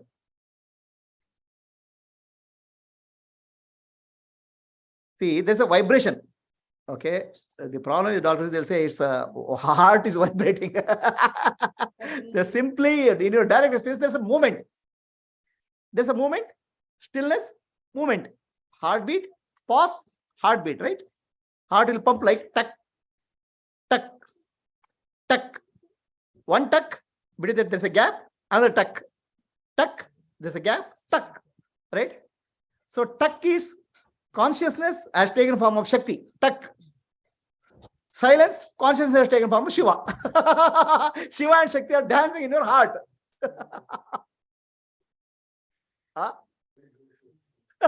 That's all. And where is Jiva? Where is you? You is nothing but thought, mind. So the mind is in the mind days are already gone to heart. Mind is silent. Shiva and Shakti dance you are seeing in your heart. That is called God. God. Shiva is heart and Shakti is vision. Shiva is the observer, consciousness. Right? Consciousness is you can't say consciousness there in the heart. Right? Shakti is the movement.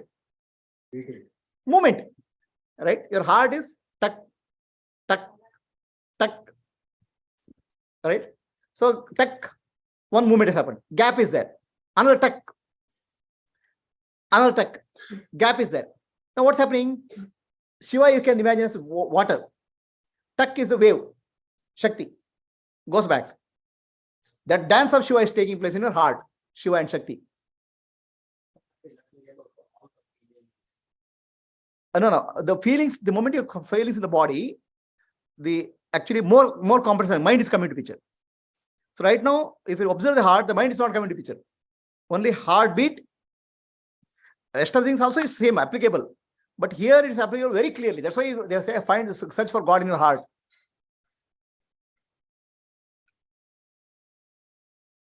Is it clear to all? Pooja ji.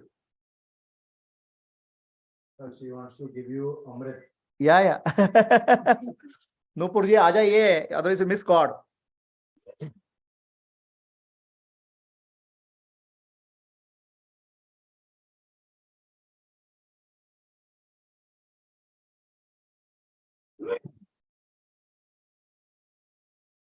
Anybody can ask any question. Time pass question. Okay. Okay. Yeah, you can ask a related question. Oh, you were mentioning about Navaratri. Oh, we most of the meaning of Navaratri. Yeah. Explain about the other form. The other four. How many? Yeah, I thought one thing for. See, each season changes on Navratri. That's all. Navratri means the Divine Mother changes the season. So remember her, between season changes, Navratri.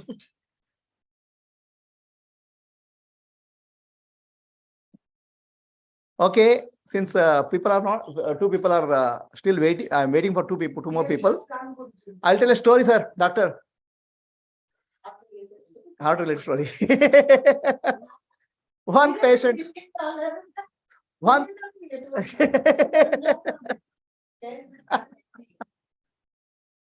One patient has a heart attack. He is admitted to hospital. Okay. Doctor is struggling to bring the patient to arrive. And somewhere doctor, after about 2.5 hours, he comes out. Okay, sweating. His wife is very anxious. Did you do the surgery, doctor? Yes. I thought doctor thought he'll find, his wife will ask her, is he okay or not? He said, did you find another woman in his heart?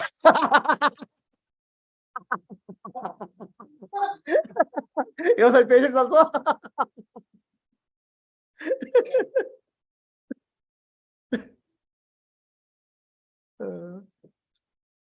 This is a very peculiar thing. Heartbroken, they say, right?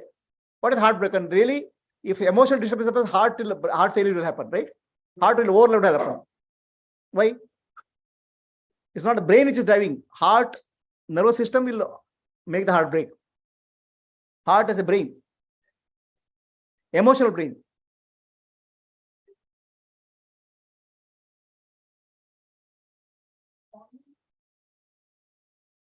No, that's also there. See, there are two functions, right? Heart affecting the brain affecting the heart. There are two bidirectional. So, for a kind of information, there's a nerve called vagus nerve. The vagus nerve will take a bidirectional signals from heart to brain and brain to heart. So that's also one functioning. But heart itself has a autonomous functioning. Because heart is the last thing to give up in life.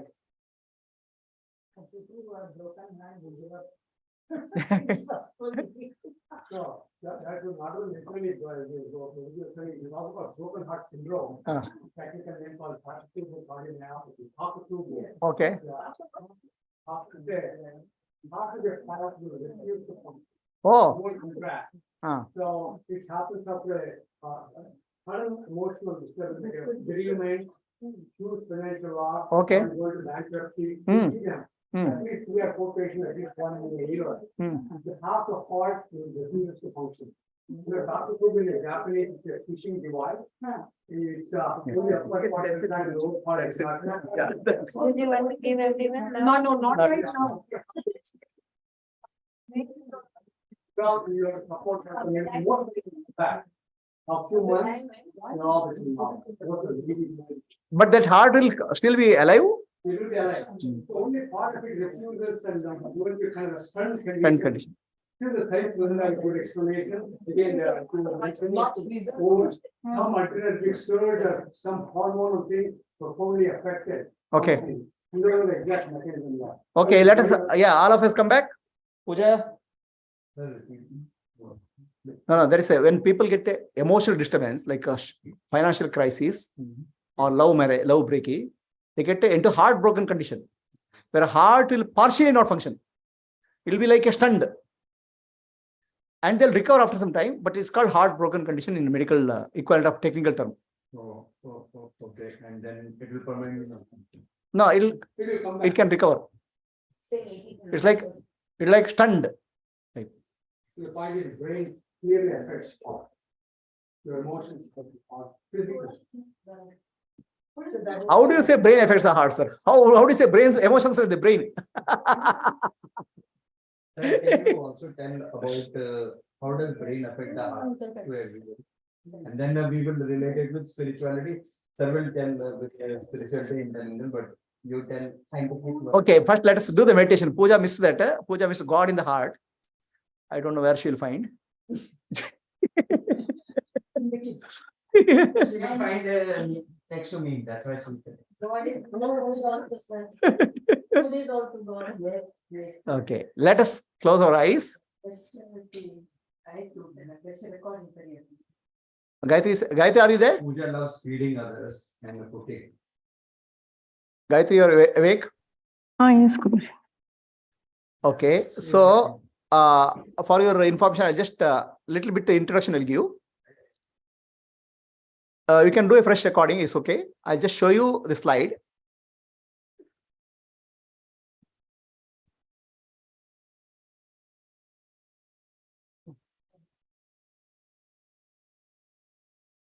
So I took up the various centers of the body, Sahasrara, then Adna.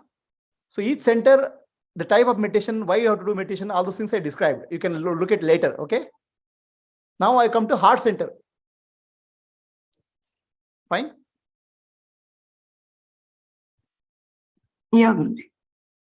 Okay. Heart center is a very important center. They say there are 3 heart centers: physical heart, emotional heart, and spiritual heart. Okay.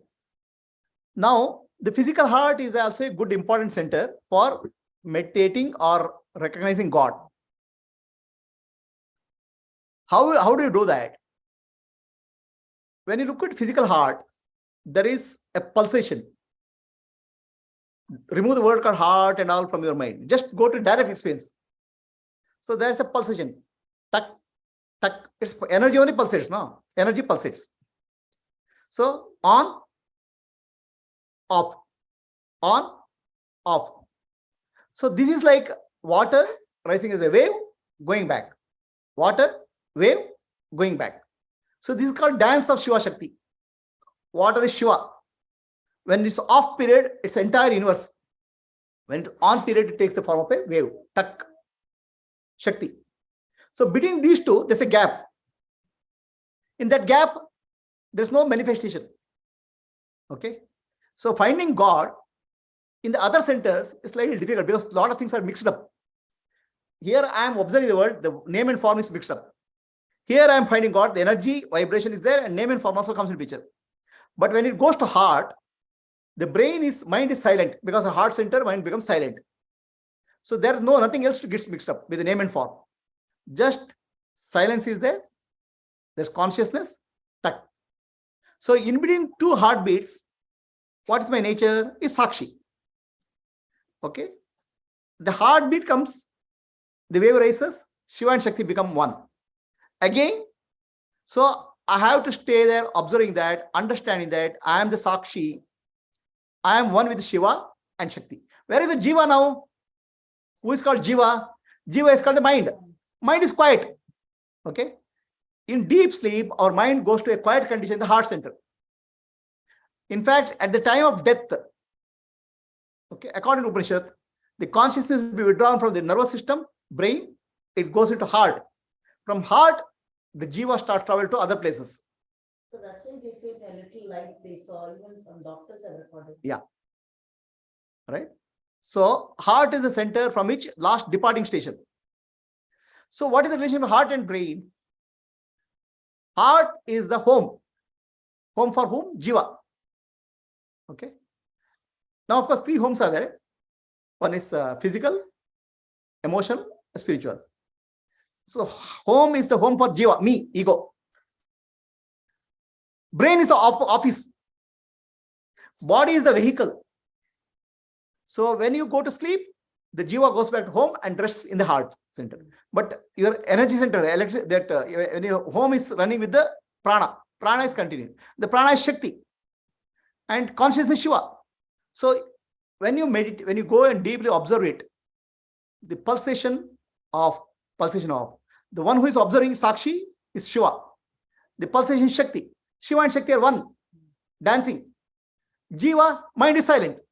So that's the easiest way to recognize God in your heart. Is it clear to all? Any questions from Manasa, Ram, or anybody? Very clear, Guruji. In fact, as you were saying, this is not just in the heart, right? This dance of Shiva and Shakti is this entire creation. Yeah. The difficulty of recognizing Shiva Shakti dance entire creation is our mind gets mixed up with so many thoughts. Yes. Right? So pure dance is available there. Everything in the universe is this dance only. Everywhere. But what happens when I see something in the dance there, then I say it's a tree, it's a river, all those things will give the name and form. Correct. Yes. Very beautiful example, Guruji. Thank you. So Ram, this is not really upasana. Okay. Actually, it's a in a sense it's upasana. It's called Dharakasha Vidya in Upanishad. Have you heard Dharakasha Vidya? It's a upasana. So it's a slight variation of Dharakasha Vidya. So upasana has 120, 108 type of vidyas or upasanas. One upasana called Dharakasha Vidya.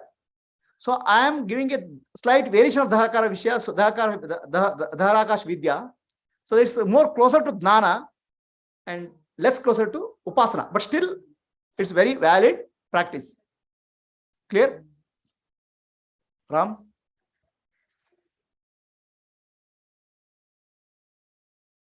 Okay, so let us come back now.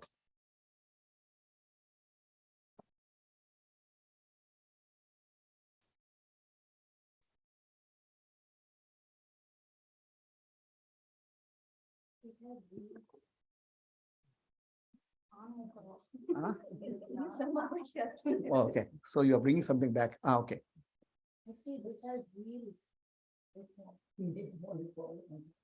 Okay.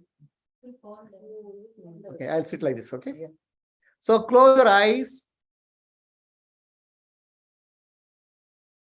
So heart center meditation. Meditation on the heart center.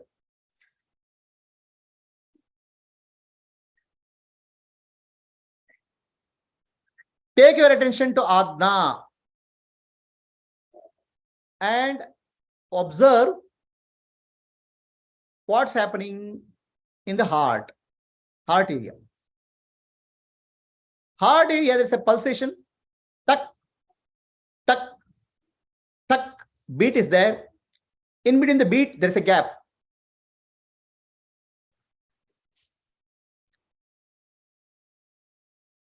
This is the dance of Shiva and Shakti in the purest form.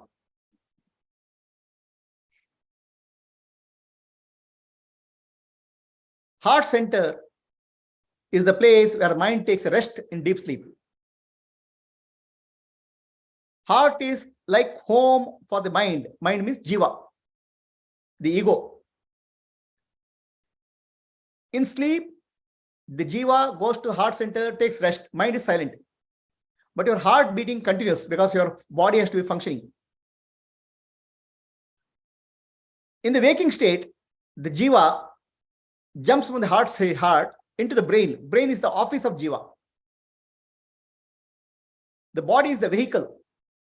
From brain, the entire body is controlled using pranic energy.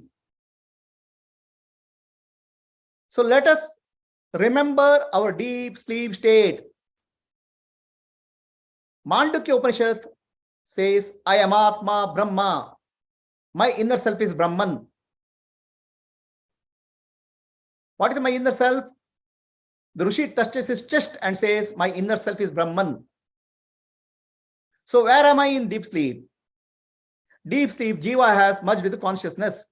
Jiva you cannot find separately. Before merging into consciousness, Jiva is in the heart center. So let us go to heart center. Attention goes to heart center. In the waking state, we want to remember a deep sleep condition. Just remember how you are in deep sleep. Totally silent, passive. Become aware of the heartbeat. This is the dance of Shiva and Shakti. The mind is silent, Jiva is silent.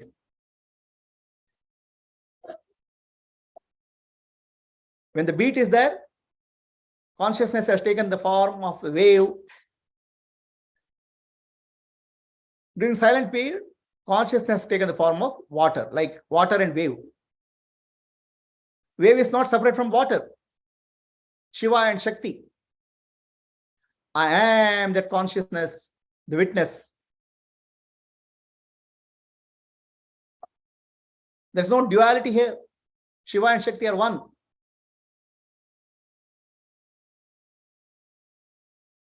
With that understanding, just be aware of the heartbeat. In the silent period, I am Sakshi. In the beating period, I have taken the form of beat.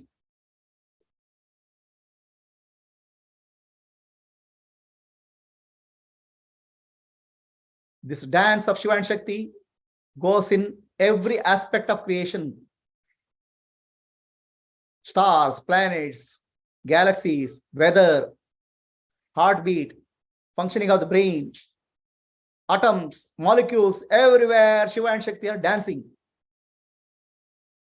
But best place to find Shiva and Shakti dancing is the physical heart center.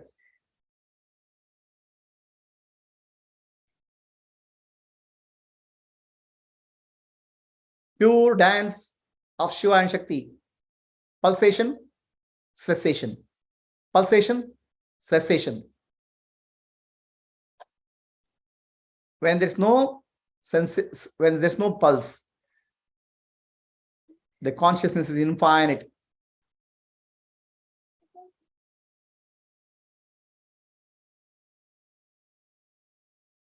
I am the infinite consciousness observing the pulsing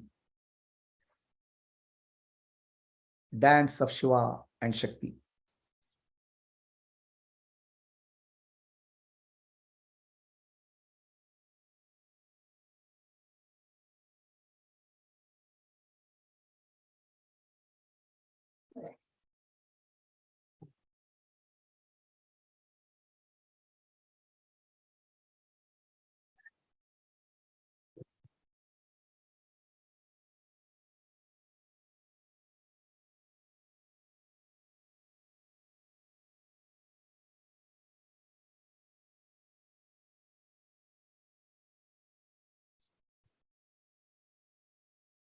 Be aware of subtle sound.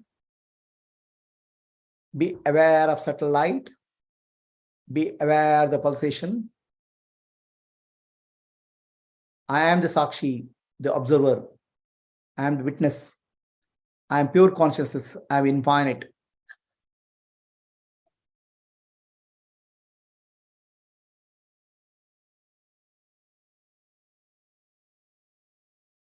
Shivoham, Shivoham, Shivoham.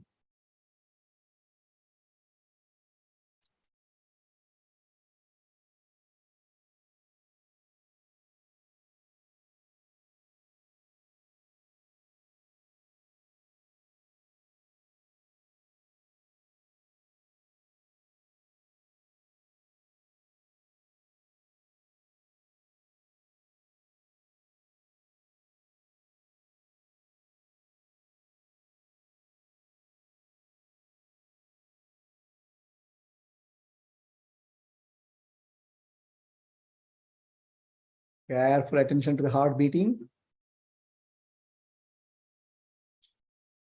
Be aware.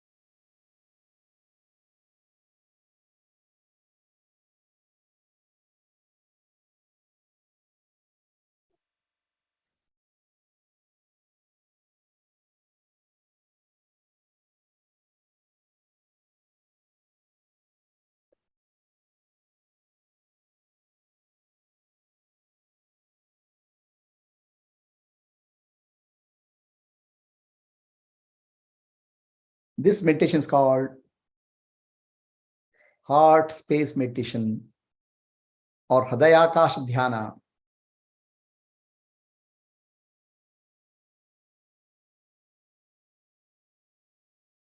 Other than Shiva and Shakti, there is nothing.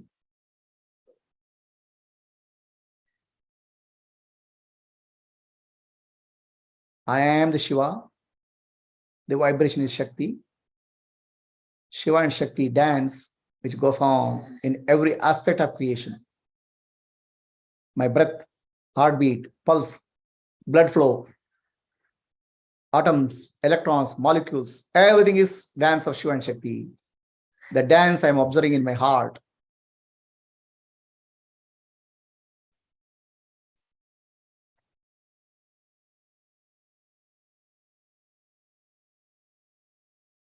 You have to remember, I am that infinite Shiva observing movement. The consciousness observer is infinite. There's no boundary. My nature is peace, happiness. Sachidananda Swarupoham.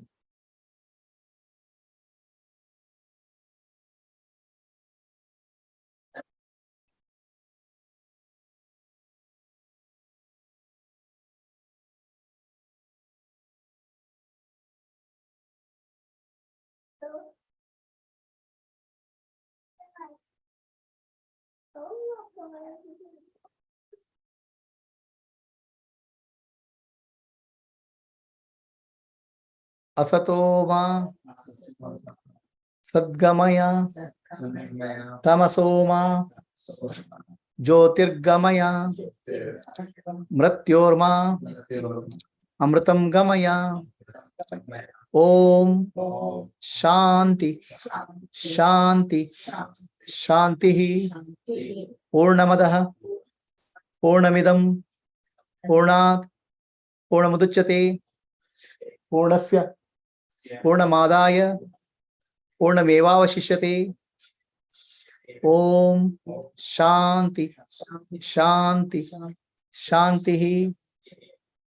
Nanu Nanembudu Nanalla Ideha Manabuddhi Nanalla Sachidanandatma Shivananani Shivoham Shivoham Shivoham Atmadarshanam Brahmadarshanam Satyadarshanam Antarjyotihi Bahirjyotihi Pratyak Jyotihi Paratpara Jyotireva Jyotihi Swayam Jyotihi Atma Jyotihi Shivosmiham Lokaha Samastaha Sukhino Bhavantu Lokaha Samastaha Sukhino Bhavantu Lokaha Samastaha Sukhino Bhavantu. Harihi Om. Shri Gurubhyo Namaha. Harihi Om. Rub both of hands. Give one to the eyes. Slowly open your eyes.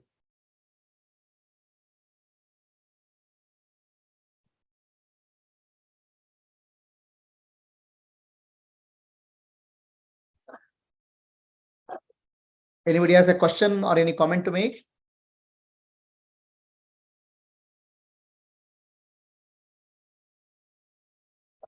Is this meditation clear to all?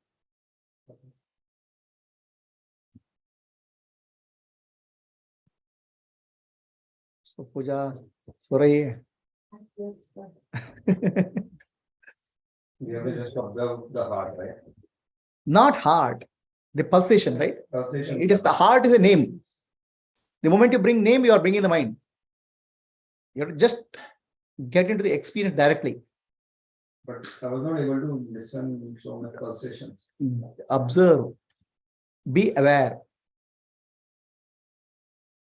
It must be very subtle because it is deep in the. It depends. It depends on many people. It's quite intense. Quite. Yeah. What about others? It felt sometimes like a flutter. Okay.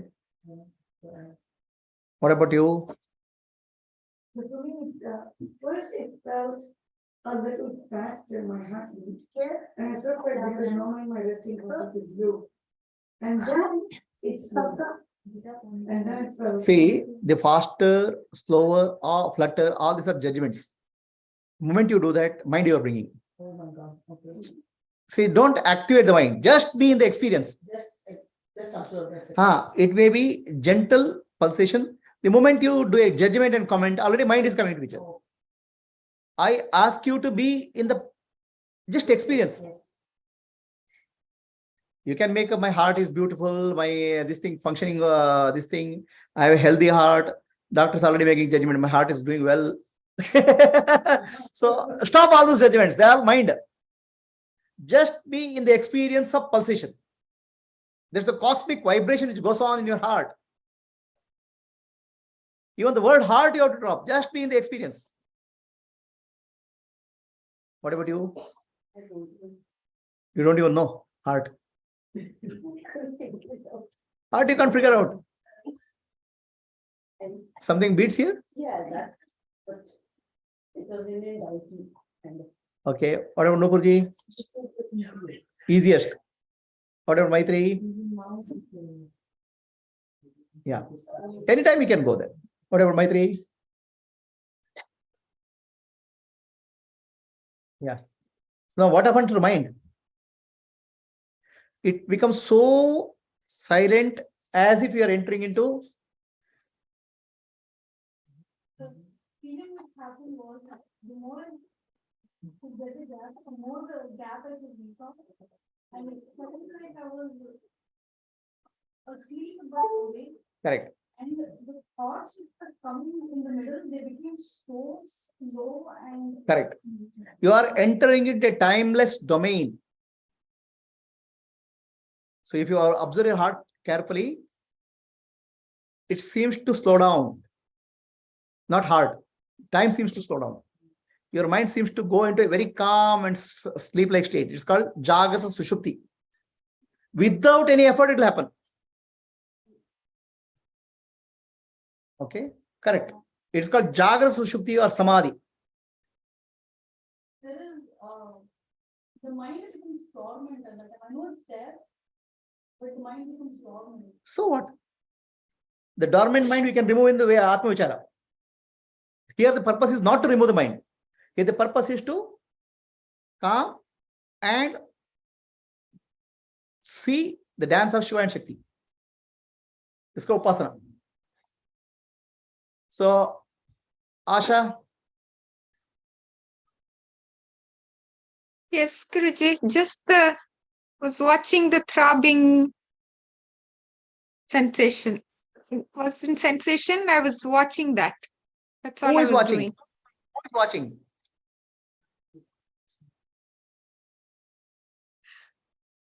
I was aware of that. Who is aware of that? That should be the real me, no? The conscious Shiva. Yeah. The boundaryless. Yeah. Yeah, I could only feel the pulses, like it's kind of expand. That was what I was aware of. Okay. Doctor, what happened? I was thinking, not I. But those situations where some of them don't feel the heart beating, in which case, can you put a finger on the pulse? Because you're looking for a pulsatile feeling, and still make your pranayama look at the heart and replay, surrogate.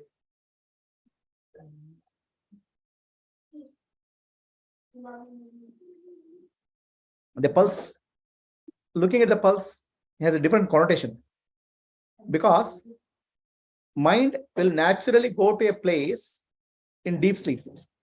So very easy to enter into samadhi at this place.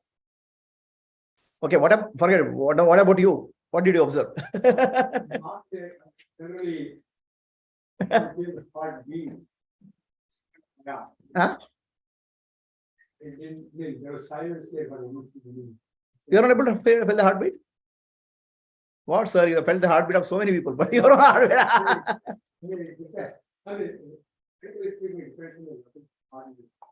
Some people go to the front of the chest walk, instead of the pulsation, touch the anterior wall of the chest, you feel it. Okay. Some of them is a big chest, or some people it's the. You seem to be very thin and not very heavy chested also. It's okay. Okay. So in that case, try to feel the pulse and synchronize the pulse with the heartbeat. Doctor knows so much about that. Okay. So Abhishek, what he says, this is another suggestion which doctor has given, is good one. You feel the pulse, heartbeat, and your heartbeat and pulse will be beating in synchronicity. So that gives a sense of heartbeat, but attention will be the heart only, but you give a pulsation or trigger. Okay. Ram, any questions? Pratibha?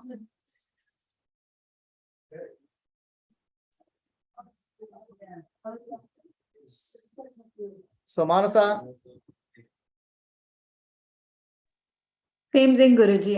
I did not feel the heartbeat, so I used the pulse to feel it. But okay, it was very deep. And I think for me, the turning point, what really clicked was yesterday's meditation, where you said, just close your eyes. You are already awareness. Yeah. Like everything else feels so superfluous now because that just clicked. So, and this one was, yes, like you said, the dance of Shiva and Shakti, but you said, let the mind go on, right? I literally applied this induction theory to see it's not just me, it's the whole creation.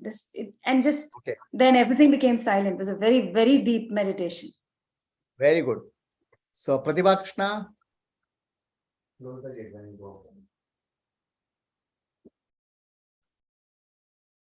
Ram, any questions? Okay.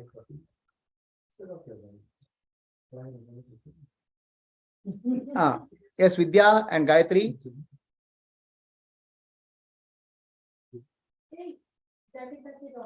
No, Guruji.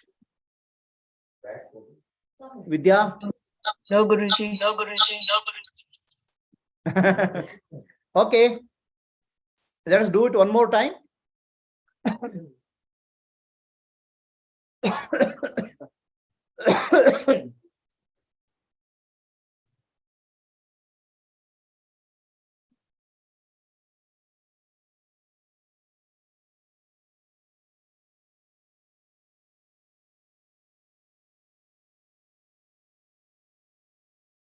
Close your eyes. Puja. Use your pulse. If you have a difficulty in feeling the heart, use your pulse. Pulse and heart are synchronously beating. But take your attention to the place, location of the heart.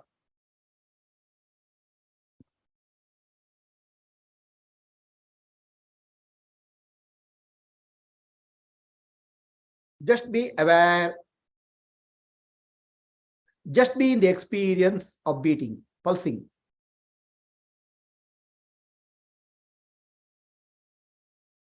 Infinite consciousness. Water appears as a wave, disappears. The wave is the beat. Disappears is the pause period.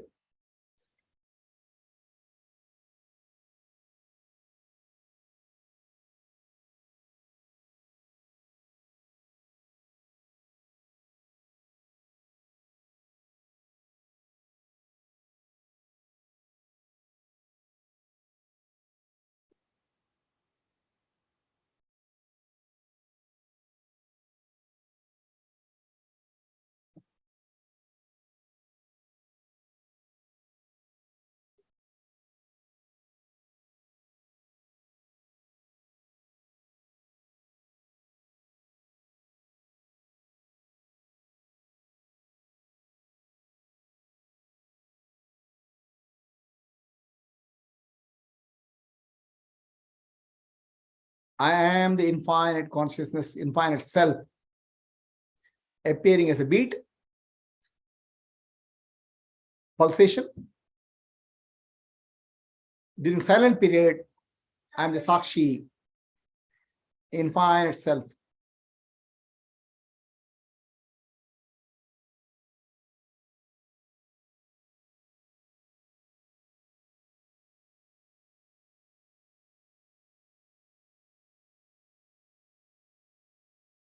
Entire universe is the cosmic dance of Shiva and Shakti.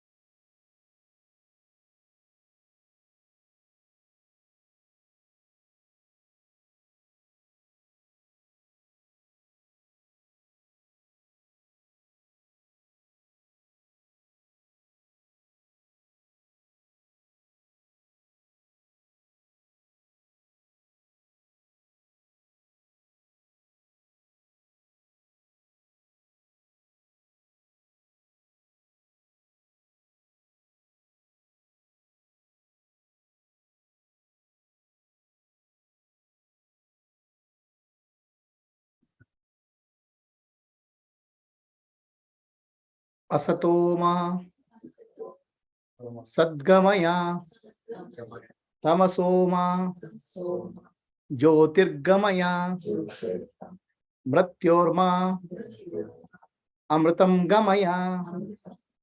Om Shanti Shanti Shanti. Lokaha samastaha Sukhino bhavantu. Lokaha samastaha Sukhino bhavantu. Lokaha samastaha Sukhino bhavantu. Harihi Om. Shri Gurubhyo Namaha. Harihi Om.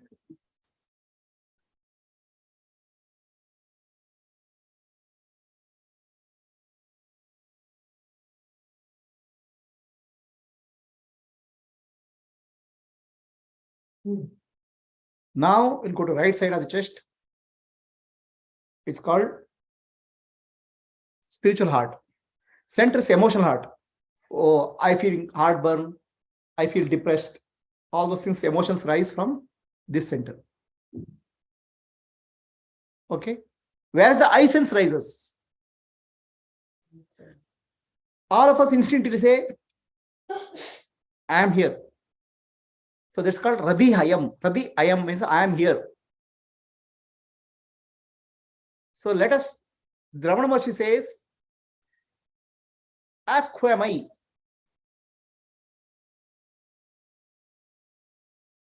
Look where the I sense arises. So ask who am I means what? We have any thoughts, for many thoughts are there. Every thought will rise with a self-identity. For example, what is mother, my child is doing? It's a mother identity.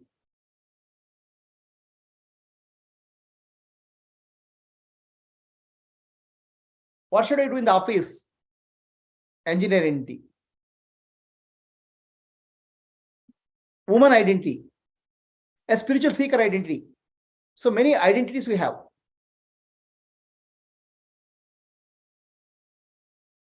So when you ask who am I, really asking which identity is this? So now when you say which identity is this,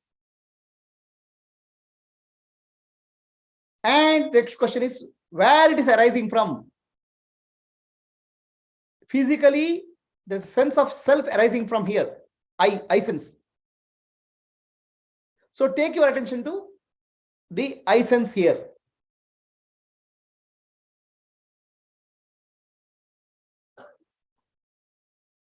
At that place, Ramana Maharshi says, I, or pure awareness you can find.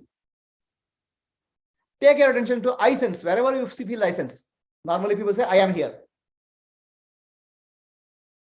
Just be aware of that I sense. In fact, I sense appears and disappears. It is not there all the time.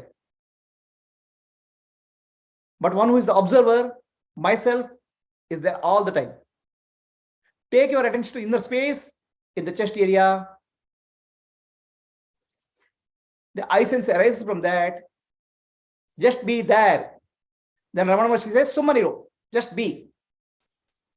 This is the path given by Sri Ramana Maharshi. So let me guide you through. Anybody has a question on this?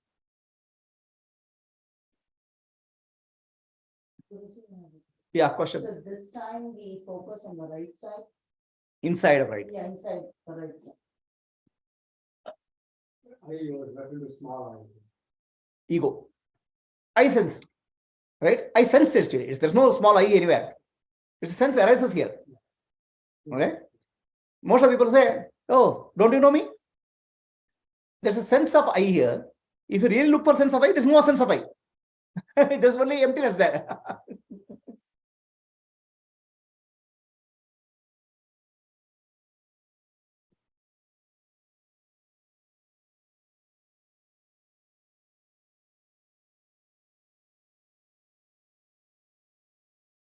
Close your eyes. Sit in a comfortable position. Who am I? Meditation. Who am I? Self-enquiry meditation.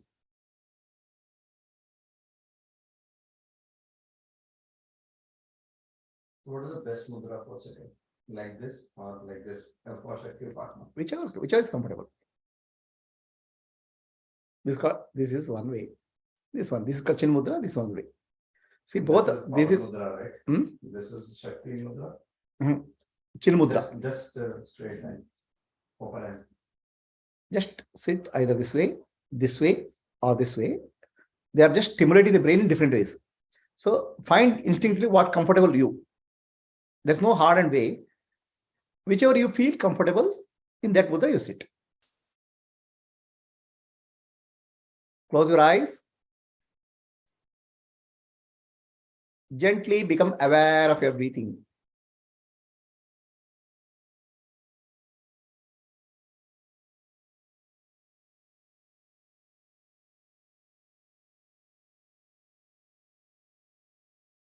The breathing touches nose, throat, chest.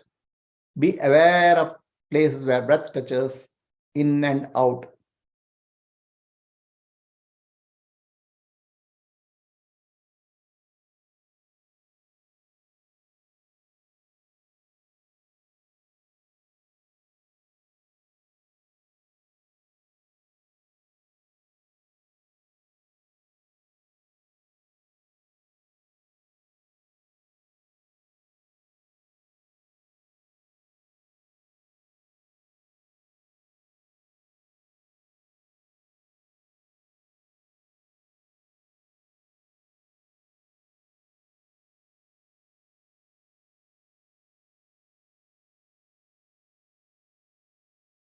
What we call as world is nothing but thoughts. Everything in the world is nothing but a thought in the mind.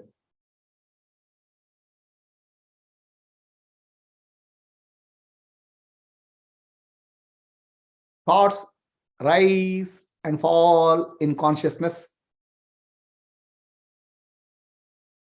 But all thoughts have a sense of I, subject. I am seeing, I am eating. There's an I sense in each thought.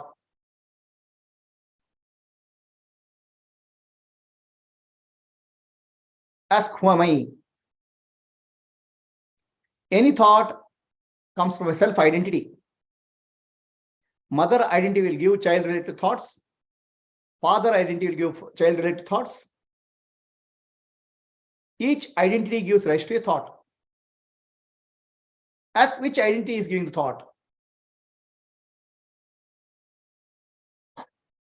Next question is, who am I? Who is this I sense? Where is the I sense coming from? Take the attention to the chest area or wherever you feel your I sense is. It can be center or left side of the chest. Where you are feeling I sense.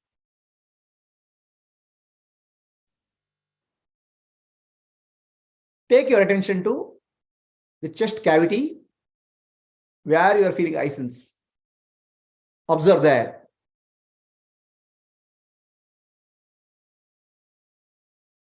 Is there an I there?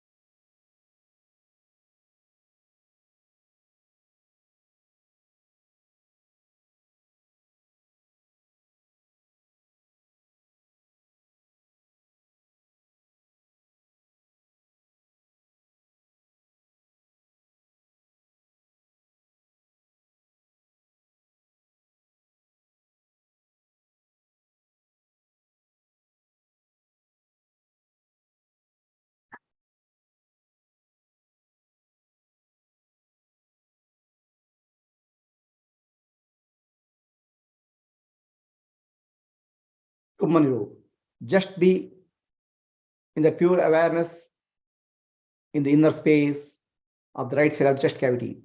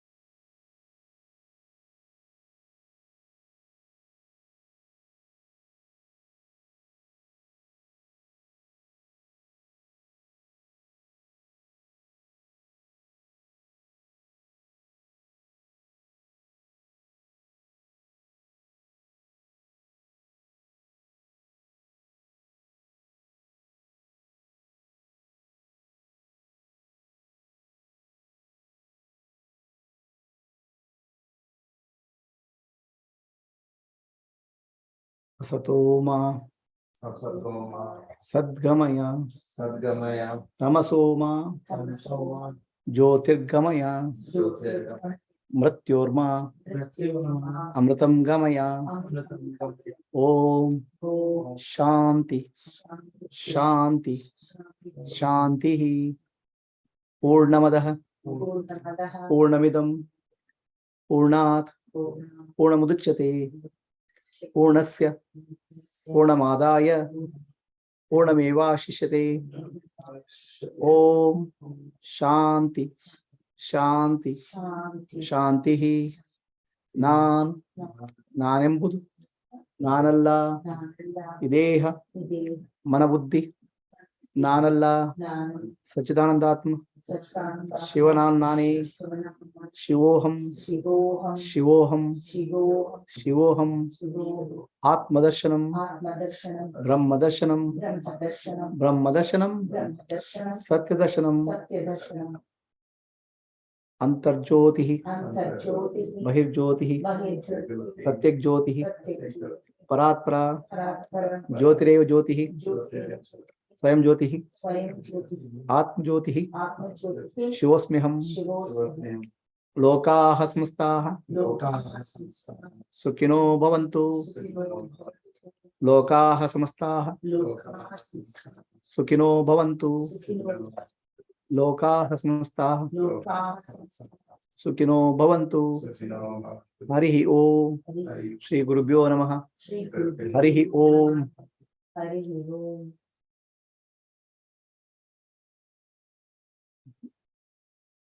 Anybody has any questions or comments to make?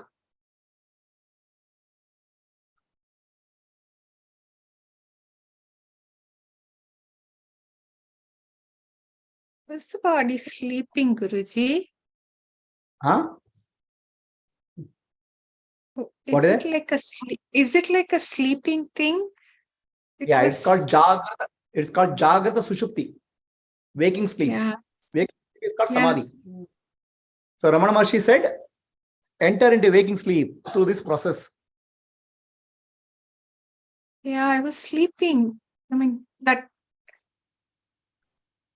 how it felt.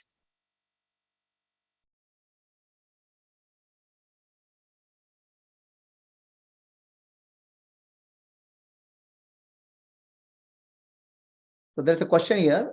Is this I sense same as what Eckhart Tolle says? Separate sense of self. I don't know what Eckhart Tolle says. I have not studied, but I'm very clear. Ramana Maharshi says this I sense. I think Eckhart Tolle also must be saying same thing. See, look at like this. All of us a sense of I sense. Somewhere we say, feel that I am there. Now, if you look at that, where instinctively people say, I hear. So Ramana Maharshi says, instinctively you feel here. That means there is unconsciously I sense here. So if you really look inside there, there's nothing there. That's what he's saying. If you can take your attention there, there's a deep silence and sense of sleep-like state. That's your natural state called Sahaja Samadhi or Jagrata Sushupti. Is the answer clear? Yes, Guruji. That's what.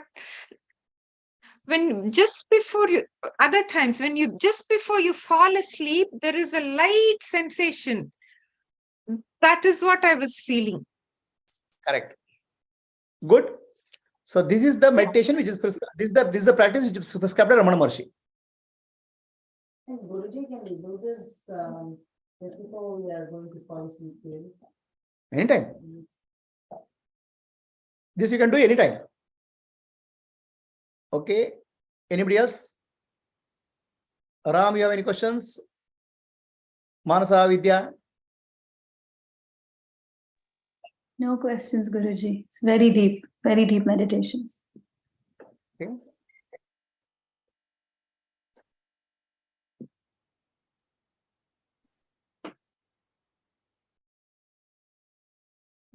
Okay, Ram says he'll continue. Wonderful practice. Okay. So any questions? Maitri? Is the mind silent? If you try to find out where the I sense is coming, there's no I. No. Gayatri, did you get this question? Did you get this process?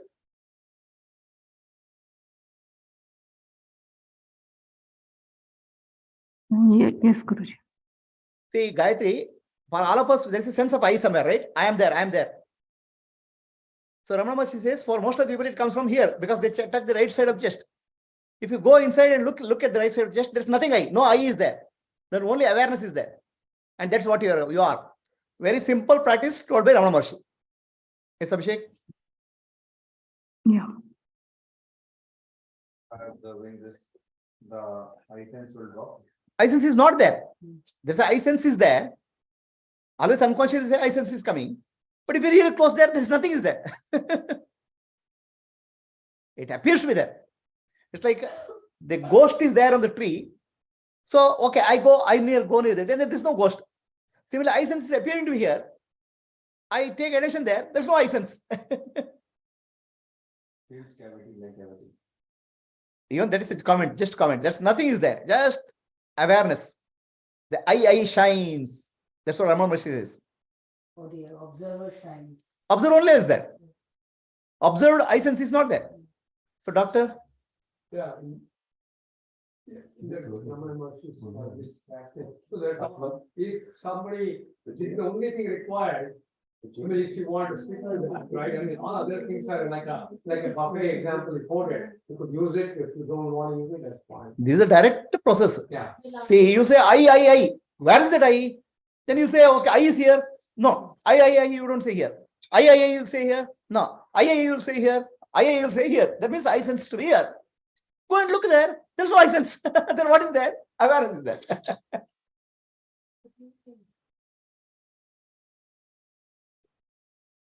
Yes, what do you do?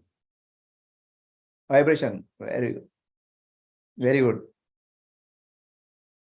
No, Purji? Just very dark and just a pulsation. Very good.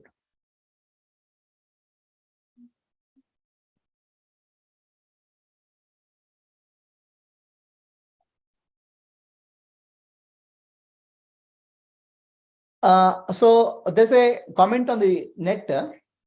Okay. Comment on the Zoom saying that I feel the sensation of I here somewhere. Okay. So that I is because when we are observing the world, our consciousness is centered around here, eyes. So the center seems to be here at the waking state. But unconsciously, all the people say, I am here. So that's why Hradayam means, Hradayam, I am here. Okay. So if you say Adna Chakra is the place where you feel I sense, go to the Adna Chakra. Will you find the I sense there? Right? Find out where you are getting I sense. Take the attention to place where you are getting I sense. Okay? There is no I sense at all. It's only just imagination is coming up.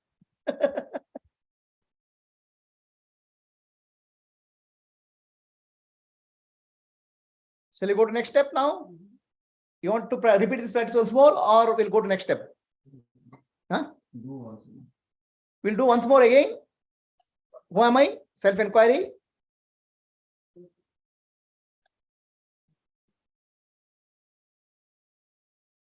You can be in any position, whichever comfortable.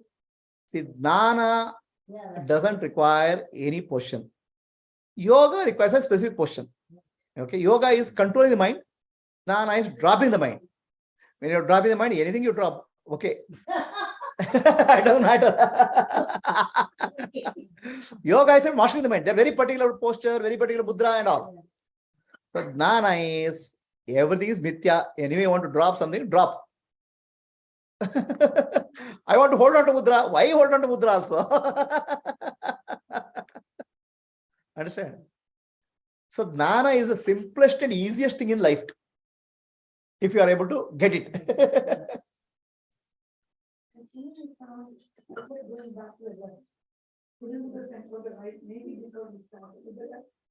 No. See, please understand. Wherever you feel naturally, go there. There is no force that you have to go to right. Yeah, that's where your sense of I is there, you go. So Gayatri, you have a sense of I in here, you go there and see inside. Is there any I there? Is it clear, Gayatri? Don't have to say, Ramana Maharshi says, you don't have to go there. Where you are feeling, your experience, you go. Like somebody's experience was Agni Chakra nice. Fair enough. Your Atma Chakra is there, go there, no, find out something is there. There's nothing there. It appears to be there, that's all. A rope, a snake appears to be there. If you look at there, there's no only rope. So similarly, if you say where eye sense is coming, who is that eye? There's no eye. Puja, kuch kiya aapne? That's good. That's called samadhi. Yoga samadhi. Samadhi. This direct approach appears easy, but why?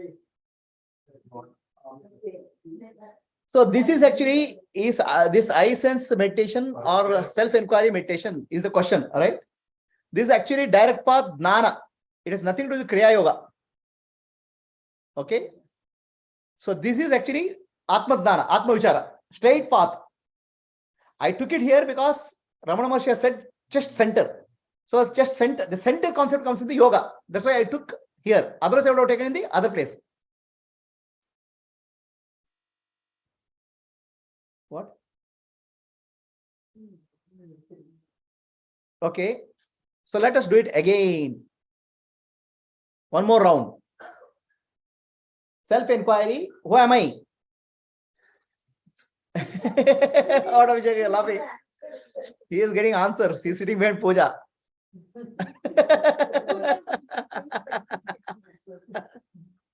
Say Puja. Lot of radiation is coming from behind. Okay. Let us close your eyes.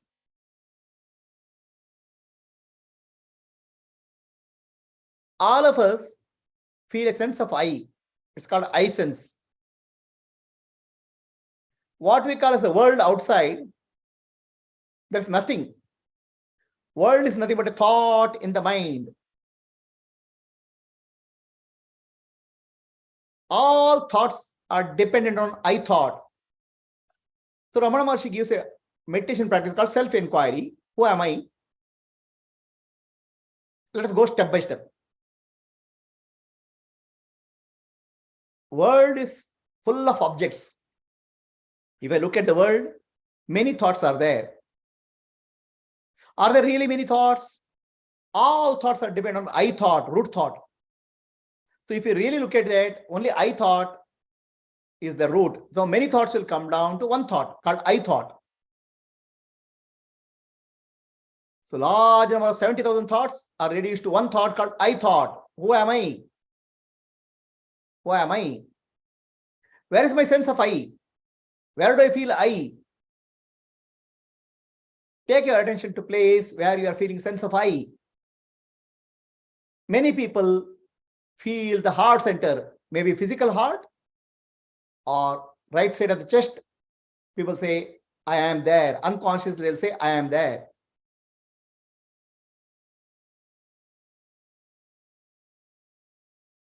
Take your attention to the I sense.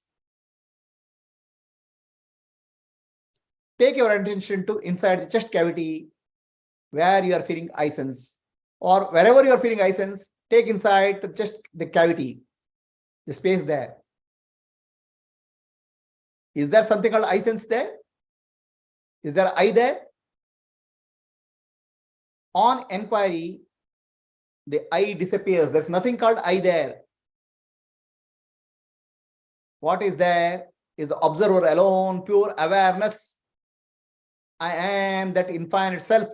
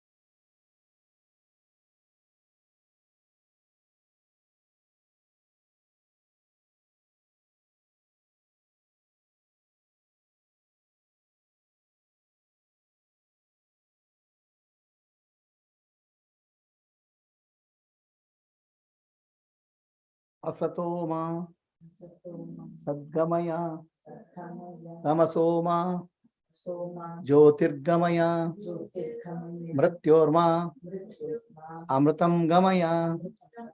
Om Shanti Shanti Shanti. Gently open your eyes. Rub your hands. You want the eyes and open your eyes. Any questions, anybody? Can we go to next practice?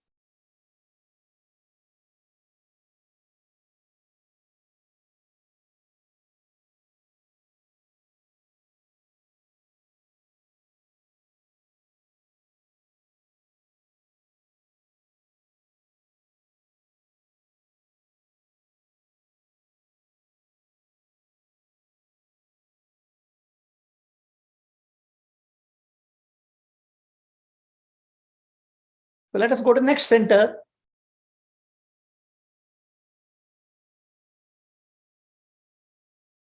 Next center is called the energy center.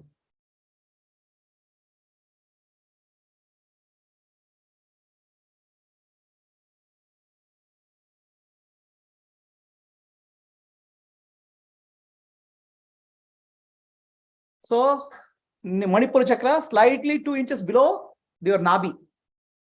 That Japanese call that as hara. So when Japanese commit suicide, they'll cut that center. It's called hara kiri. Kiri means cutting. So that is the most painless way of suicide because the pranic energy leaks from there. It looks very horrible to us, but in that place, if you cut, you're cutting the channel of energy. The prana leaks. And when our prana leaks, the death is the most painless way possible.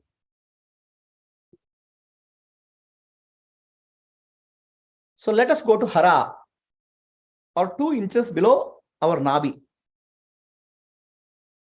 Okay. So now I'll tell you some important thing. Where do you get prana? Where do you get breath? Breath is waiting, coming from here. In and out, right? Doctor sir, see something. This is not medical. It's slightly beyond medical science. Right? So we are getting a breath in and out from here. So this lungs are operating. But lungs to operate, the energy has to operate. That's called energy is called prana, subtle energy. So where does the prana come from for operating lungs energy? Is breath gives the prana or prana gives the breath? Do you understand the question? Yes, prana. Current medical center, there is a medullary respiratory center which keeps time. Where? In the mid-brain, there is a respiratory. So the respiratory center will become active when the prana is. So prana controls the breath. Correct. So, on Zoom, there's answer. Prana gives the breath. Correct. So the medical science. So breath, without breath, brain will not be active. And brain controls the breath. What are you saying? What are you trying to say, doctor? See, this is actually a paradox. Your breath, without breath, your brain center can't operate. Okay, brain center operates the breath. How is possible? It's not contradictory. The interdependence is not possible. But where does the prana come into body? So the cosmic prana, when the child is born, the skull is open here. Okay. So then from that, the cosmic energy starts entering into the body, prana. That will activate the body. Right? It doesn't come to the nostril or it doesn't come to the brain. So, but as it starts getting closed, medulla oblongata, here, right? There's a pit here, right? At the back of us, all of us, there's a pit. Okay. So that pit becomes the entry point for prana in the body. And where is the prana coming from? Cosmic prana. Okay. So it enters into our body from here. We are connected to the cosmic energy center at this place. It's called Talluka Chakra.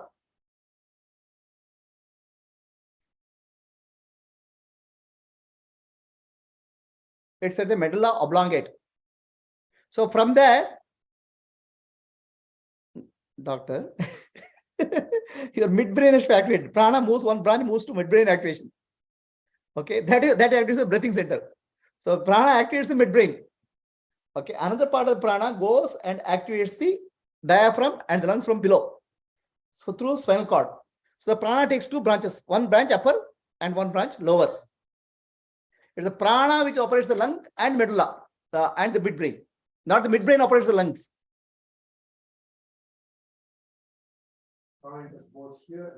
No, here it's closed. Here it's closed. So then what will close? It has to find a way. So this is the center. Then until you find an opening here again. Is everybody on the Zoom got it? Asha? First, when it is open from here, what is it? Yes, Guruji. See, for life to function, right? Energy is required. So medical science doesn't recognize this energy. They'll say brain operates the lungs and lung operate brain. How is it possible? It's interdependent. They are not operating. They are both are operated through prana, life force. And life force, and the child is being born, the life force enters through the head. So that's why the head is soft there. So it energizes the body. Just like electricity, you can think.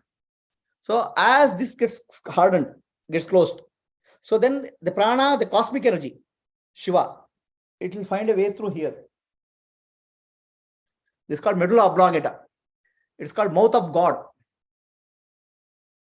Okay. But if this energy, why this energy cannot be detected by medicals? Ask doctor, I don't know. Why medical? It's not focused enough. Hey, like this. Huh? Some current, is it some current force or what is it? It is less, it is settled than the current force. So there are equipments called, and there are equipments, what is it? Some detection of aura. That name I forgot. So they are able to sense pranic energy field.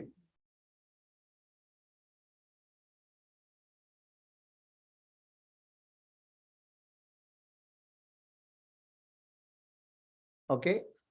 Light is, I'm too much enlightened. Okay. Better. Okay. So,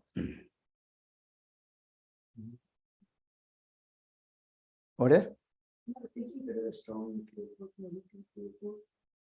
See, the medical science or science has no clue to these things. So they will give some names, but it'll take quite a see this all we cannot find answer in science. Okay, science is just a hypothesis. At some point they start and try to explain some things, but beyond that it stops. So don't try to explain prana in science, because science don't have their understanding. Science have no understanding consciousness. Okay, so science is a set of observable things. Okay, actually many things are beyond observation. The observer is not available for observation. The conscious is not available for observation. And conscious is the only important thing which is there in the earth. Prana is the only thing which is running the whole universe. It is beyond the science scope of science as of today.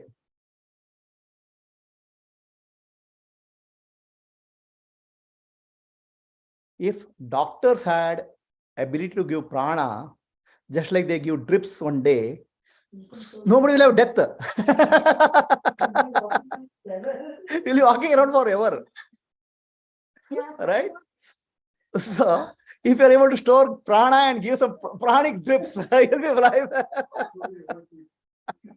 To the old people. So they don't age. Right?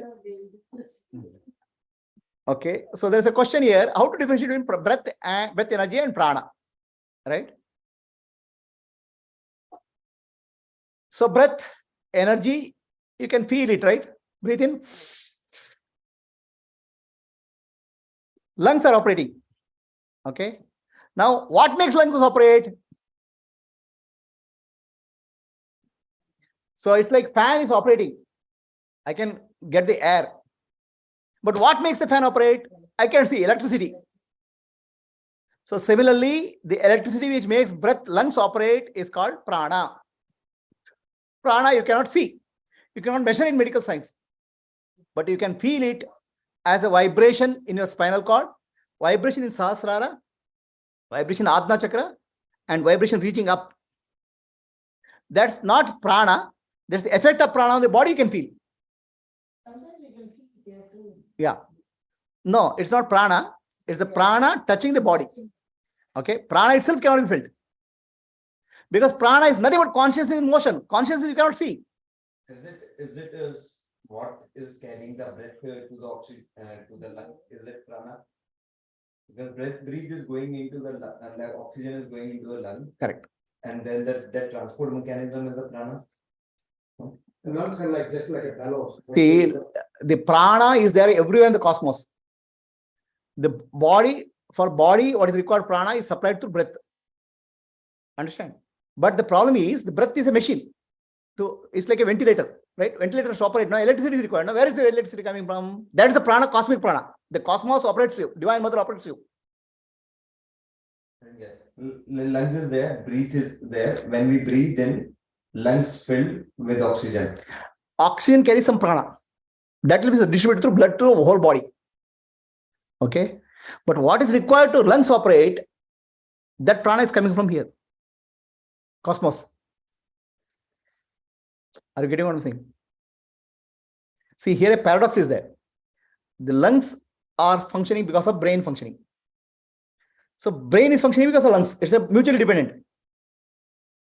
When a person becomes brain dead, he becomes lung dead also. Not necessarily. Lungs may still function because some part of the nervous system is functioning. But how these mutually dependent things are functioning, because there's another thing which is independent of this, make it function. That independent is prana. It's a cosmic prana, Divine Mother. She enters into your head here, activates this prana here, and she activates the midbrain here. From here, two branches will happen, one up and one down. So that is why when the brain is dead and heart is functioning because of this prana, which is Yeah. The pranic energy is still keeping it alive. Right? Brain is dead, lungs are operating. There means some part of brain which is keeping lung alive, maybe they're operating also. But pranic energy is getting a separate channel. Is it direct from cosmos? Yes, Prashant. Yes. Same things can be said about the heart too. They call it cardiorespiratory syndrome. Both kind of the energy comes from, for that it comes from there as well. Where from? From the same, middle of prana energizes both the center. We both control the one, the lung, the other one to the heart. You can explain that as well. Is it? Yeah. Oh, medulla oblongata will activate which center in the brain? There is one, they call it cardiorespiratory center. Cardiorespiratory center. It's just control both the heart and the lung. Oh, heart and lung. Okay. Where is that located? It's a medulla oblongata. Okay, medulla oblongata in the brain, which is here. So that is the center for getting pranic energy. In the brain, it controls our heart and respiratory center. So even if brain is dead, this will be alive. Because this will be alive because pranic energy coming from here and enabling that. Yes, Abhishek, you have a question? If we remove this or whatever, gone. like this, then the person will not. I really like very, you gently said it, strike it. If the person becomes brain dead, then. No. See, the brain dead, brain dead, the brain is upper cortex, middle cortex, and medulla oblongata. So what happens when they say brain dead, the person, they are putting brain probes the upper cortex. They are seeing the measuring activity. But deep inside the brain will be still alive because of prana. That's why heart and lungs will be operating.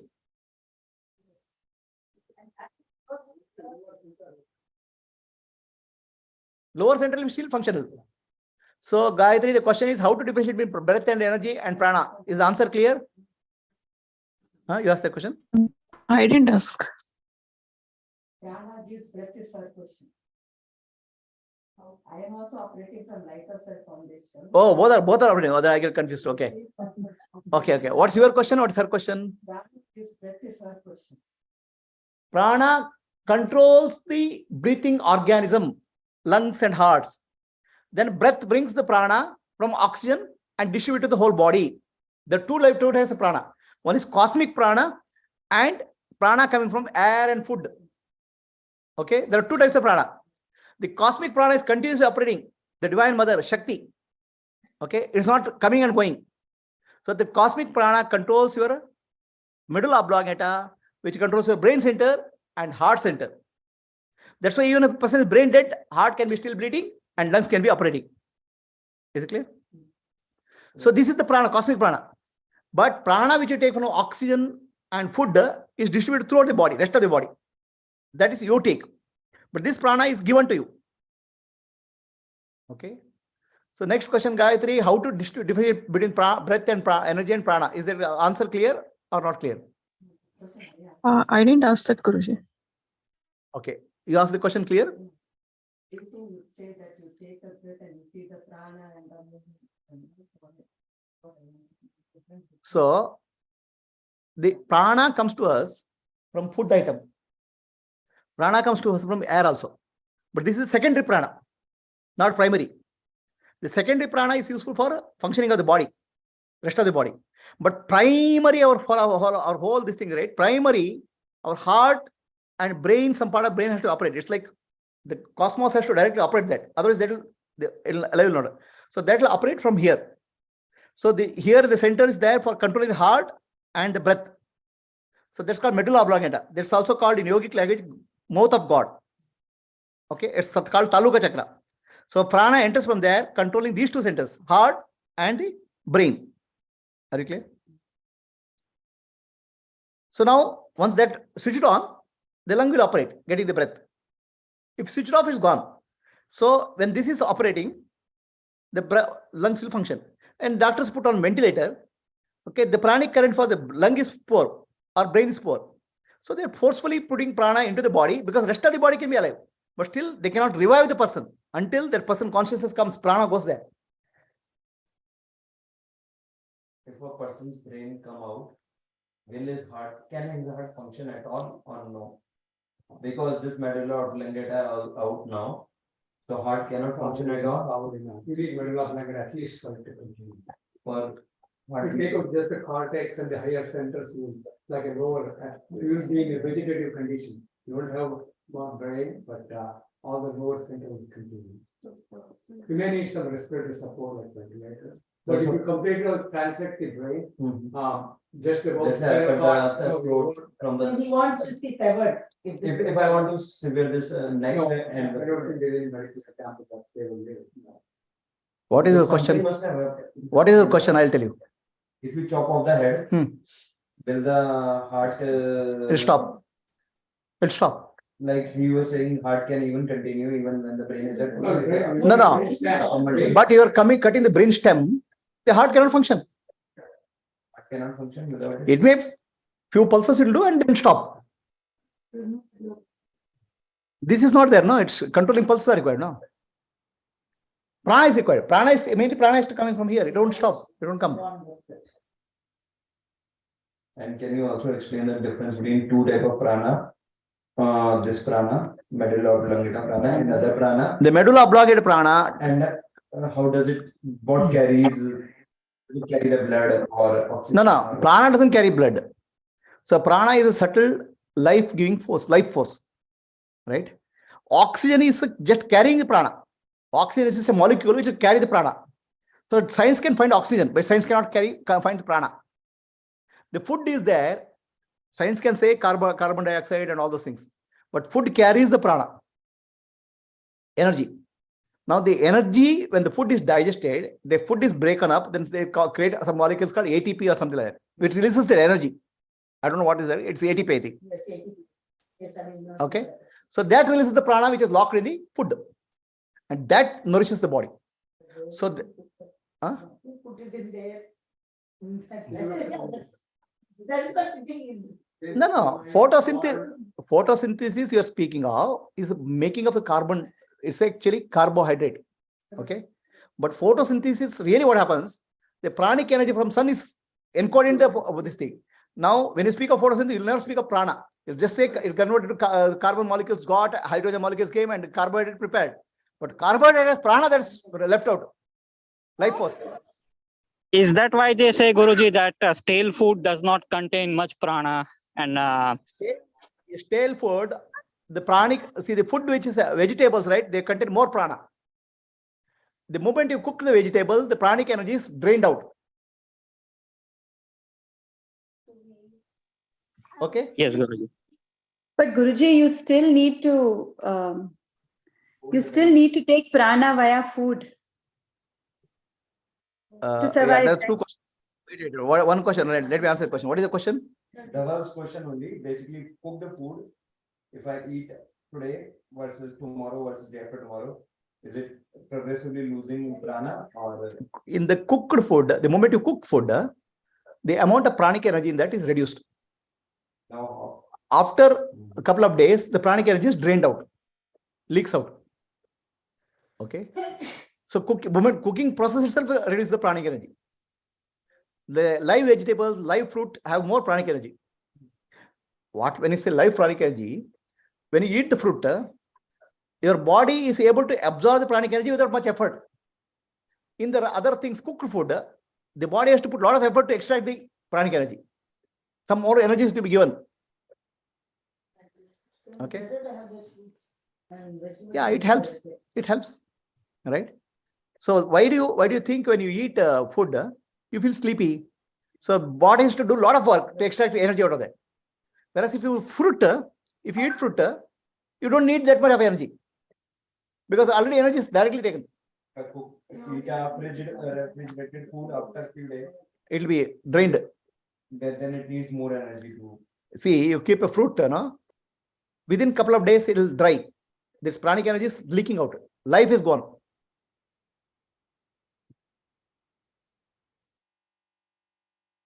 Understanding?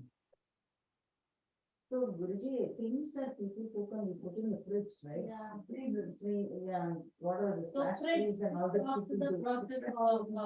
Reduce the pranic content. It will not fully deteriorate, fully go. So the pranic energy, the life force has come down. Refrigerated slows down the process of life force leaking the life force. So okay. Cook the food and keep it in the fridge. If you cook the food, it's gone. Immediately it will kill the pranic energy.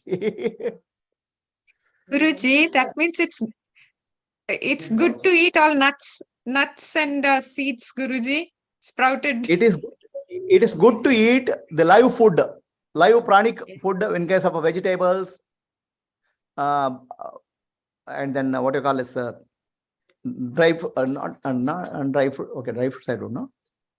I don't know. Where life force is more living, like sabji and all. But what we do, we'll kill the sabji by cooking. A lot of prana is taken out. Yeah. Yeah, cucumber, carrot, beans. It helps. So, Maitri, did you listen to the medulla oblongata discussion? Are you able to hear there fully?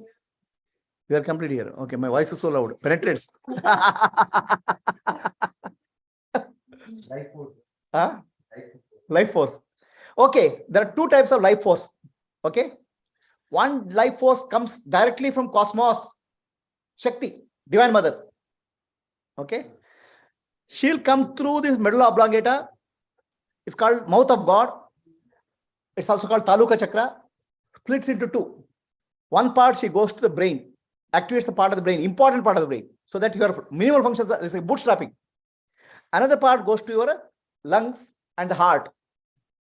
Okay. So that is the life force. There's the main life force. So when that life force goes, you can't save. So the other life force comes from food, rest of the body. Food, air. Oxygen is not life force. Oxygen carries the life force, prana. Okay, food is not life force. Food carries carbohydrate and ATP carries the prana. So science can go up to ATP, but science cannot understand what is prana in that ATP. Okay, so the prana is released and that nourishes the body. Are we clear? Any questions? Yes, Guruji. Different types of food have different life of pranic energy. Okay. So now let us go to third center, which is pranic center, which is called Hara, or just below our navel center. Japanese called that is the center of energy, pranic energy. It's from the one channel of energy comes from here down and comes up to that point. Right? So if you cut that, life, death is straight. Okay, shall we go to that now? Guruji, can you hear me? Yes, I can hear you. Yeah, Guruji, one question. See, the theory of prana is understood, but if there is no food and water, why can't that one cosmic prana sustain? Since there is an incessant flow of that prana, why can't it sustain the body? Ask the question again. Why is because the cosmic prana through medulla oblongata there's an incessant flow of the cosmic prana. So why can't it sustain the life alone? Why does it need the other? Why is the other prana through food required? Cosmic prana is given to you for essential functioning. Essential functioning of minimum functioning which is required to make your body alive. Rest of things you have to earn.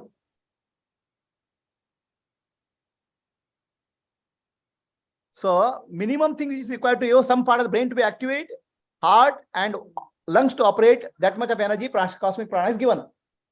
Rest of the body cells, for that you have to earn. You have to earn your bread and butter. Okay.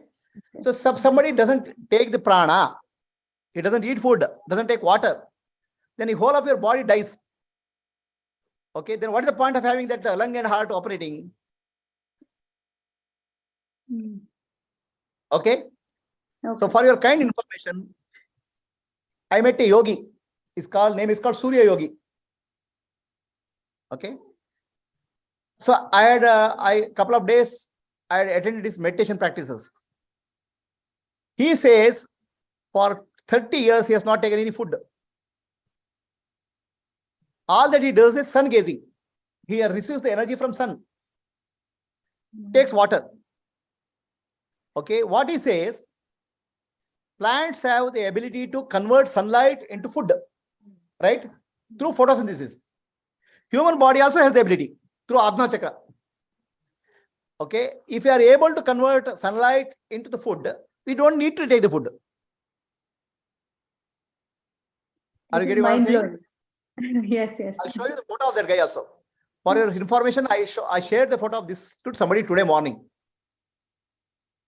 Yeah. Huh? Oh, he must be about 40s. There was another one of them, Guruji in Gujarat. His name was Prahlad Jani. He did not eat anything for 6 years, meat or drink. Yeah. I want to open this. Vasuki is here in the WhatsApp message. What has happened? You have typed here something. This guy. And you want to play this video? Yeah, I can play. I want to play this video. Or just show it. It's okay. Photos, right? Okay. And now, if you share the screen, make this on the background. Okay. Share. Okay. This guy. So this one. Okay.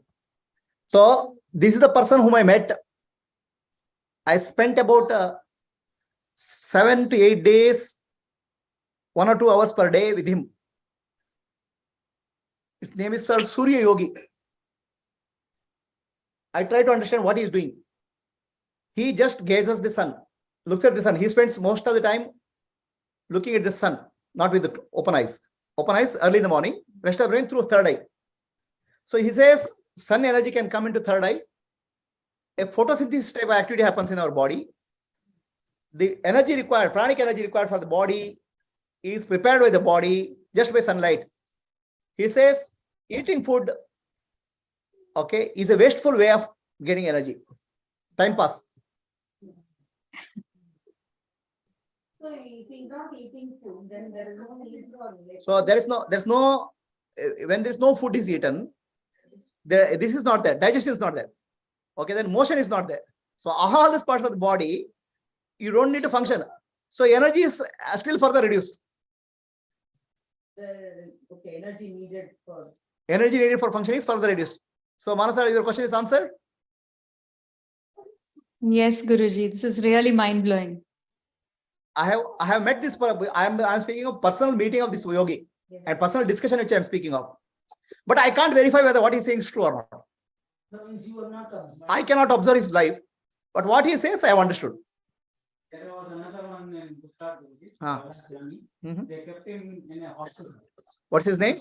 Prahlad Jani, kept him in a hospital for 15-20 days. They observed that he is not eating any food. Okay. And not producing any output. And he was surviving fine. Okay. So he is speaking of another person called Prahlad Jani, who is not, how many days he is kept in this thing? 20 days or so. So 20 days observation is kept and he is not eating food and is functioning properly.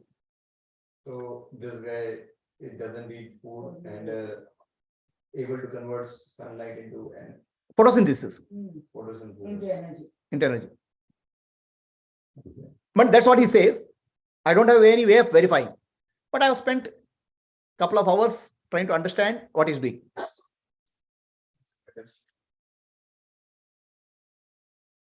Okay, Manasa, this question was asked by one of my yogi students today. Yogi student wanted to say, I don't want to eat food. What should I do? Then I sent this yogi's address details to him. Sun gazing. Sun gazing. Okay, if you ask me, is it possible? I believe it's possible. But I have not experimented it. I think it's possible. To process the sunlight, but maybe 5 years back, understand. That is what Prahlad Jani said. That the pineal gland actually. Correct. Yeah. So, doctor, you're too late in life to do a PhD.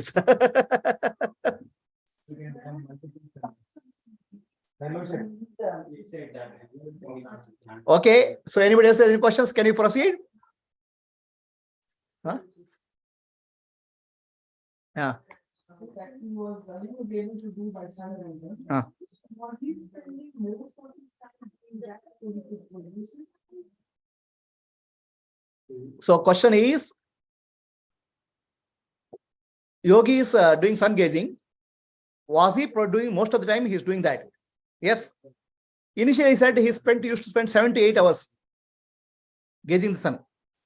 But gradually, it reduced. What he found is he started initially gazing sun. He didn't know that this will work. He didn't know intentionally. Sun gazing, he thought, is a practice. And within a month or so, he was to do 7 to 8 hours. Within a month, he lost his appetite. He thought something wrong is happening. But his energy didn't go. Then he thought it's important. Then he started continuing. Gradually, over a period of time, he just does 2-3 hours.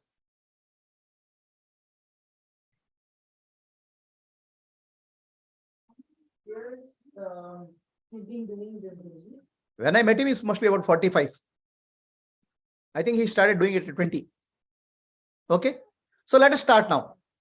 Ramdev Baba only eats the fruits. No, Yes. nothing else. From last 20-30 years. Only fruits.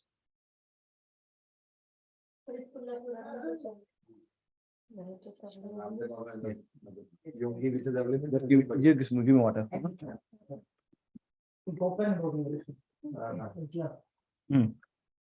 Okay, I have seen another yogi whom I know, which I have not met personally. People say he has not eaten food for more than 50 years. But what I found, every day morning, he takes a little bit of butter and eats. Only butter, one fistful of butter he eats every day. That yogi lives in Madhya Pradesh. So when you don't take food, when you take food from sunlight directly, your all functions of the digestion, excretion, all those things are not required. So when it's not required, only crucial function of heart and brain functioning is required, and body functioning. When that happens, your mind will be very silent and still, naturally, because you are no unnecessary activities happening in the body mind complex. And you are not doing work. All work we do is khane ke liye, no? Bhuke, pet ke liye. So you don't do anything. And he said he has entered into Nirvikalpa Samadhi. He lives in Nirvikalpa Samadhi for many years. Okay. So now let us start.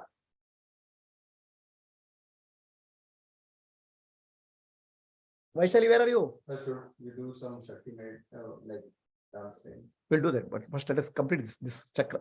Yes. Come, where are you? Dynamic is Vaishali. Energizes body. Okay. There's really long and heavy breathing movement also. Heavy breathing, I don't know whether we have time. I have a lot of things to cover. There is a heavy breathing practice. Oh, you're at 6 o'clock. Okay. So what happens is that it's a heavy breathing practice which will remove a lot of asanas, impressions. That's another practice, but that requires lying on the floor. We can put in some mats and yoga mats and other things. Okay. And people can even lie down on the floor. So what is the time now? But yeah, we will put there some. 5. We'll put some yoga mats. 6 o'clock you have to leave. 7:30 is still proper. I don't think there's delay. If they delay, it's good.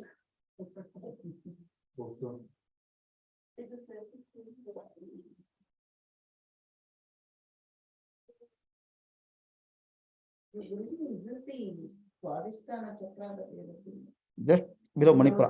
Manipura. Below the Manipura. Below Manipura and below between Sadhisthana. That's solar plexus. Okay, yeah. This is below, right? And up. Guruji, even if some of us cannot make it, can you please continue the workshop so we can catch up on the recording? That particular breathing practice you cannot do offline. It has to be done in front of me. Oh. Okay. It cannot be done. It has to be done in my presence.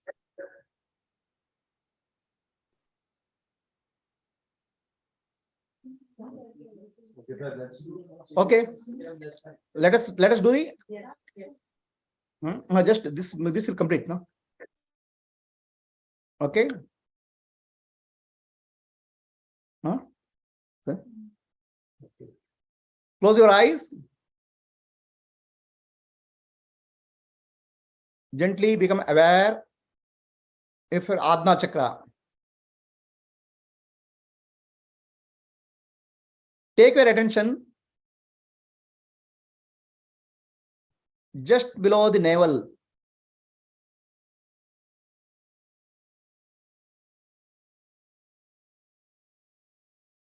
Observe that when you breathe in, breathe out, breath seems to be touching a point where breath is stopping.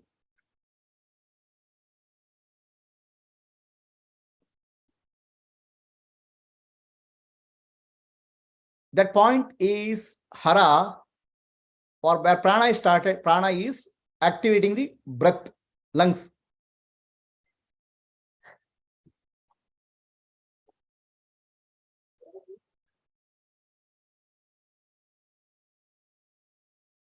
Observe how prana moves from that body, breath moves from that point out and in again.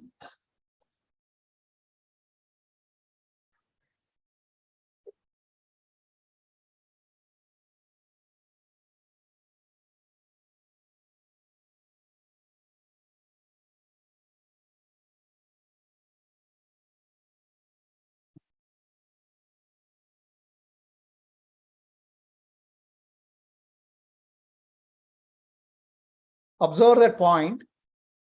As you observe the point, mind calms down, because prana starts moving, the mind starts moving. Just be aware of that point.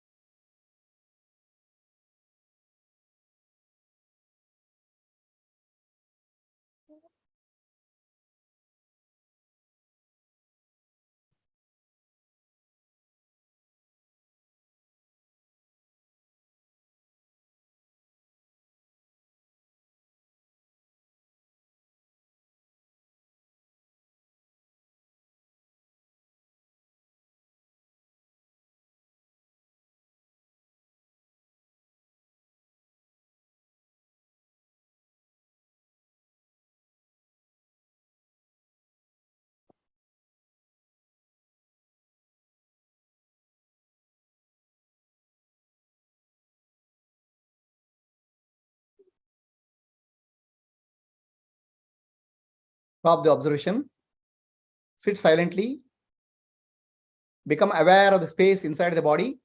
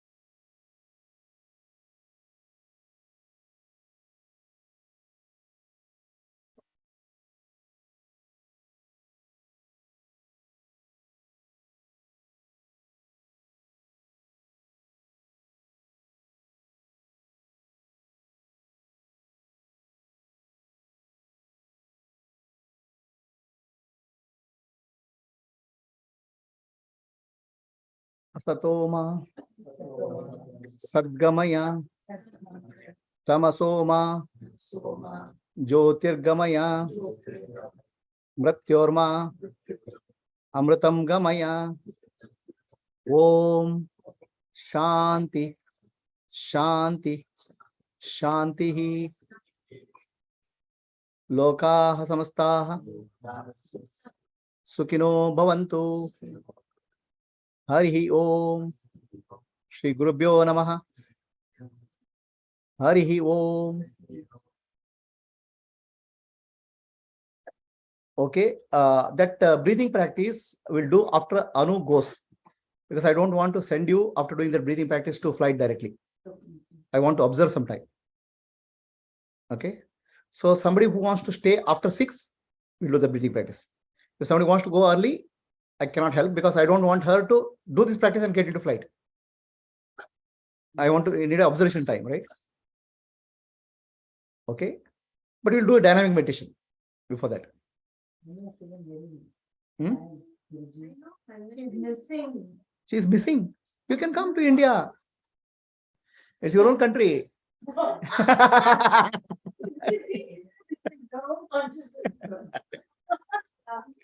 How long does the breathing practice take? It will go to, it is not about practice. It will take 1 hour to 115 minutes. After that, I need to observe you people for at least 1 hour. 2 hours. It's like doctors, as per doctor, post-surgical. Post-op. That's not fair. Don't say. But you will kidnap Guruji, you will not, you will go there. Then we'll have one-on-one here. Everyone will get a good experience. What is the name of that practice, Guruji? First, the will come from outside. Yeah, so, Heavy tapas. yeah, by the time. It is a practice for Chitta Shuddhi. Energy don't have that. Okay, I used to call it Jati Smara. Jati Smara means remembering most of the past impressions. Oh, wow. Okay. Thank you. I can take one lifetime time after you. Oh my God, that is good. Okay. 3 weekends. So what we do, I'll tell you now. Now it's 5 o'clock, right? Suna Abhishek.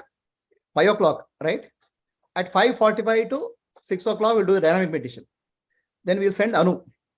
Then after that, I'll do breathing practice. 7:30, the entire world should stop and take my flight from there. You are leaving at 6:30? 15 minutes I can check. Then let us do it now. Let us do it now. Some ads. So people on Zoom, this is not applicable to you.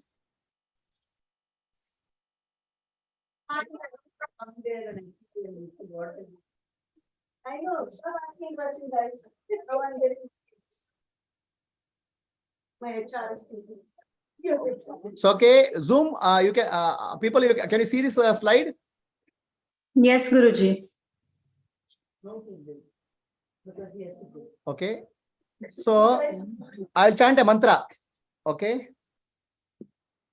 Om Chaitanyam Shashwatam Shantam Vyomatitam Niranjanam Nadabindu Kalatitam Tasmai Shri Gurave Namaha. So, right now, the practice I taught you, Bindu Nada Kala, the vibrations. Okay, observing that. Chaitanya is consciousness, which is beyond that. So, Nada Bindu Kala, what you are able to observe, Saguna Brahma. So, it comes from Shabda Brahma, which comes from Nada, Omkara Nada. That is Shiva and Shakti manifesting. Okay, so I took you through meditation practice. Now, in the afternoon, some couple of these practices to go beyond Nada Bindu Kalatita. So, this is pictorially shown here like this. So, these deities, they enter into you as Sadashiva at the top of the head. Then Ishvara, then Shuddha Vidya, made of the deities, divinity appears in the consciousness through various part of the body. Okay. So now let us get up. Okay. For people on Zoom, we have a break of let's say 1.5 hours. After that, I'll continue again because I'll do some meditation practice. Is okay? Okay, Guruji. Okay, Guruji. We'll be back. So, Gayatri, are you okay? Should I stop the live streaming? Which name you are asking? Name of the meditation. Right now, right? The previous one, right? So previous one is actually basically it is the point of origin. It's called Hara. Hara. So we can choose some corner. I'll give the name later, Gayatri. It's related to Hara. I have to give the name properly. Yes. Yeah. Now I'll make people do that breathing practice, 1.5 hours breathing practice. After that, again, I'll continue the class. Is it okay with you? Yeah, but then I have to stop the streaming, right? Because yeah, you have to stop the streaming because the streaming will not, this cannot be recorded.